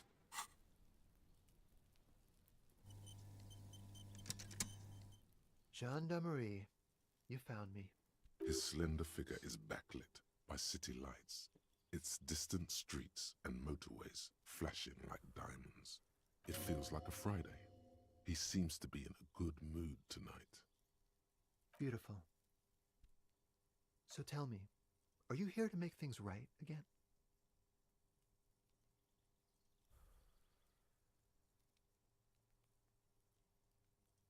Beautiful. I have some good news for you. My Sunday friend is visiting me tonight. I told him about you and he'd like to say hello. Step in. He's already waiting.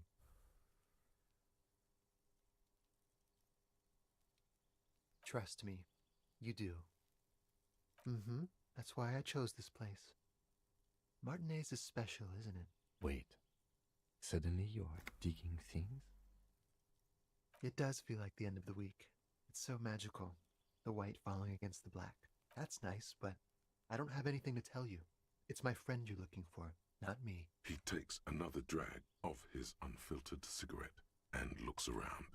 It's getting dark and the neighboring windows have lit up, one by one. Downstairs, a cat crosses the yard, disappearing into the bush. Besides, I've got to run. He's going to leave you alone again. Something tells you you're never going to talk to an individual this cool or mysterious ever again. Just look at it. It's a beautiful night. Who's going to stay in on a night like this? A man on high heels stumbles out of a basement club, music blasting over the entire district. It's chilly, and as the chemicals hit his nervous system, 1,000 shivers ripple through his body. Something flutters in the corner of the lieutenant's mouth as you're saying those words. We'll talk. Just not tonight. Take care, all right?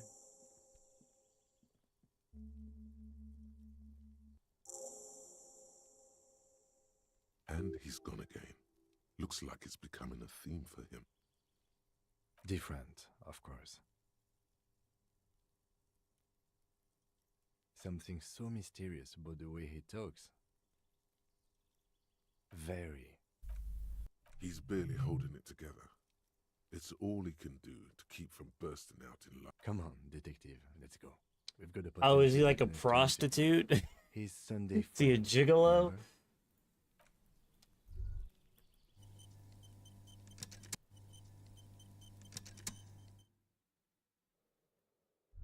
Who the fuck is this?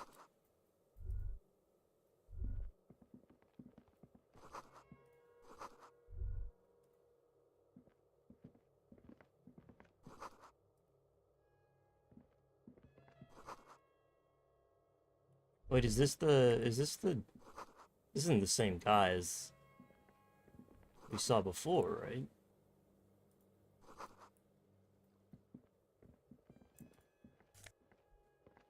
Party Dragon silk robe. Nice. A fucking what? Officers of the Revachol Citizens Militia. This is somebody completely new. His hands are clean and well manicured. This is a man who knows the importance of appearances. My name is Charles Vildrouin, and I am an official with the coalition government. I work for the Institute of Price Stabilité on assignment from Sur-la-Clé. I heard you talking to my friend outside. Very good. Super. I am here to assist you in any way possible. Ask me about the hanging. Hanging? What a drag. He seems like a cultured gentleman. You should ask him about the finer things. Oh, we got it from an atelier in the East Delta Commerce Center. Personally, I think it's a little culturally insensitive, but the material is great. Sadly, the shop is now out of business. That's really all I can tell you about it. The lieutenant takes out his notebook and nods to you to proceed. I'm sorry to say I did, officer. He didn't see the hanging. He saw the little show staged by the Hardys. Let him talk. He may know more than even he knows. Officer, it's very difficult to describe what I saw that night. It was so surreal to me, like in a play. He holds out his hands and blossoms his fingers. What do you mean, like in a play? It was just so strange. I could barely comprehend what was happening. I was on the balcony when it happened, getting some fresh air. I remember that first they came in, carrying what looked like a body. And then I saw all the surrounding windows go dead, one by one. That's when I understood I should not be seeing this. That lines up with previous testimony, doesn't it? Well done, detective. Only that there were about 8 or 10. I couldn't make out anything. It was so dark. And it was quiet. Quietest lynching I've ever heard of, let alone heard. But I suspect you knew that already. I can't say I'm surprised. The fine reputation of the men and women serving in the RCM is well deserved. The coalition is only looking out for the price stability. Inflation is a killer, like a heart disease blocking the normal circulation of the economy.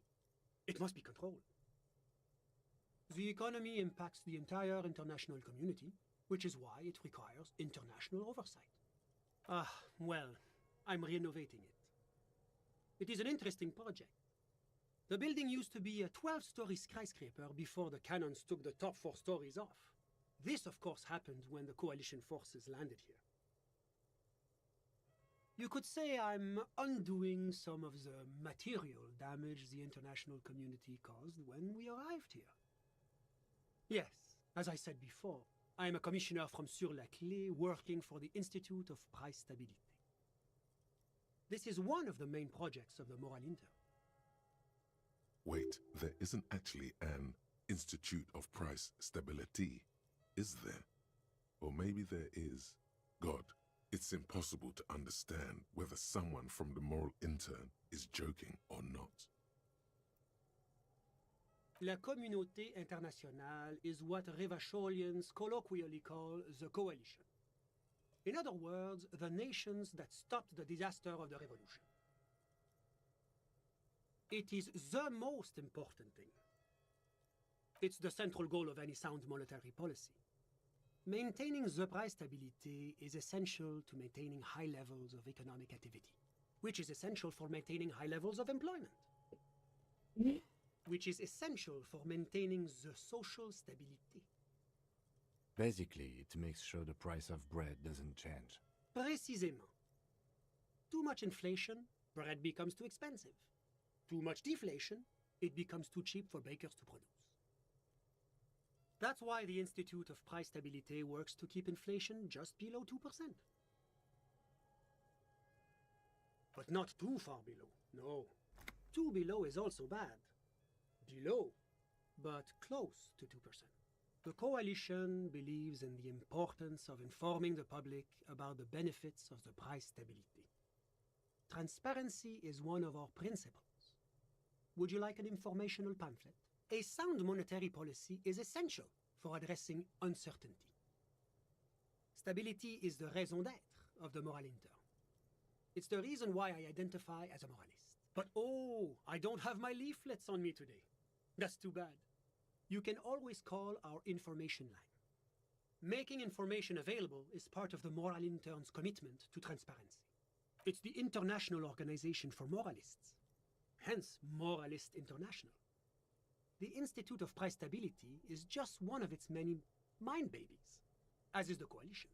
Doing one's job doesn't automatically make one anyone's bitch. Besides, there are more nefarious powers to work for than the moral intern. But of course, because moralists believe in a normal, stable world governed by democratic values. The Occident is part of the normal world. Oranje, Sur la Clé, Martinez? No. Martinez is something else. Rivachol is generally difficult. It's led by an interim government, which means it hasn't yet achieved full democracy. But they are working towards it. You're all doing very well here, relatively speaking.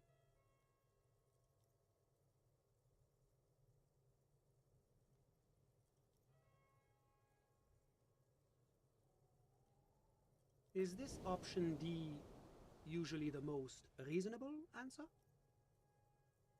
Not boring, my friend. Responsible. Moralism is all about compromise and achieving the achievable. It's pragmatic, realistic, and level-headed. An ideology for doers.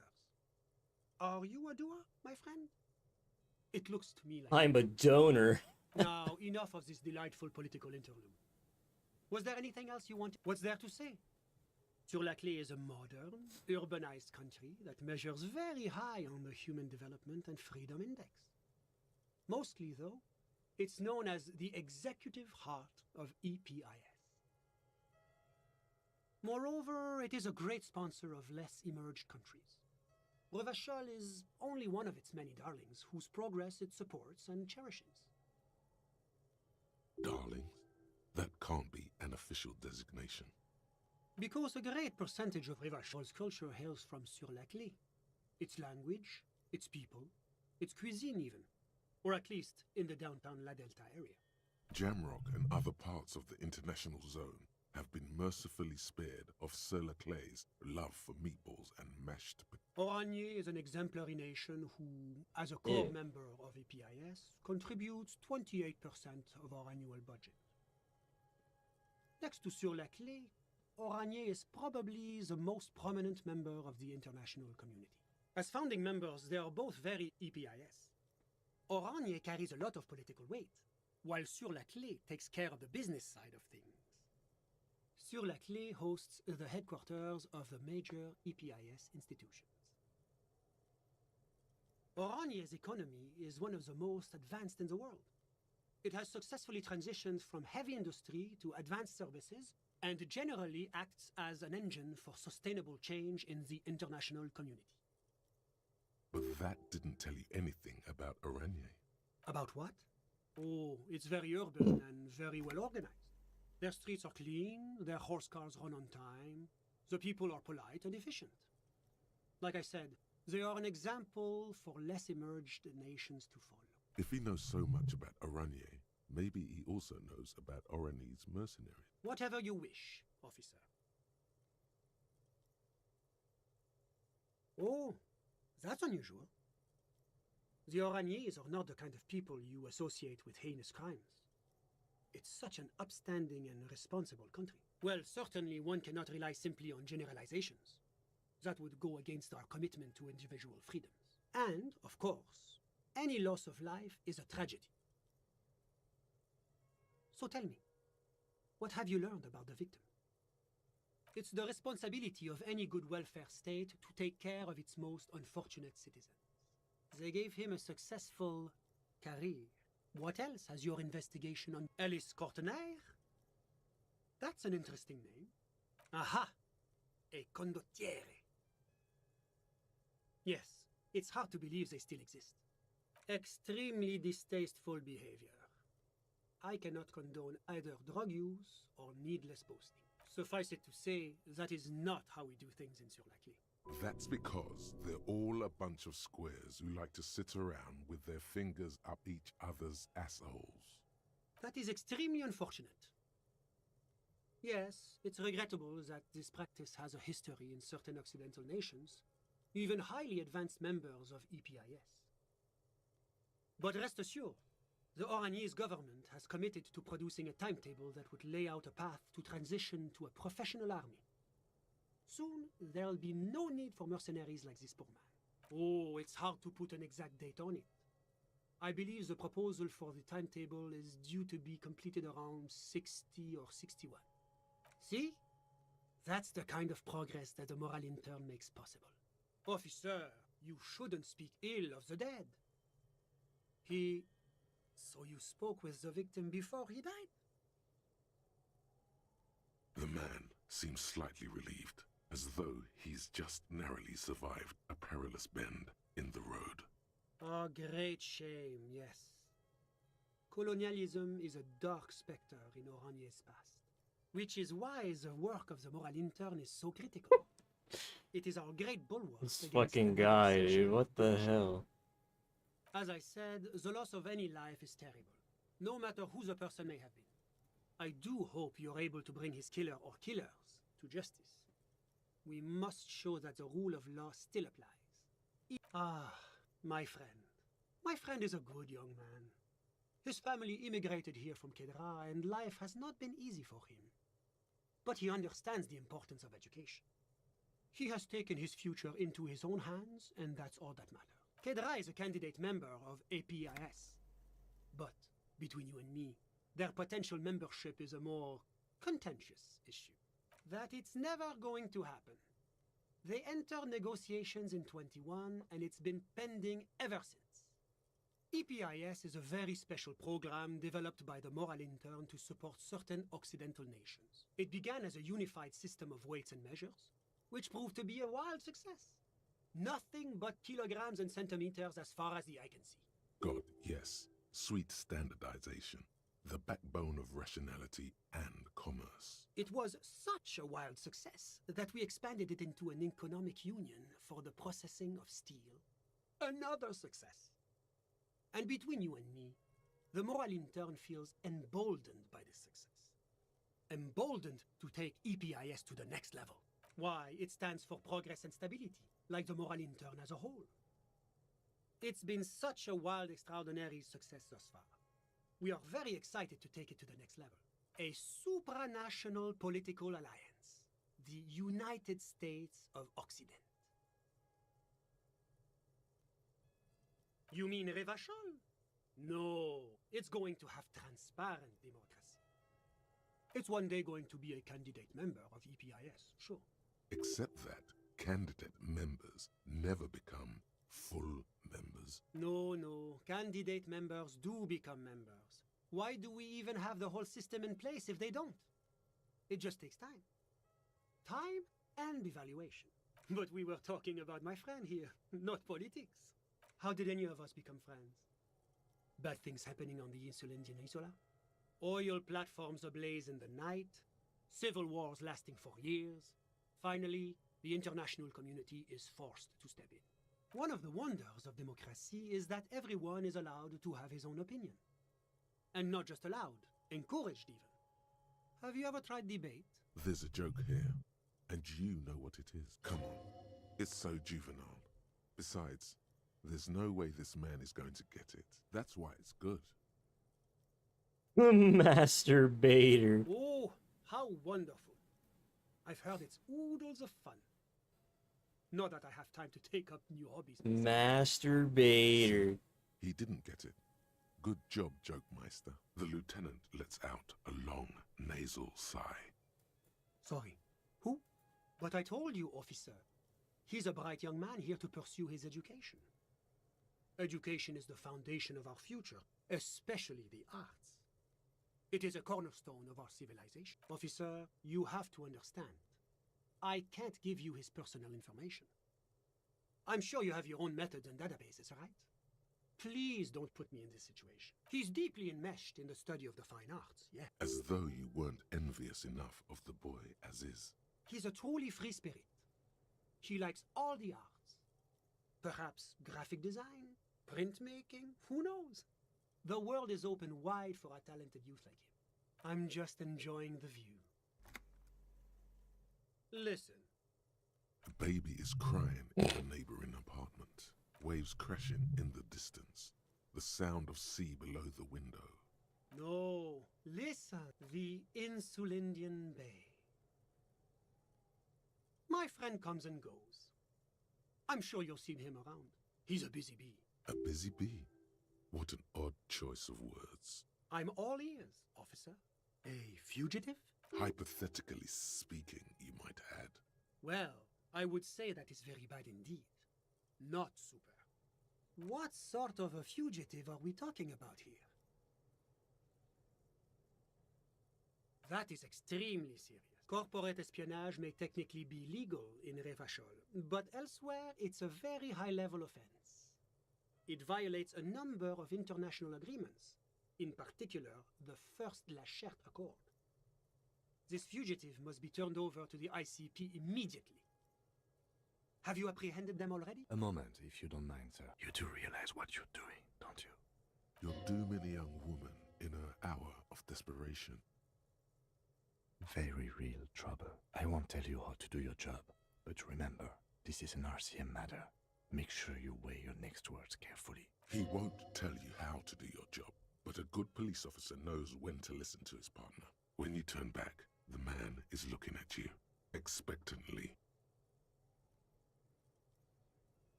Pin it on someone else.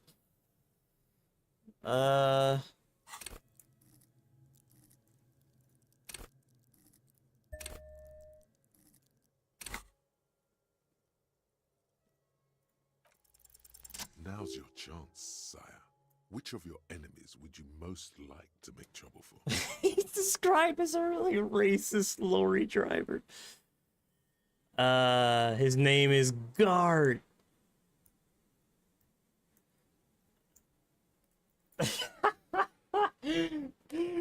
The fucking racist lorry As driver. a common lorry driver, you say? Interesting. Are you sure? Much as I'm inclined to believe you, I'm not sure my colleagues at the ICP will. I'll make note of your claims in my report, but I'm sorry to say it's likely to end up in the back of the filing cabinet somewhere in Mirova, unread and forgotten. You think it's fine that Martinez is a safe haven for international fugitives? You know, concern for the rule of law is one of the moral intern's main criteria for admission into EPIS. Well, no matter. I should thank you for bringing this to our attention. Your efforts have been noted. Now, was there anything... A moment. Do you have everything you need from me? I'm afraid we won't have the chance to speak again once you leave. It's against diplomatic best practices for an official in my position to be discussing murders with local militiamen. That's not the real reason he's so apprehensive. Men in his position shouldn't be seen loitering around in underprivileged young men's apartments in the middle of the night.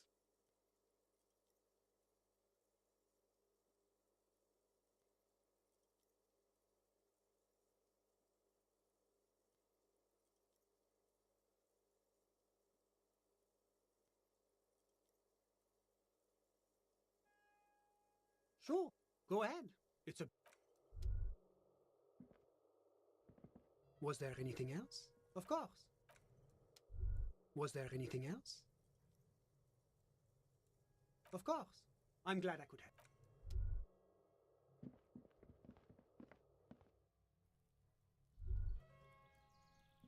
Fucking racist lorry driver is an international spy. Get fucked, dude. That's hilarious. That's hilarious. Well, rest in peace. Rest in peace to him, I suppose. What a shame.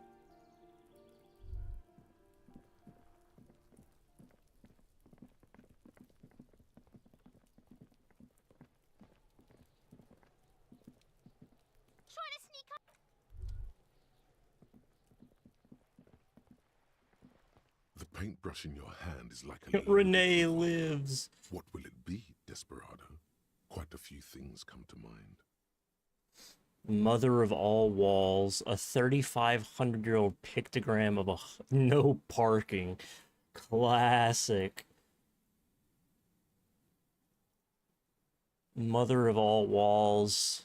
I love you, Kuno. Please no. No parking. What's a 35-year-old a human being?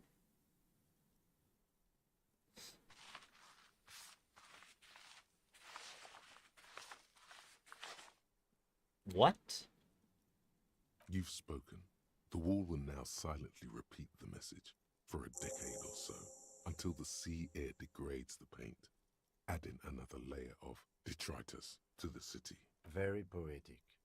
Real poetry. Should we return to our murder investigation? I hear there's a really bad one we are supposed to solve. She's my fucking mellow, dude. You really know how to harsh my mellow, Kim. And I don't appreciate it.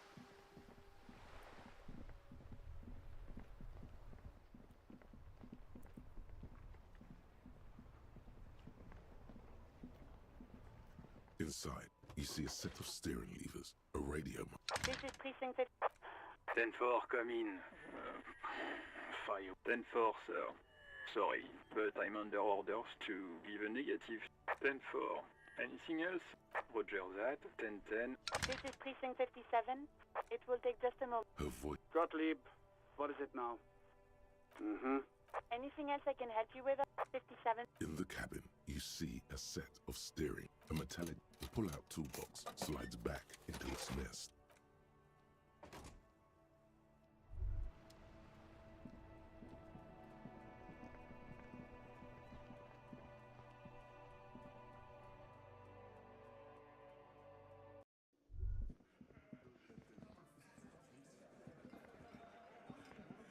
Behind the dockwork, you see 2, maybe 3 bushes grown into a single thicket.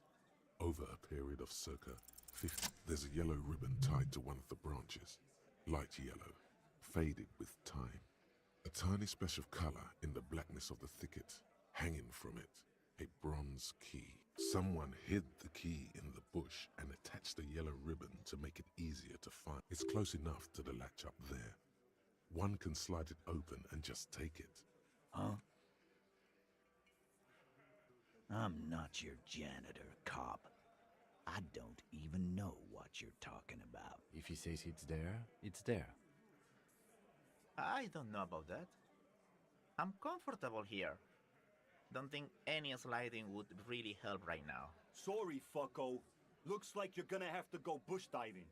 I'm gonna enjoy the sight of you in the bushes out there. With a loud thud, the old man stands up, pushes the window open, grabs the key from the hawthorn branch, and slides it across the table to you. The key is brass. Workshop spare is etched into its bow. The old man closes the window and sits back down in silence. Come on, man. We were just having some fun. Where's the harm in? I'm tired of listening to your shit.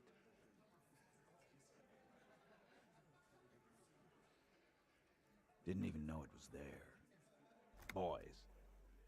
No idea. Never even seen it. Someone must. Don't thank me. I don't give 2 shits about your key. It could open the door in the kitchen. The blue door. It says workshop spare. Maybe there's a workshop there? It's worth a try.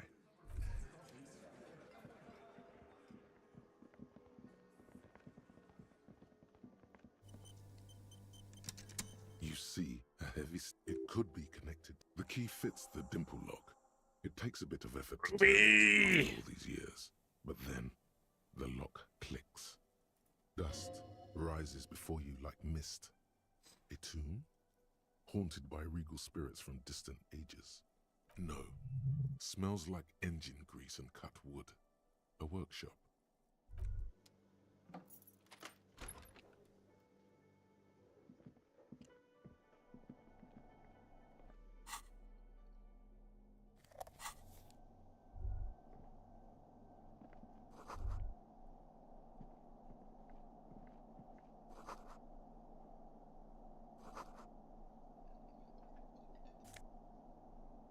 NB. NB? Over there, in the corner, not just any pinball machine. This is the pinnacle of pinball. Cornelius Gordy and the Mountain Goats. It's lit. You can't wait to get your hands on it. Lit. A phrase almost synonymous with the Insulindian pinball scene. Any pinball scene, really. The pinball machine. Gordy's Goats. A classic. A little. Feels like a lot. Too much to play it again. Ah, great. Cornelius Gordy and the Mountain Goats reads the golden lettering on top of the back box. There's a small column of text underneath. The machine is coin operated. Get the game on, Fingerboy. Those flippers are ready. Above the painting of a mustached man climbing a hill, a column A mustache. inspired by the legend of Cornelius Gordy, taken on the world's tallest peak, Corpus Muindi. The Mesk legend holds that when the nation is in danger, heroic Gordy shall return and save his people. The theme of the game is to explore Gordy's climb through the perspective of goats and to ascend to the top of the mountain in a time of trouble. The peak of the mountain is at the top of the playfield. Is this actually going to be a game, or is it just... Small goat icons on them and represent the goats as they race up and down the mountain. Areas around the playfield represent Gordy's climb, places he was said to have camped, which the goats can discover. Get them to the summit, indeed. Think of them as bulls.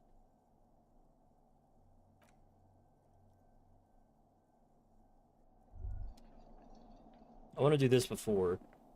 All these mesmerizing machines, just waiting to be plugged back in and played. Feels like it might jump back to life any moment, the lights illuminating the white-robed woman.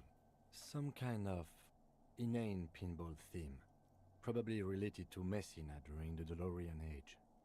The history themes are the worst. Deora was one of the 3 crown cities of the DeLorean era, on the Muindi Isola, the others being Ria Silvia and Advesperasket. This theme is all about early airships and beautiful, sad, pearl-laden women. It's quite nice, actually. The lieutenant grimaces looking at the machines. You can't fire them up. They are broken. Only that one machine in the main hall works. The Royalist Pinball. What a dumb name. Royalist Pinball. If they weren't broken, he would kick one of these machines about now. No, I love it. I love pinball. Who doesn't love? He doesn't.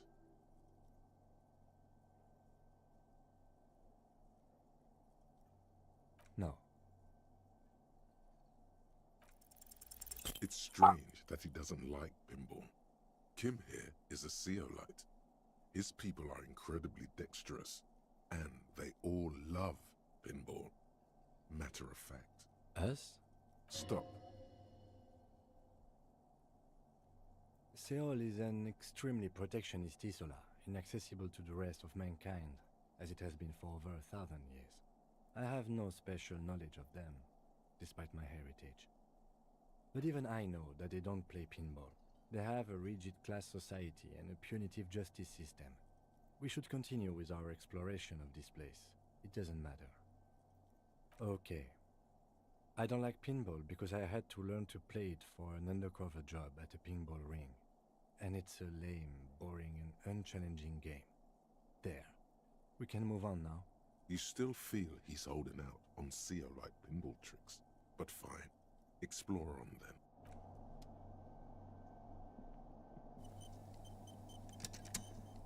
This small elevator is dimly lit by a bulb that's been glowing for ages.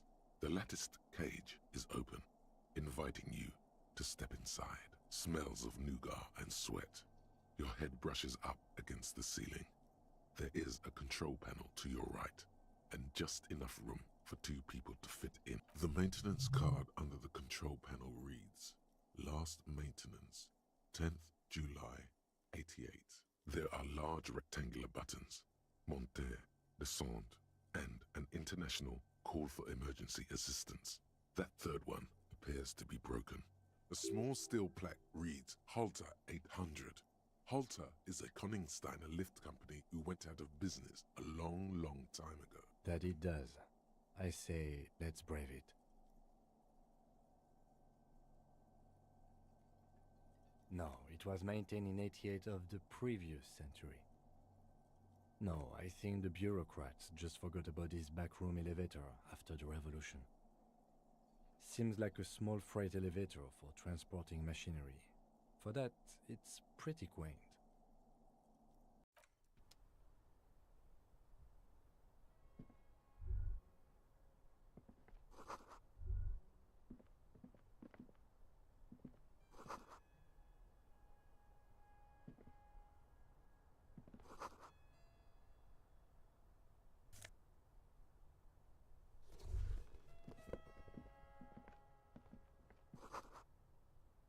So this is where they brought 40 pinball machines to fix them up, a long time ago.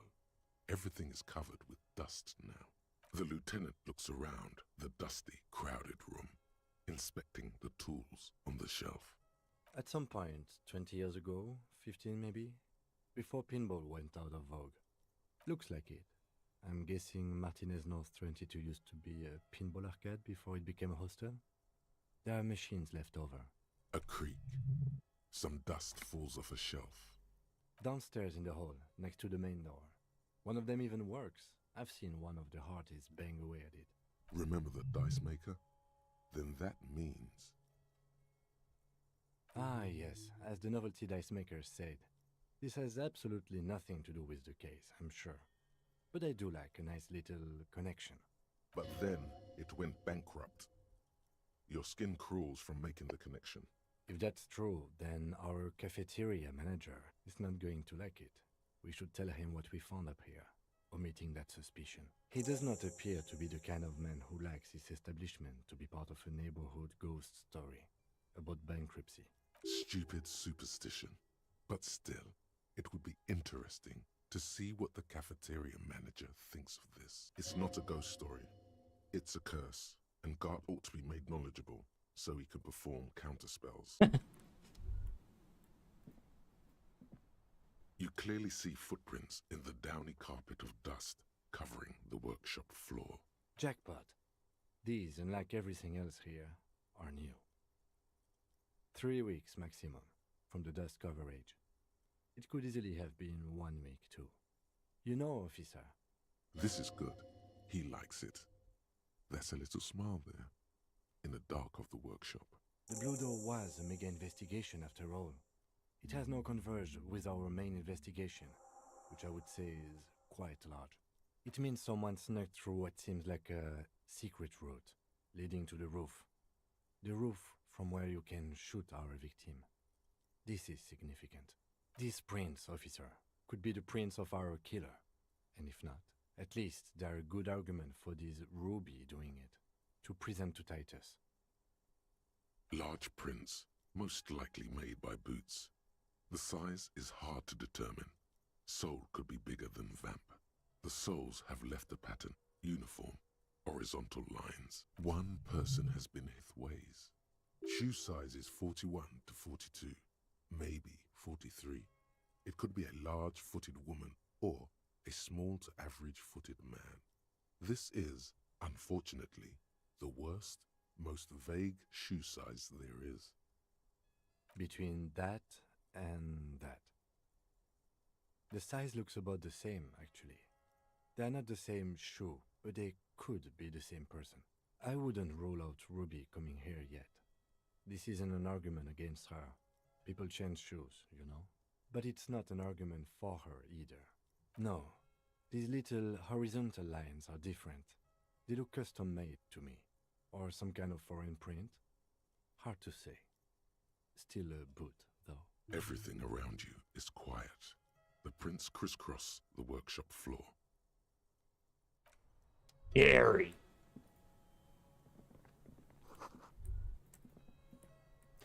There's you can see a bedroom. There's a tiny hole in the wall. Somebody was fucking peeking. This is the inside of the barred door you've seen before.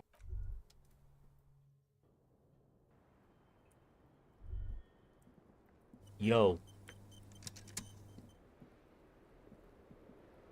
I was just thinking, what a nice evening it is for taking part in a murder investigation. Oh, Did you take the documents? no, of course not. As I said, it would have been too risky for me to use those documents anyway. My employer gave them to me. In truth, I should have destroyed them. She doesn't seem to be lying. She's genuinely spooked by their disappearance. I have a strange feeling that it was an undiscovered cryptid. They couldn't know where I put it. I'm absolutely sure I was not followed. And I've told no one but you. You mentioned seawater? I was worried I'd been too careless with the latch. The documents were probably just washed away.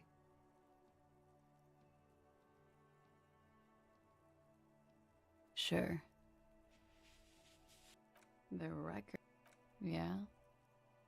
Oh. Do you think Ruby could have gotten in that way? To the roof? She could have come up through there. It's possible. She keeps looking at the door with a worried expression. Do you think this is somehow related to Ruby passing through there? Okay. Do you have any way of knowing how long it has been there? Unfortunately, no. But if I were to guess, long enough. The perforation is under the bookshelf on your wall. It should not be hard to cover with some tape. It's very hard to believe that she'd do something like that, but... No, I don't know. I just don't know about this, officer. She could have. Maybe she did. Or maybe it's been there for a long time. The local kids use it or something. Was there anything else back there? Huh. This isn't good. She's straight as a stick, suddenly. Okay. I'm glad someone's had fun. She's lost in thought. Eyes narrowed. Forehead furrowed.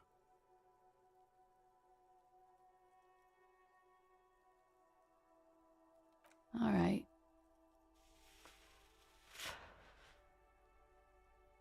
Yes, miss.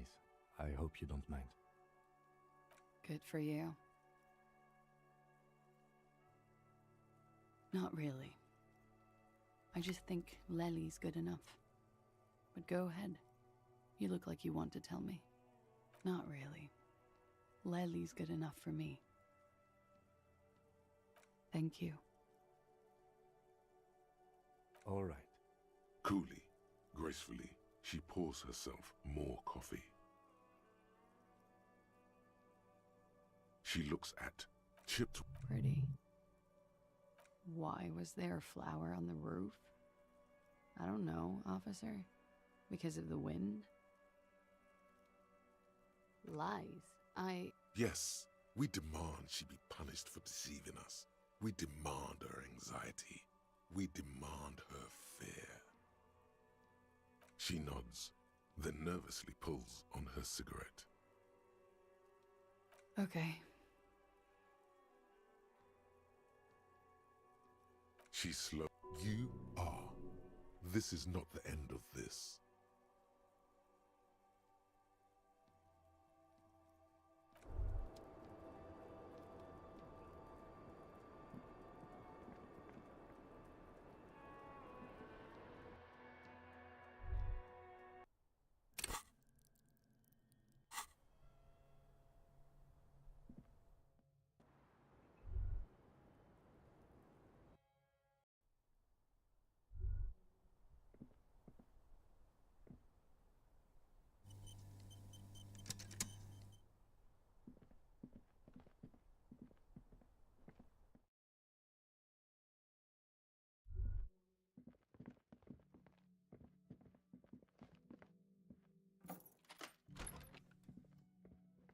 Was this electrotherapy? Cabinet is stocked with drugs.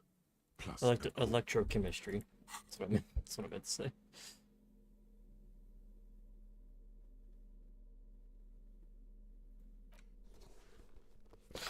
God.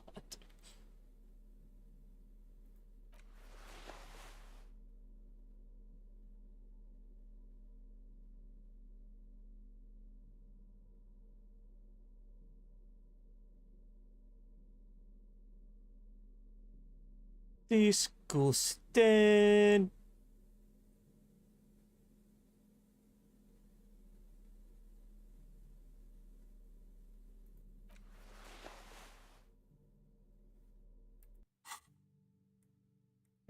What the fuck, dude?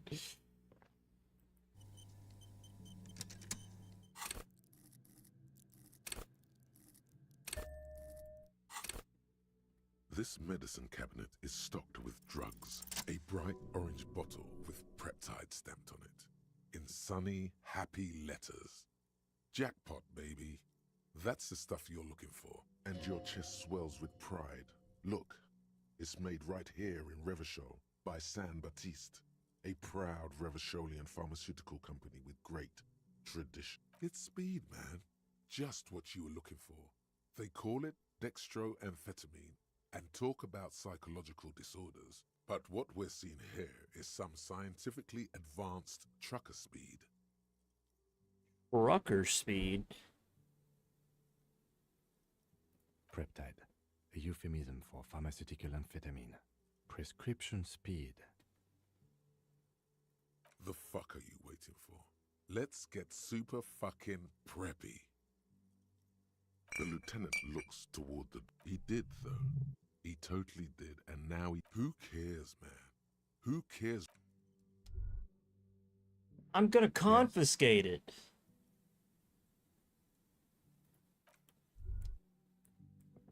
I needed to confiscate it. You have no idea. It could be useful to the case. You should pick that fat, juicy cigarette butt from the tray, light it up, and smoke the living shit out of it. Who knows what you are? A monster, a murderer, the gnome of Jeroma?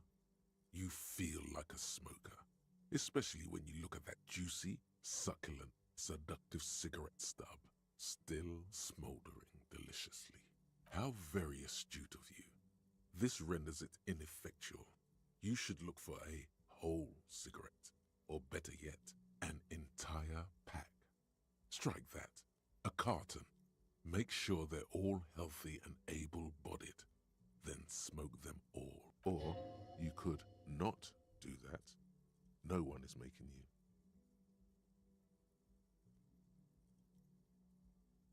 Good. Thinking about yummy cigarettes in your mouth is the next best thing. Make sure you think about juicy sticks of tobacco all the time, though. It doesn't count if it's not all the time. And when you're done thinking about them, graduate to getting. Plus, smoking them gives massive bonuses. Massive bonuses. We still never seen what's in this fucking door. I'm assuming it's like a connecting hall to his place or something. I mean, I wasn't taking the shit to smoke, bro. I was taking it as a confiscate. I'm confiscating her medicine to see what happens. Hey, was there another thing? Great. I love those. Oh, okay. Well, I did hear you make noise back there, so good for you. He's really, really holding himself back here. It takes a lot of willpower not to ask. Obviously, he's been wanting to know what's behind the door. Okay, what is back there? Ha! I knew it. I've always wondered where those machines by the door came from. And they told me there was some kind of pinball thing here too. I knew it. Were there any back there? In working order, I mean. No, I was just wondering if you found pinball machines there. He was wondering about something business related, about how much money he could make of one. I feel a capitalist. I want a fat cuz he's sweet shit. I'm a disruptor. No, but we could diversify the entertainment options, seeing as you've opened the door back there. The machine we have in the corner now is broken. It wouldn't hurt to get a little life in here. Other than the hellish karaoke machine. That one's always causing trouble. Yeah, those numbers he's adding up must be making good sense to him right now. He should still know. You have to be forewarned about these things. What? Why would you say that? We're at a completely different address from that whole thing. So he But knows you're of the not. doomed commercial area and its address. He's thought about this. I've been working here for a long time, and that intercom has never been used by the Whirling. Does this look like part of a doomed commercial area? This pre-revolutionary tilework? These high ceilings? The nice rooms? Well, most of the rooms. For 14 years, man. That's how long 14 I've years. worked here. I've kept this place up through hail and through sleet. Fuck me, if some doom ghost... He's done a fine job too. Though he's spoken of the place dismissively before, the hostel is actually... Some real estate management company. They never come around here, just collect money from afar. Honestly, I think some money laundering might be involved. Yeah, it's slowly growing on me again. It's beautiful in its own way, especially for this neighborhood. I've been trying to keep it that way. Even if it is part of the damn doomed commercial area. Yes, your police skills have delivered. I'm sure you'll get a commendation, maybe even a promotion. Well, it sure as hell wasn't the real estate company. It was you? You look surprised. What? It's a great name, I know. Cafeteria managers come up with great names too. It's from a song. Hail, Holy Queen, by the Ateniers. Hail, Holy Queen of the Sea. You're whirling in rags, you're vast and you're sad. Good pick. What about them? One is a basement dive frequented by chain-smoking communists. I can't tell you how sick I am of Kraz Mazov and Ignis Nielsen and all those old... Ignis? He's hesitating, not sure if he should share this information with you. Encourage him. The other is a kebab cart.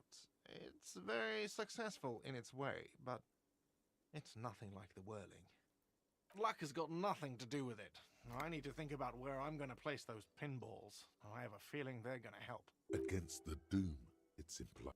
So, if you didn't have anything else to tell me about my establishment, can we, wrap it up? What wall? I'll have it fixed at once. Thank you for letting me know. I assure you, the Whirling does not abide spying on its guests. The colour has drained from his face. What a shame to fix such a good peephole.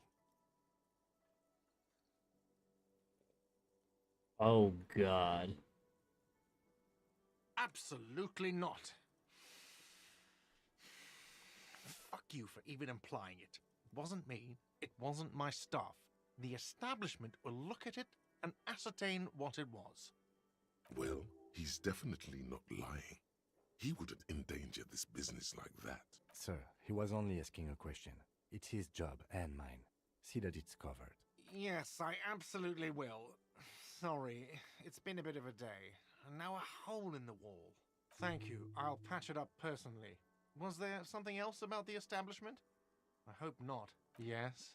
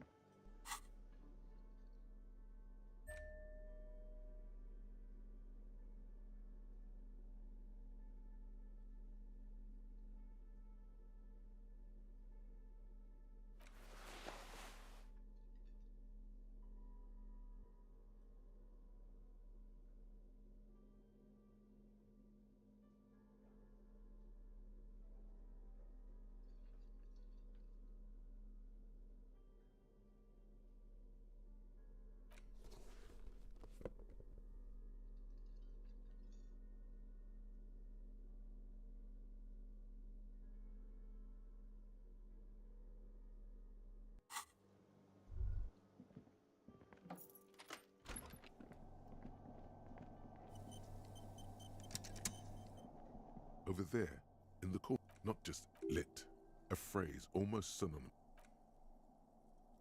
Ah, great. Cornelius Good, get the game on, Fingerboy. Those flippers are ready.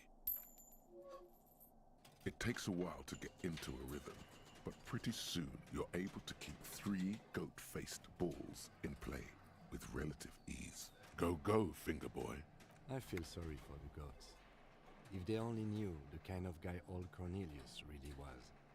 The kind of a guy who uses the word savages a lot when recounting his travels. A masked nationalist, an avid huntsman too. He was often photographed in his dining hall, surrounded by wall-mounted hunting trophies from every continent.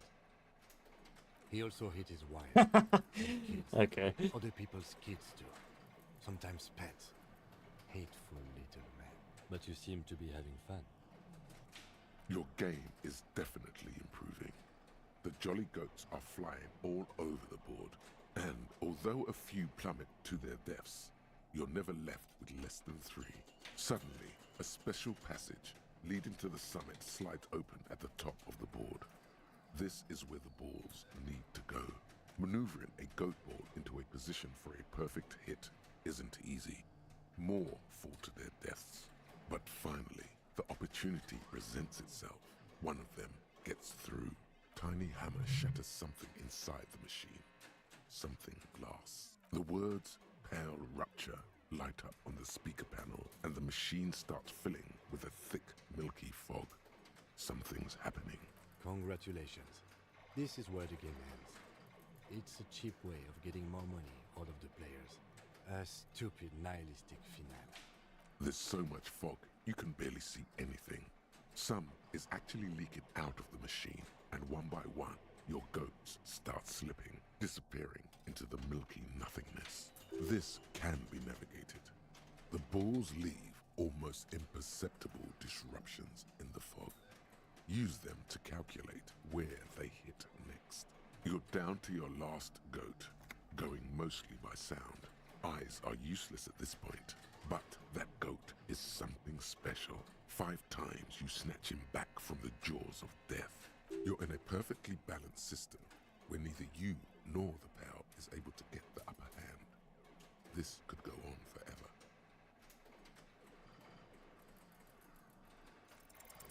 With automation-like precision, you keep the final goat ball in play, reacting to the tiniest stimuli, floating in the flow state. The fog is clearing, and suddenly, the old speaker crackles. Gordy ball is lit. Huh? A panel opens up at the top of the playfield, and a new ball charges downhill. It's larger than the goats and matte black. Cornelius spell the white letters running across the equator. So violent is its descent, it immediately knocks the last goat into the abyss. Then proceeds to bounce all across the board as if carried by some demonic otherworldly inertia. High score, announce the speakers, and the whole machine lights up. Then the flippers retract, leaving a perfect opening for the Gordy ball to join the goats backstage. That's amazing. You didn't just win. No one I know has ever beaten Gordy's goats. That is a monumental achievement, Detective. Congratulations, Your Highness. That was really impressive. Goddamn right. The machine needs a good service before anyone else can even attempt it again. Yes. Good times. Once again, the machine becomes one with the dust and the darkness. Life has left it, unlikely to ever return. That's right, I'm a fucking pinball god. I'm a fucking pinball Jesus!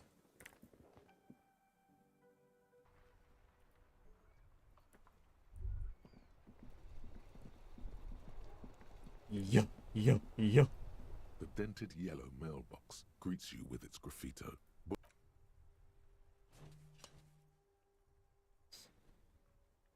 The mail collection.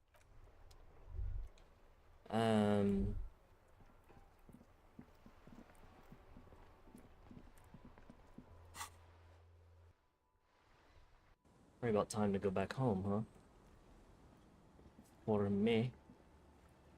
I don't think there's anything I need to do alone, is there? It's getting late. Good night, officer.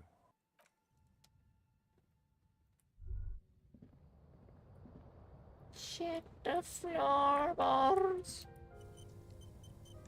Check them. An old mirror hangs on the wall. You see your reflection in it. The expression fixed to your clean-shaven face. You're still not accustomed to it.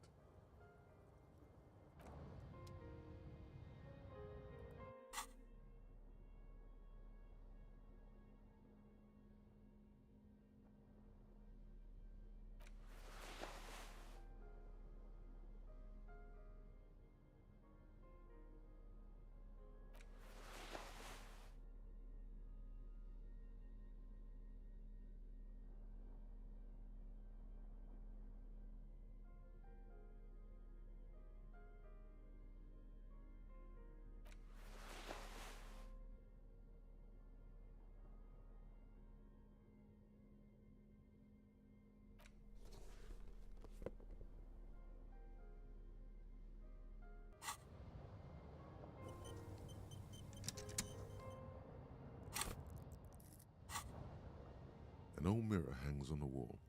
You see your reflection in it. 42%. The Let's see.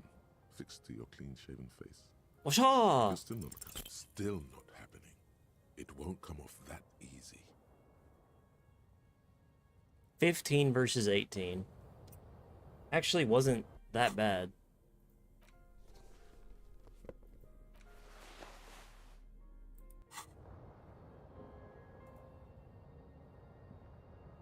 The bed is comforting, if a bit run down.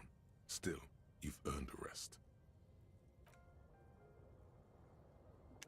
The place feels almost like home now, quiet and dignified around you. A new life by the seaside. You're incredibly tired. The darkness and warmth come fast. You're falling asleep. It's easier this time. Drifting off, your head has found a comfortable indent in the pillow. Your legs and your torso feel like lead weights sinking to the bottom of the sea, until there's suddenly light. This respite, you've earned it, brother. Bask in the darkness. Let it swallow you up and swivel you around while you forget everything you've managed to remember. No, this is the one before that. We'll just keep cycling it for you if you don't mind. As long as we can. Spin it like black yarn.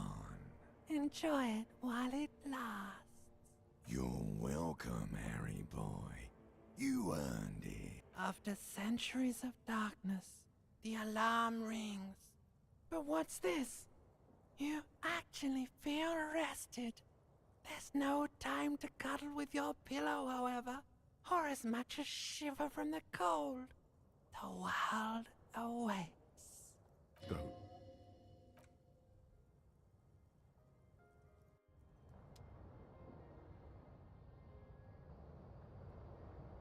Why do I always wake up on the fucking chair?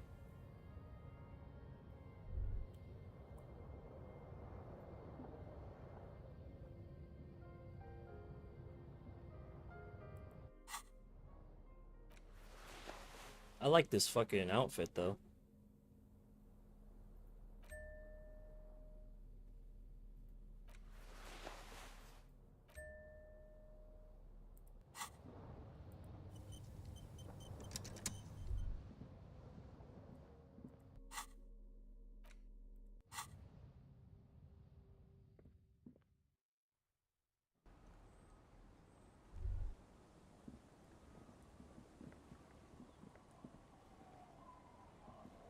Yes?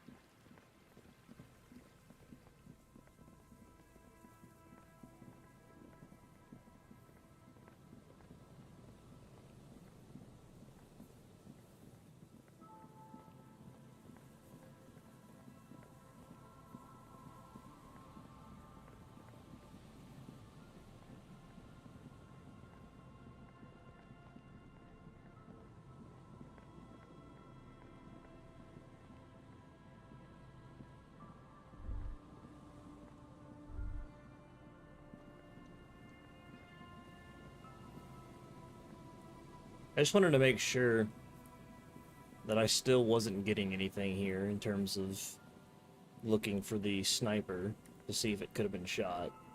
Does not appear so. It doth not appear so.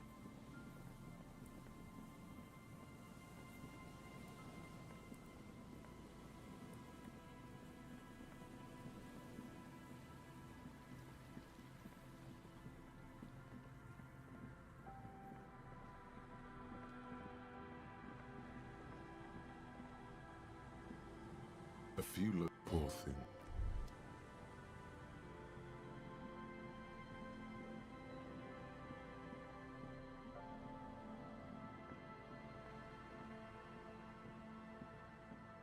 The trap is filled with dead and dying like poor things.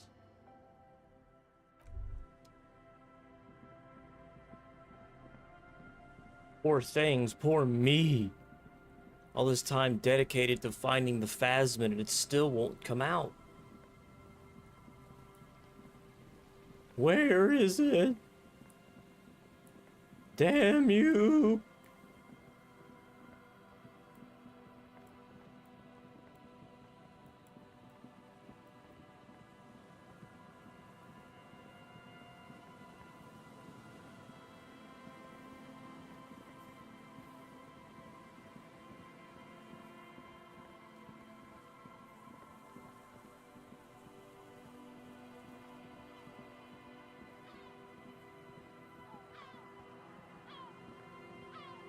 Just dead and dying. Poor thing.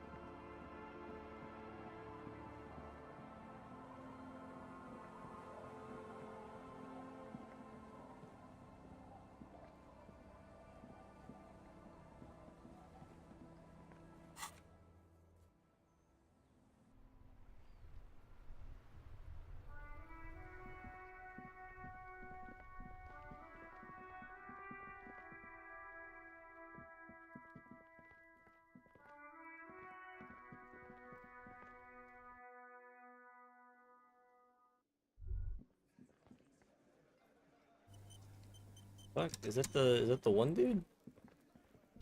Hi, gendarme. Another rendezvous. I am. So are you.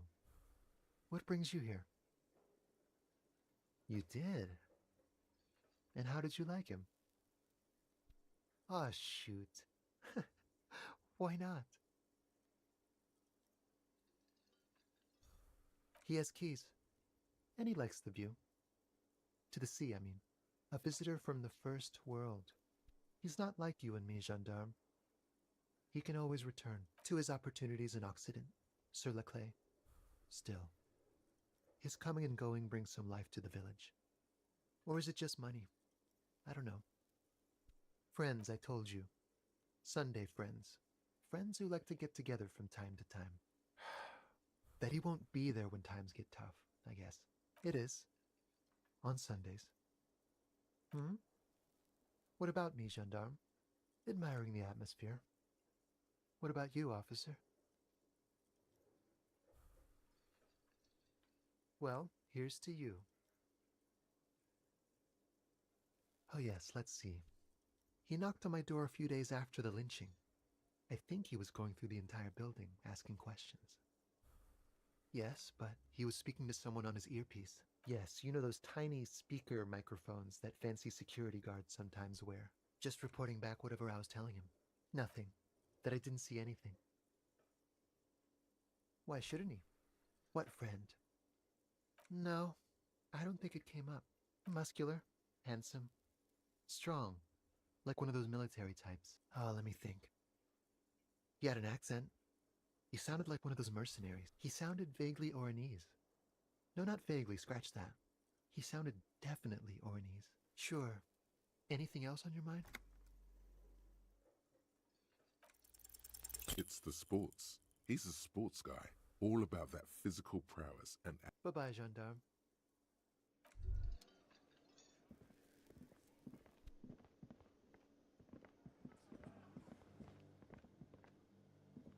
The man ponders his cooking utensils and gives you a little... The mention of mañana gets his attention. He smiles and delivers a whole slew of unfamiliar words and lively gestures. Then he falls silent again. They're friends. The man says a couple of sentences in that strange language of his and then seems to wait for you to speak. I'm pretty sure he asked you. He doesn't know your language. You can just say something cool in return. Boss need more vodka? Okay, so it's vodka that keeps the men happy and in good spirits. I see. I see. Of course, vodka. Now that makes a very, very special borscht indeed. Turn it up and then ask for some yourself. Turning it up seems like a dangerous idea, honestly. The place is a powder keg. The cook gives you a long, disappointed look, then turns the stove off and seems to wait for you to speak.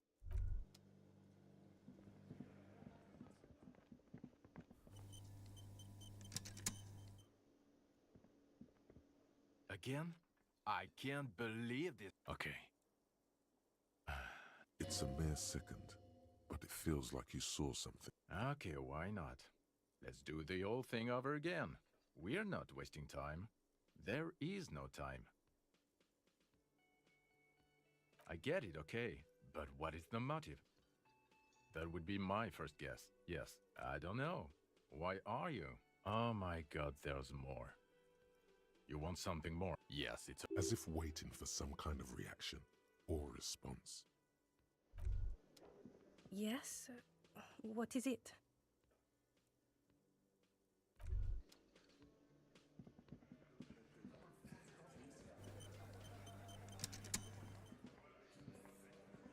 It's you again. What is it?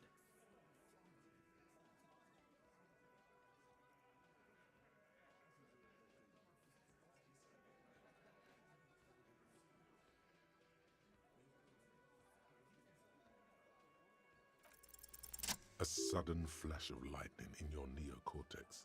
The hostel cafeteria is lit by its airy blaze. Floor plans, bullet trajectories, webs of human emotion, all channeled into a single thought. Because she was here, all night, with us. He's cobbling together shit so he can put her away. It's Cop 101. She was here all night? 11:30 to 12:15? She was here during all that time? Yeah, with us, drinking, near the stage there.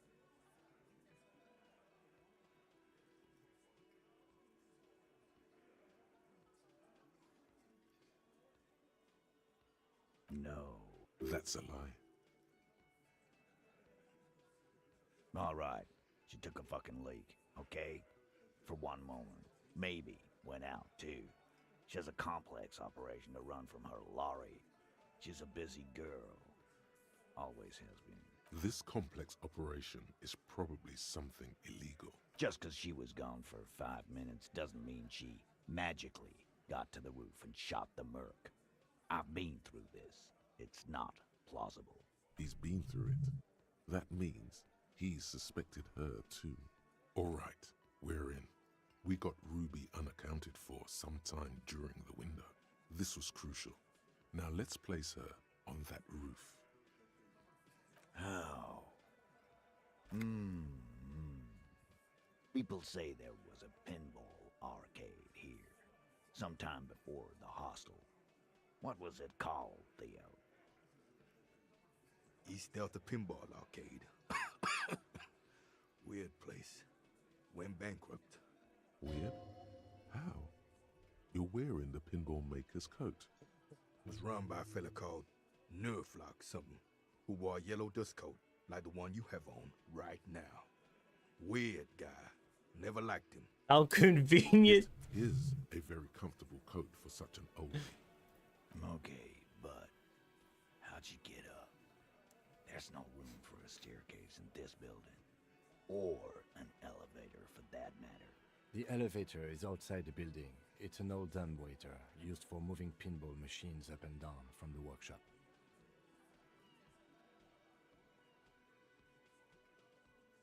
Ruby could have gone up, shot him, come down.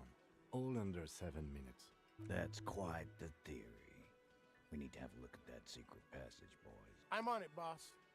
Right when the law clears, me and Angus are going up there. It's a dumbwaiter, not an industrial lift.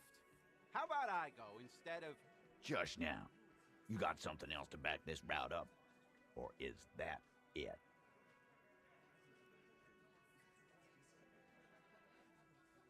Why not? You can't draw a straight line into Clausia's window from any of the surrounding buildings. Not from what I know about Martinez. Maybe from the coast. But like I said, I've been too busy dealing with you idiots. So no, I don't think it was a sniper. It was close up. 72%. There's a percentage and all. Where'd you get it from? Your guys in the lab? Definitely lie. The truth is not credible. Wouldn't hurt to have one of those in Martinez. What else have you got? That puts her on the roof. I've seen the winch. I'm not blind. You saying it's part of the elevator she used to get up there? That's one mystery down then. An architectural mystery.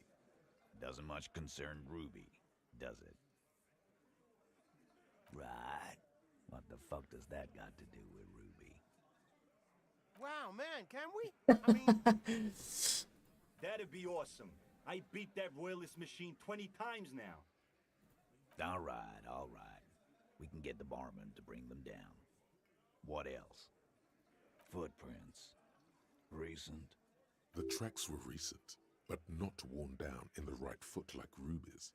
It's best to omit this pesky little polemic for now. Too confusing.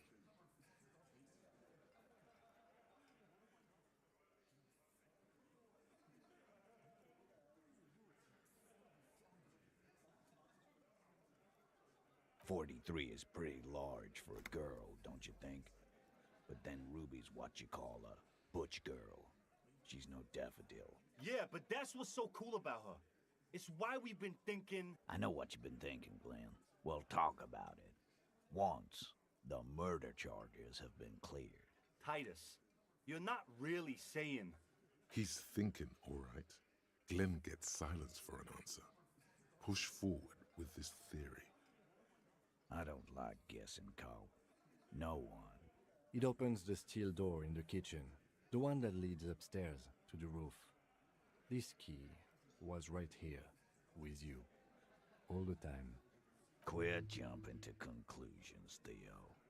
You took that key. Did it look like it was recently put there? No, the ribbon was old, faded. It'd been there for 20 years at least. Why? This doesn't make sense. It's damn interesting, but it doesn't fit well, and you know it. It doesn't fit well, but it fits, and he knows it. Firmly doesn't go well with could've. There's a route to the roof. Me and the boys need to check the it boys. out. That's what we've established. But a route does not put that bullet in his head. A gun does that, and Ruby doesn't carry one. Phase 2, murder weapon. Get a gun in her hand. If not that, then at least a shadow of a doubt. In the shape of a gun. Just don't contradict yourself. If it doesn't sound like Ruby did it, maybe keep it to yourself. But what if you miss interesting information that way? The choice is ultimately yours. Ah, don't do this to me, game. The local pawn shop sold my lost gun to a woman.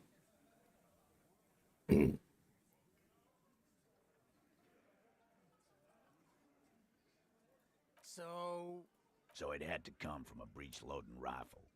Military grade. Not even you militia monkeys have those. This goes against your short-range theory. If the murder weapon was military grade, how did Ruby get it? Right. That's mighty forthcoming of you. So, let me extend you the same courtesy. She's connected to you know what. Organized crime. Down in Jamrock, probably. He's not being too forthcoming. Okay. This is not a surprise. So she may have access to semi-automatics, but that's a long fucking stretch of the imagination. Yes, goddammit, I know what a 72% chance means. It means there's a 28% chance it isn't that. And 28% is no small chance either. Just making sure we are on the same page. It doesn't all fit. We are just sharing info, candidly. That looks antique. A Belle McGrave. It's inoperable. Where'd you get it? 20, maybe 30 rifles, Titus. Also broken, but still, there were too many. And there must be other caches too. God damn it. We need to close that dump down for good. That's a goddamn breech loader, too. Find one that works, and you got a military-grade weapon that shoots jacketed ammunition. He sees it. This is coming together. He must. Time to really close the deal. Show them the bullet. The blonde man looks at the mushroomed deathbringer in the evidence bag and says, Yeah, the bitch is jacketed all right. 4mm too. Whoa.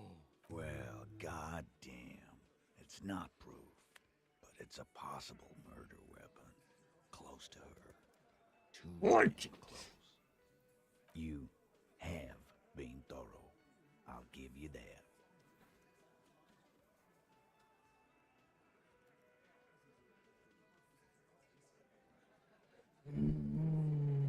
All right. Keep talking. I'm getting a bit curious about some things myself. Pete, we're not seriously considering it, are we? Ruby wouldn't do this.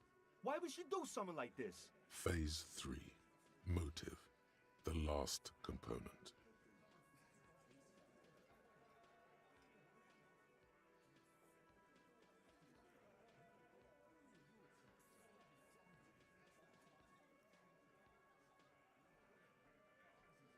Yeah. Like what? A thing? You mean? Behind its squinting eyes, dominoes are falling. Fast. It's all beginning to make sense to him now. Yeah, but they're both girls. Girls like girls too, Angus, sometimes. This is one of those times. She liked Glacier.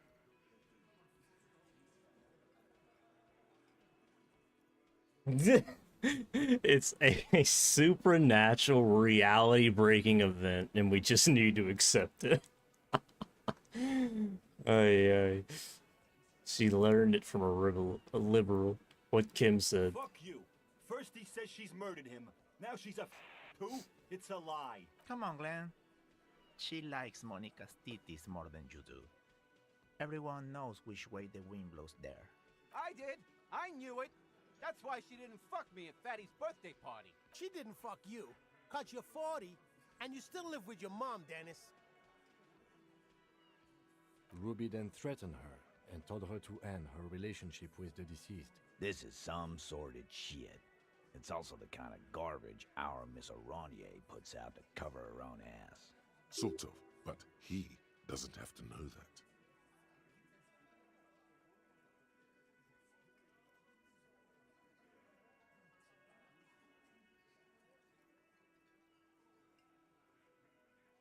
That Ruby is queer as cabaret, now that I start thinking about it.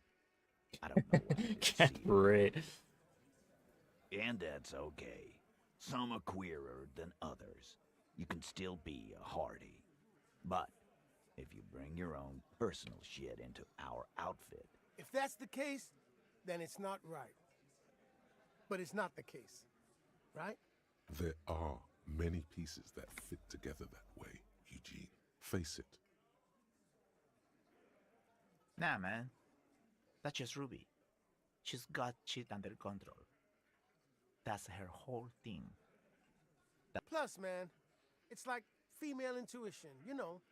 Women talk to women. Which is sort of why we need someone on the team who they talk to. Eugene wants a woman on the team so they can do their job. That must be hard. Half of Martinez is female.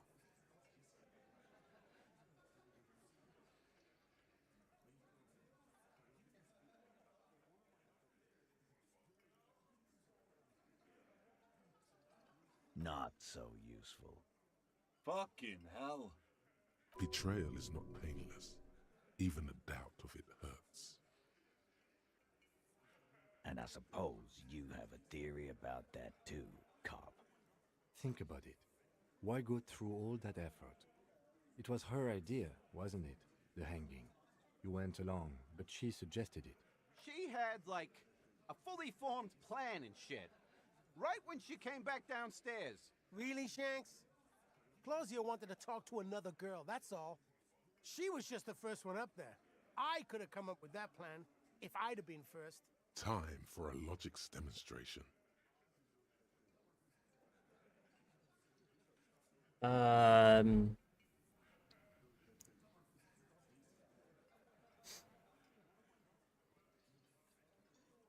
He scoffs. Think. You kill him. Get up there. Shoot him. Get down. The man is silent. If she used us to cover her own shit up, well, that's a serious violation of the Hardy Code, boss. Which is why she didn't. This is fucking stupid, Titus. This and the queer thing, all of it. Why aren't more of you defending her? This is fucking stupid, Titus. Glenn, I thought the same thing when she skipped town and left us in this shit. Oh, so he didn't rule her out completely. And she skipped town. This is good. Silence. He looks around the room.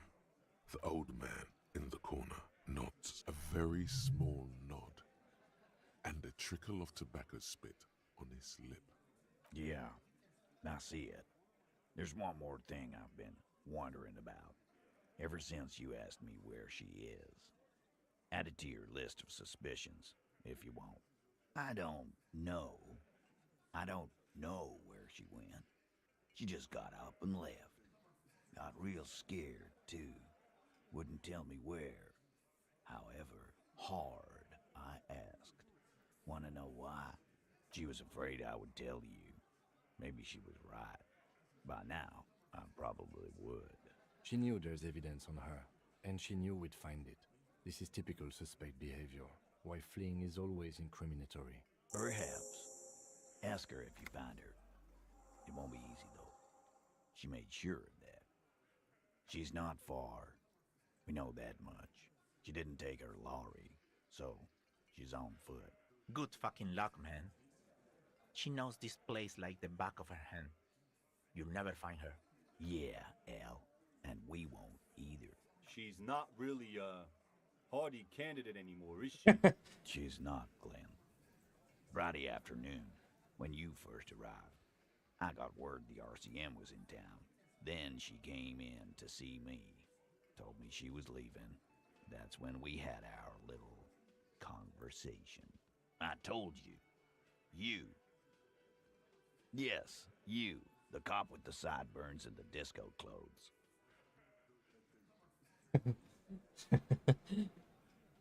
I took it clearly.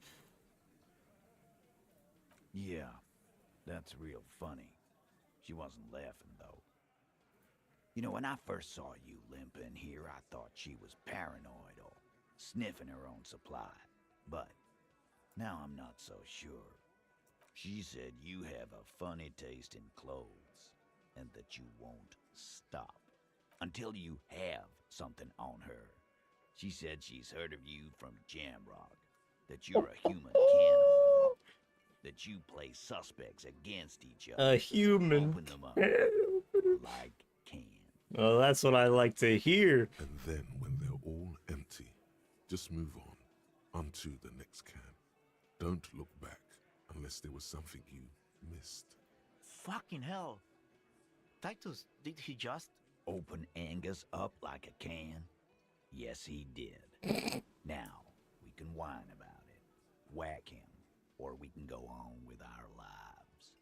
I'm having to go on with our lives kind of day. Al. How about you? So she knew me personally? That's crazy. Silence. Am I a can opener? You are insistent. Yeah, there was something else. She wouldn't tell me, though.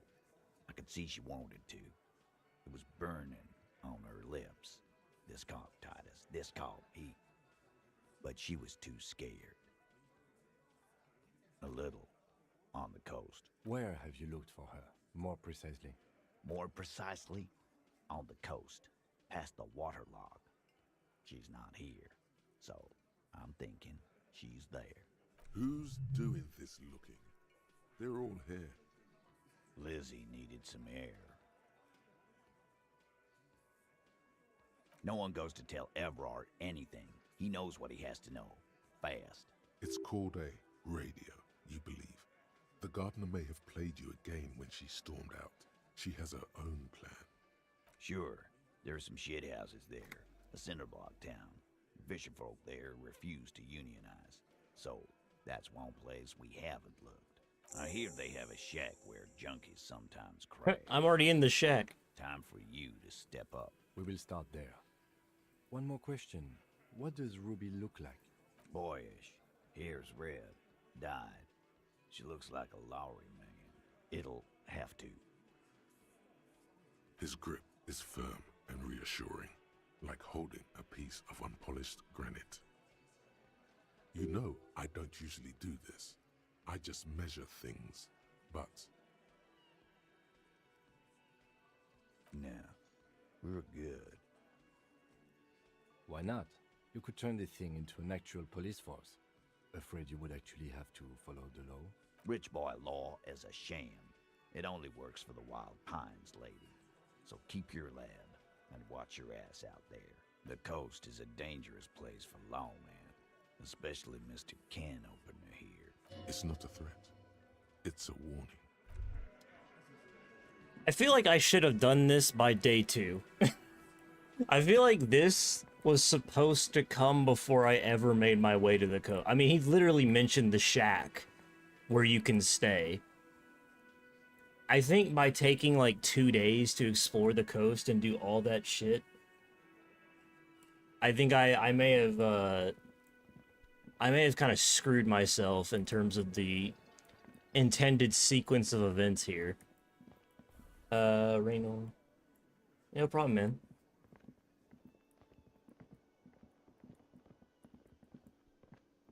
You've done more than enough for me, brother. You don't need to feel bad if you never come in here again. Again?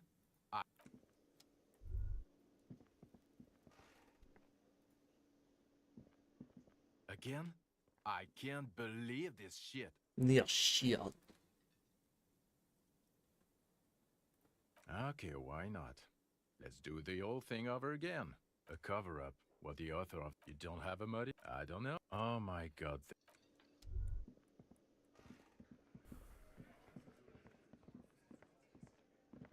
I was actually just about to end, since this seems like it's going to be another big section.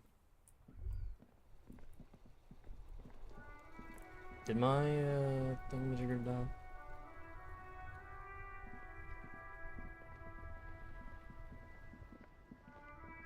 Inside, you see a set of steering levers, a radio microphone.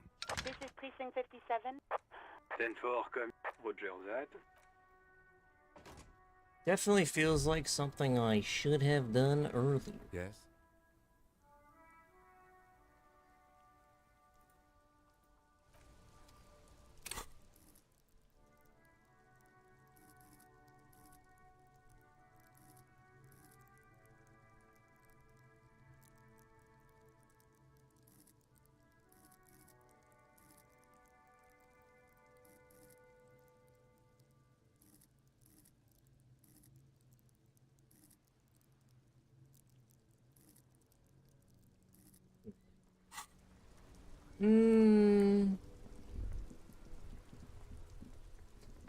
I am enjoying Disco Elysium quite a bit, though, I have to say.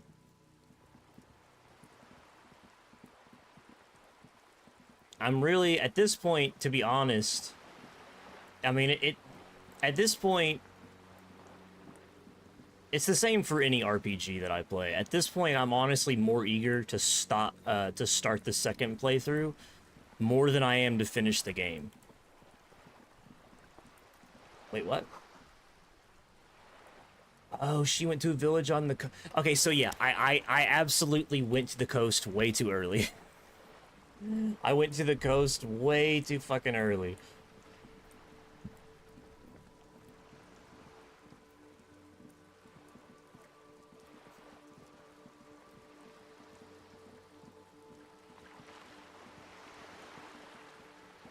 That's even more reason I want to restart. I want to restart, give myself slightly different stats, and do it better. I can't help myself. I cannot help myself. There is this part of me that just does not want to finish. Oh. I think it's everybody that really play. I mean, it was the same for Baldur's Gate 3 when I started playing that game. I started at least 5 playthroughs before I got to Act 2. There's just like, there's some part I feel like of hardcore RPG players that doesn't want the experience to end. And if it's a good enough game, you just keep wanting to relive even just like the first little bit and do it better and differently and better and differently. So you wield that can. Sweet graffito action pig. Kuno likes that delinquent shit. Fuck no, art shit. It's not art, it's fucking brutal. Nothing pussy about it. The fuck out of here. Even the pigs think it's garbage. Look, bitches, Kuno's gonna wrap it up for you. Talk business or fuck off. Yeah? Yeah, whatever. The fuck about your tech. Get lost. Kuno. And now, especially now that I know that I kind of fucking did things in like a weird order, I really want to restart and do things in like a better order.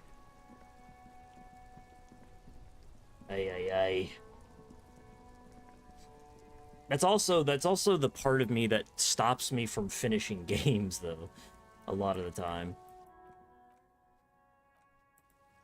Because I'll end up replaying a game so many times that I burn myself out on it and I never actually even properly finish it. I did that with Witcher 3 as well. I played Witcher 3 almost to the end of the game. Like, I was like hours away from finishing that game. But I just burned myself out on it and then I didn't want to finish it. Because I wasn't going to get the ending that I wanted. I ended up spoiling myself on the endings of that game. And realized I wasn't going to get the one that I wanted. And so I just fucking frizzled up mentally and didn't finish it. But, you know, it is what it is.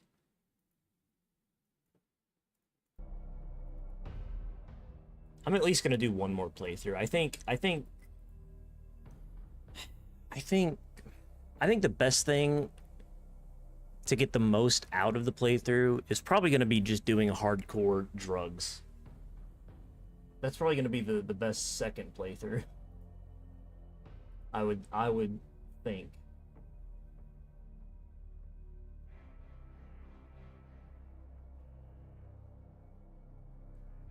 I'm gonna go just like super crazy, gun-toting, nut job, full shivers, full inland crazy bullshit. And have that be the MO and just be doing drugs the entire way through.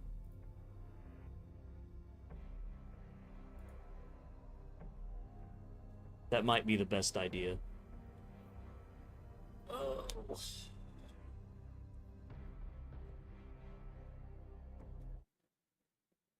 I'm gonna start taking Saturdays off. Because no one watches on Saturday. Again, I've said this before, of the of the few people that watch in general, nobody watches on Saturday. So it's kind of pointless, I feel like, for me to stream at all. But I need to make a playlist, because even though all my VODs, you can just scroll back through the live VODs on my YouTube page to see everything that I've done. I feel like it's all pretty self-explanatory. But I really should actually make some playlists. So I'm gonna do that Saturday. Make it easier for people to find any of the VODs that they want. If you care. Because like I said, it's not ever going to be edited, more than likely. More than likely.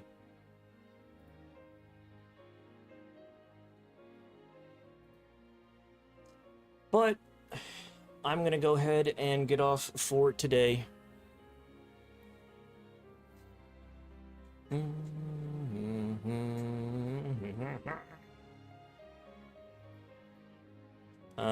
I will be back tomorrow around 6 p.m. I've actually been starting like slightly earlier the last couple days. But I do have a hair appointment tomorrow, so I'm not sure if that's going to impact anything. Also, I'm probably going to have to get up a little bit earlier than I normally would, which is a shame. I hate doing that. Anyway.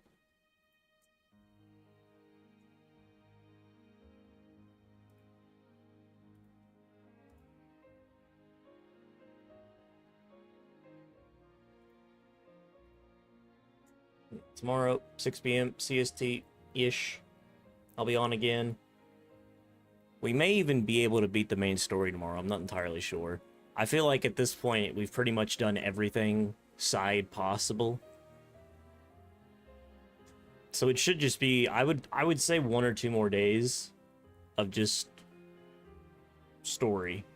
And then the game will probably be finished. And then I'll probably immediately start the second playthrough. That'll obviously be shorter. And then, I don't know. I don't know what would be after. I haven't decided. But, yeah. What day is it? Tuesday? Yeah, Tuesday? Happy Tuesday. Have a good night. Have a good night. Have a good day. Have a good day tomorrow. Middle of the week. Wednesday. Always an interesting day. Personally, I think Wednesday is my favorite day besides Friday. I have no basis for saying that. It's just a nice middle day. Just something about Wednesday, you know? I'll be here tomorrow, though. Thanks for anybody that tuned in today. Raynor, Blaine.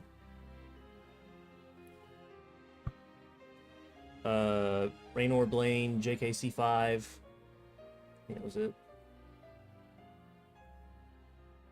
Jace, that was it.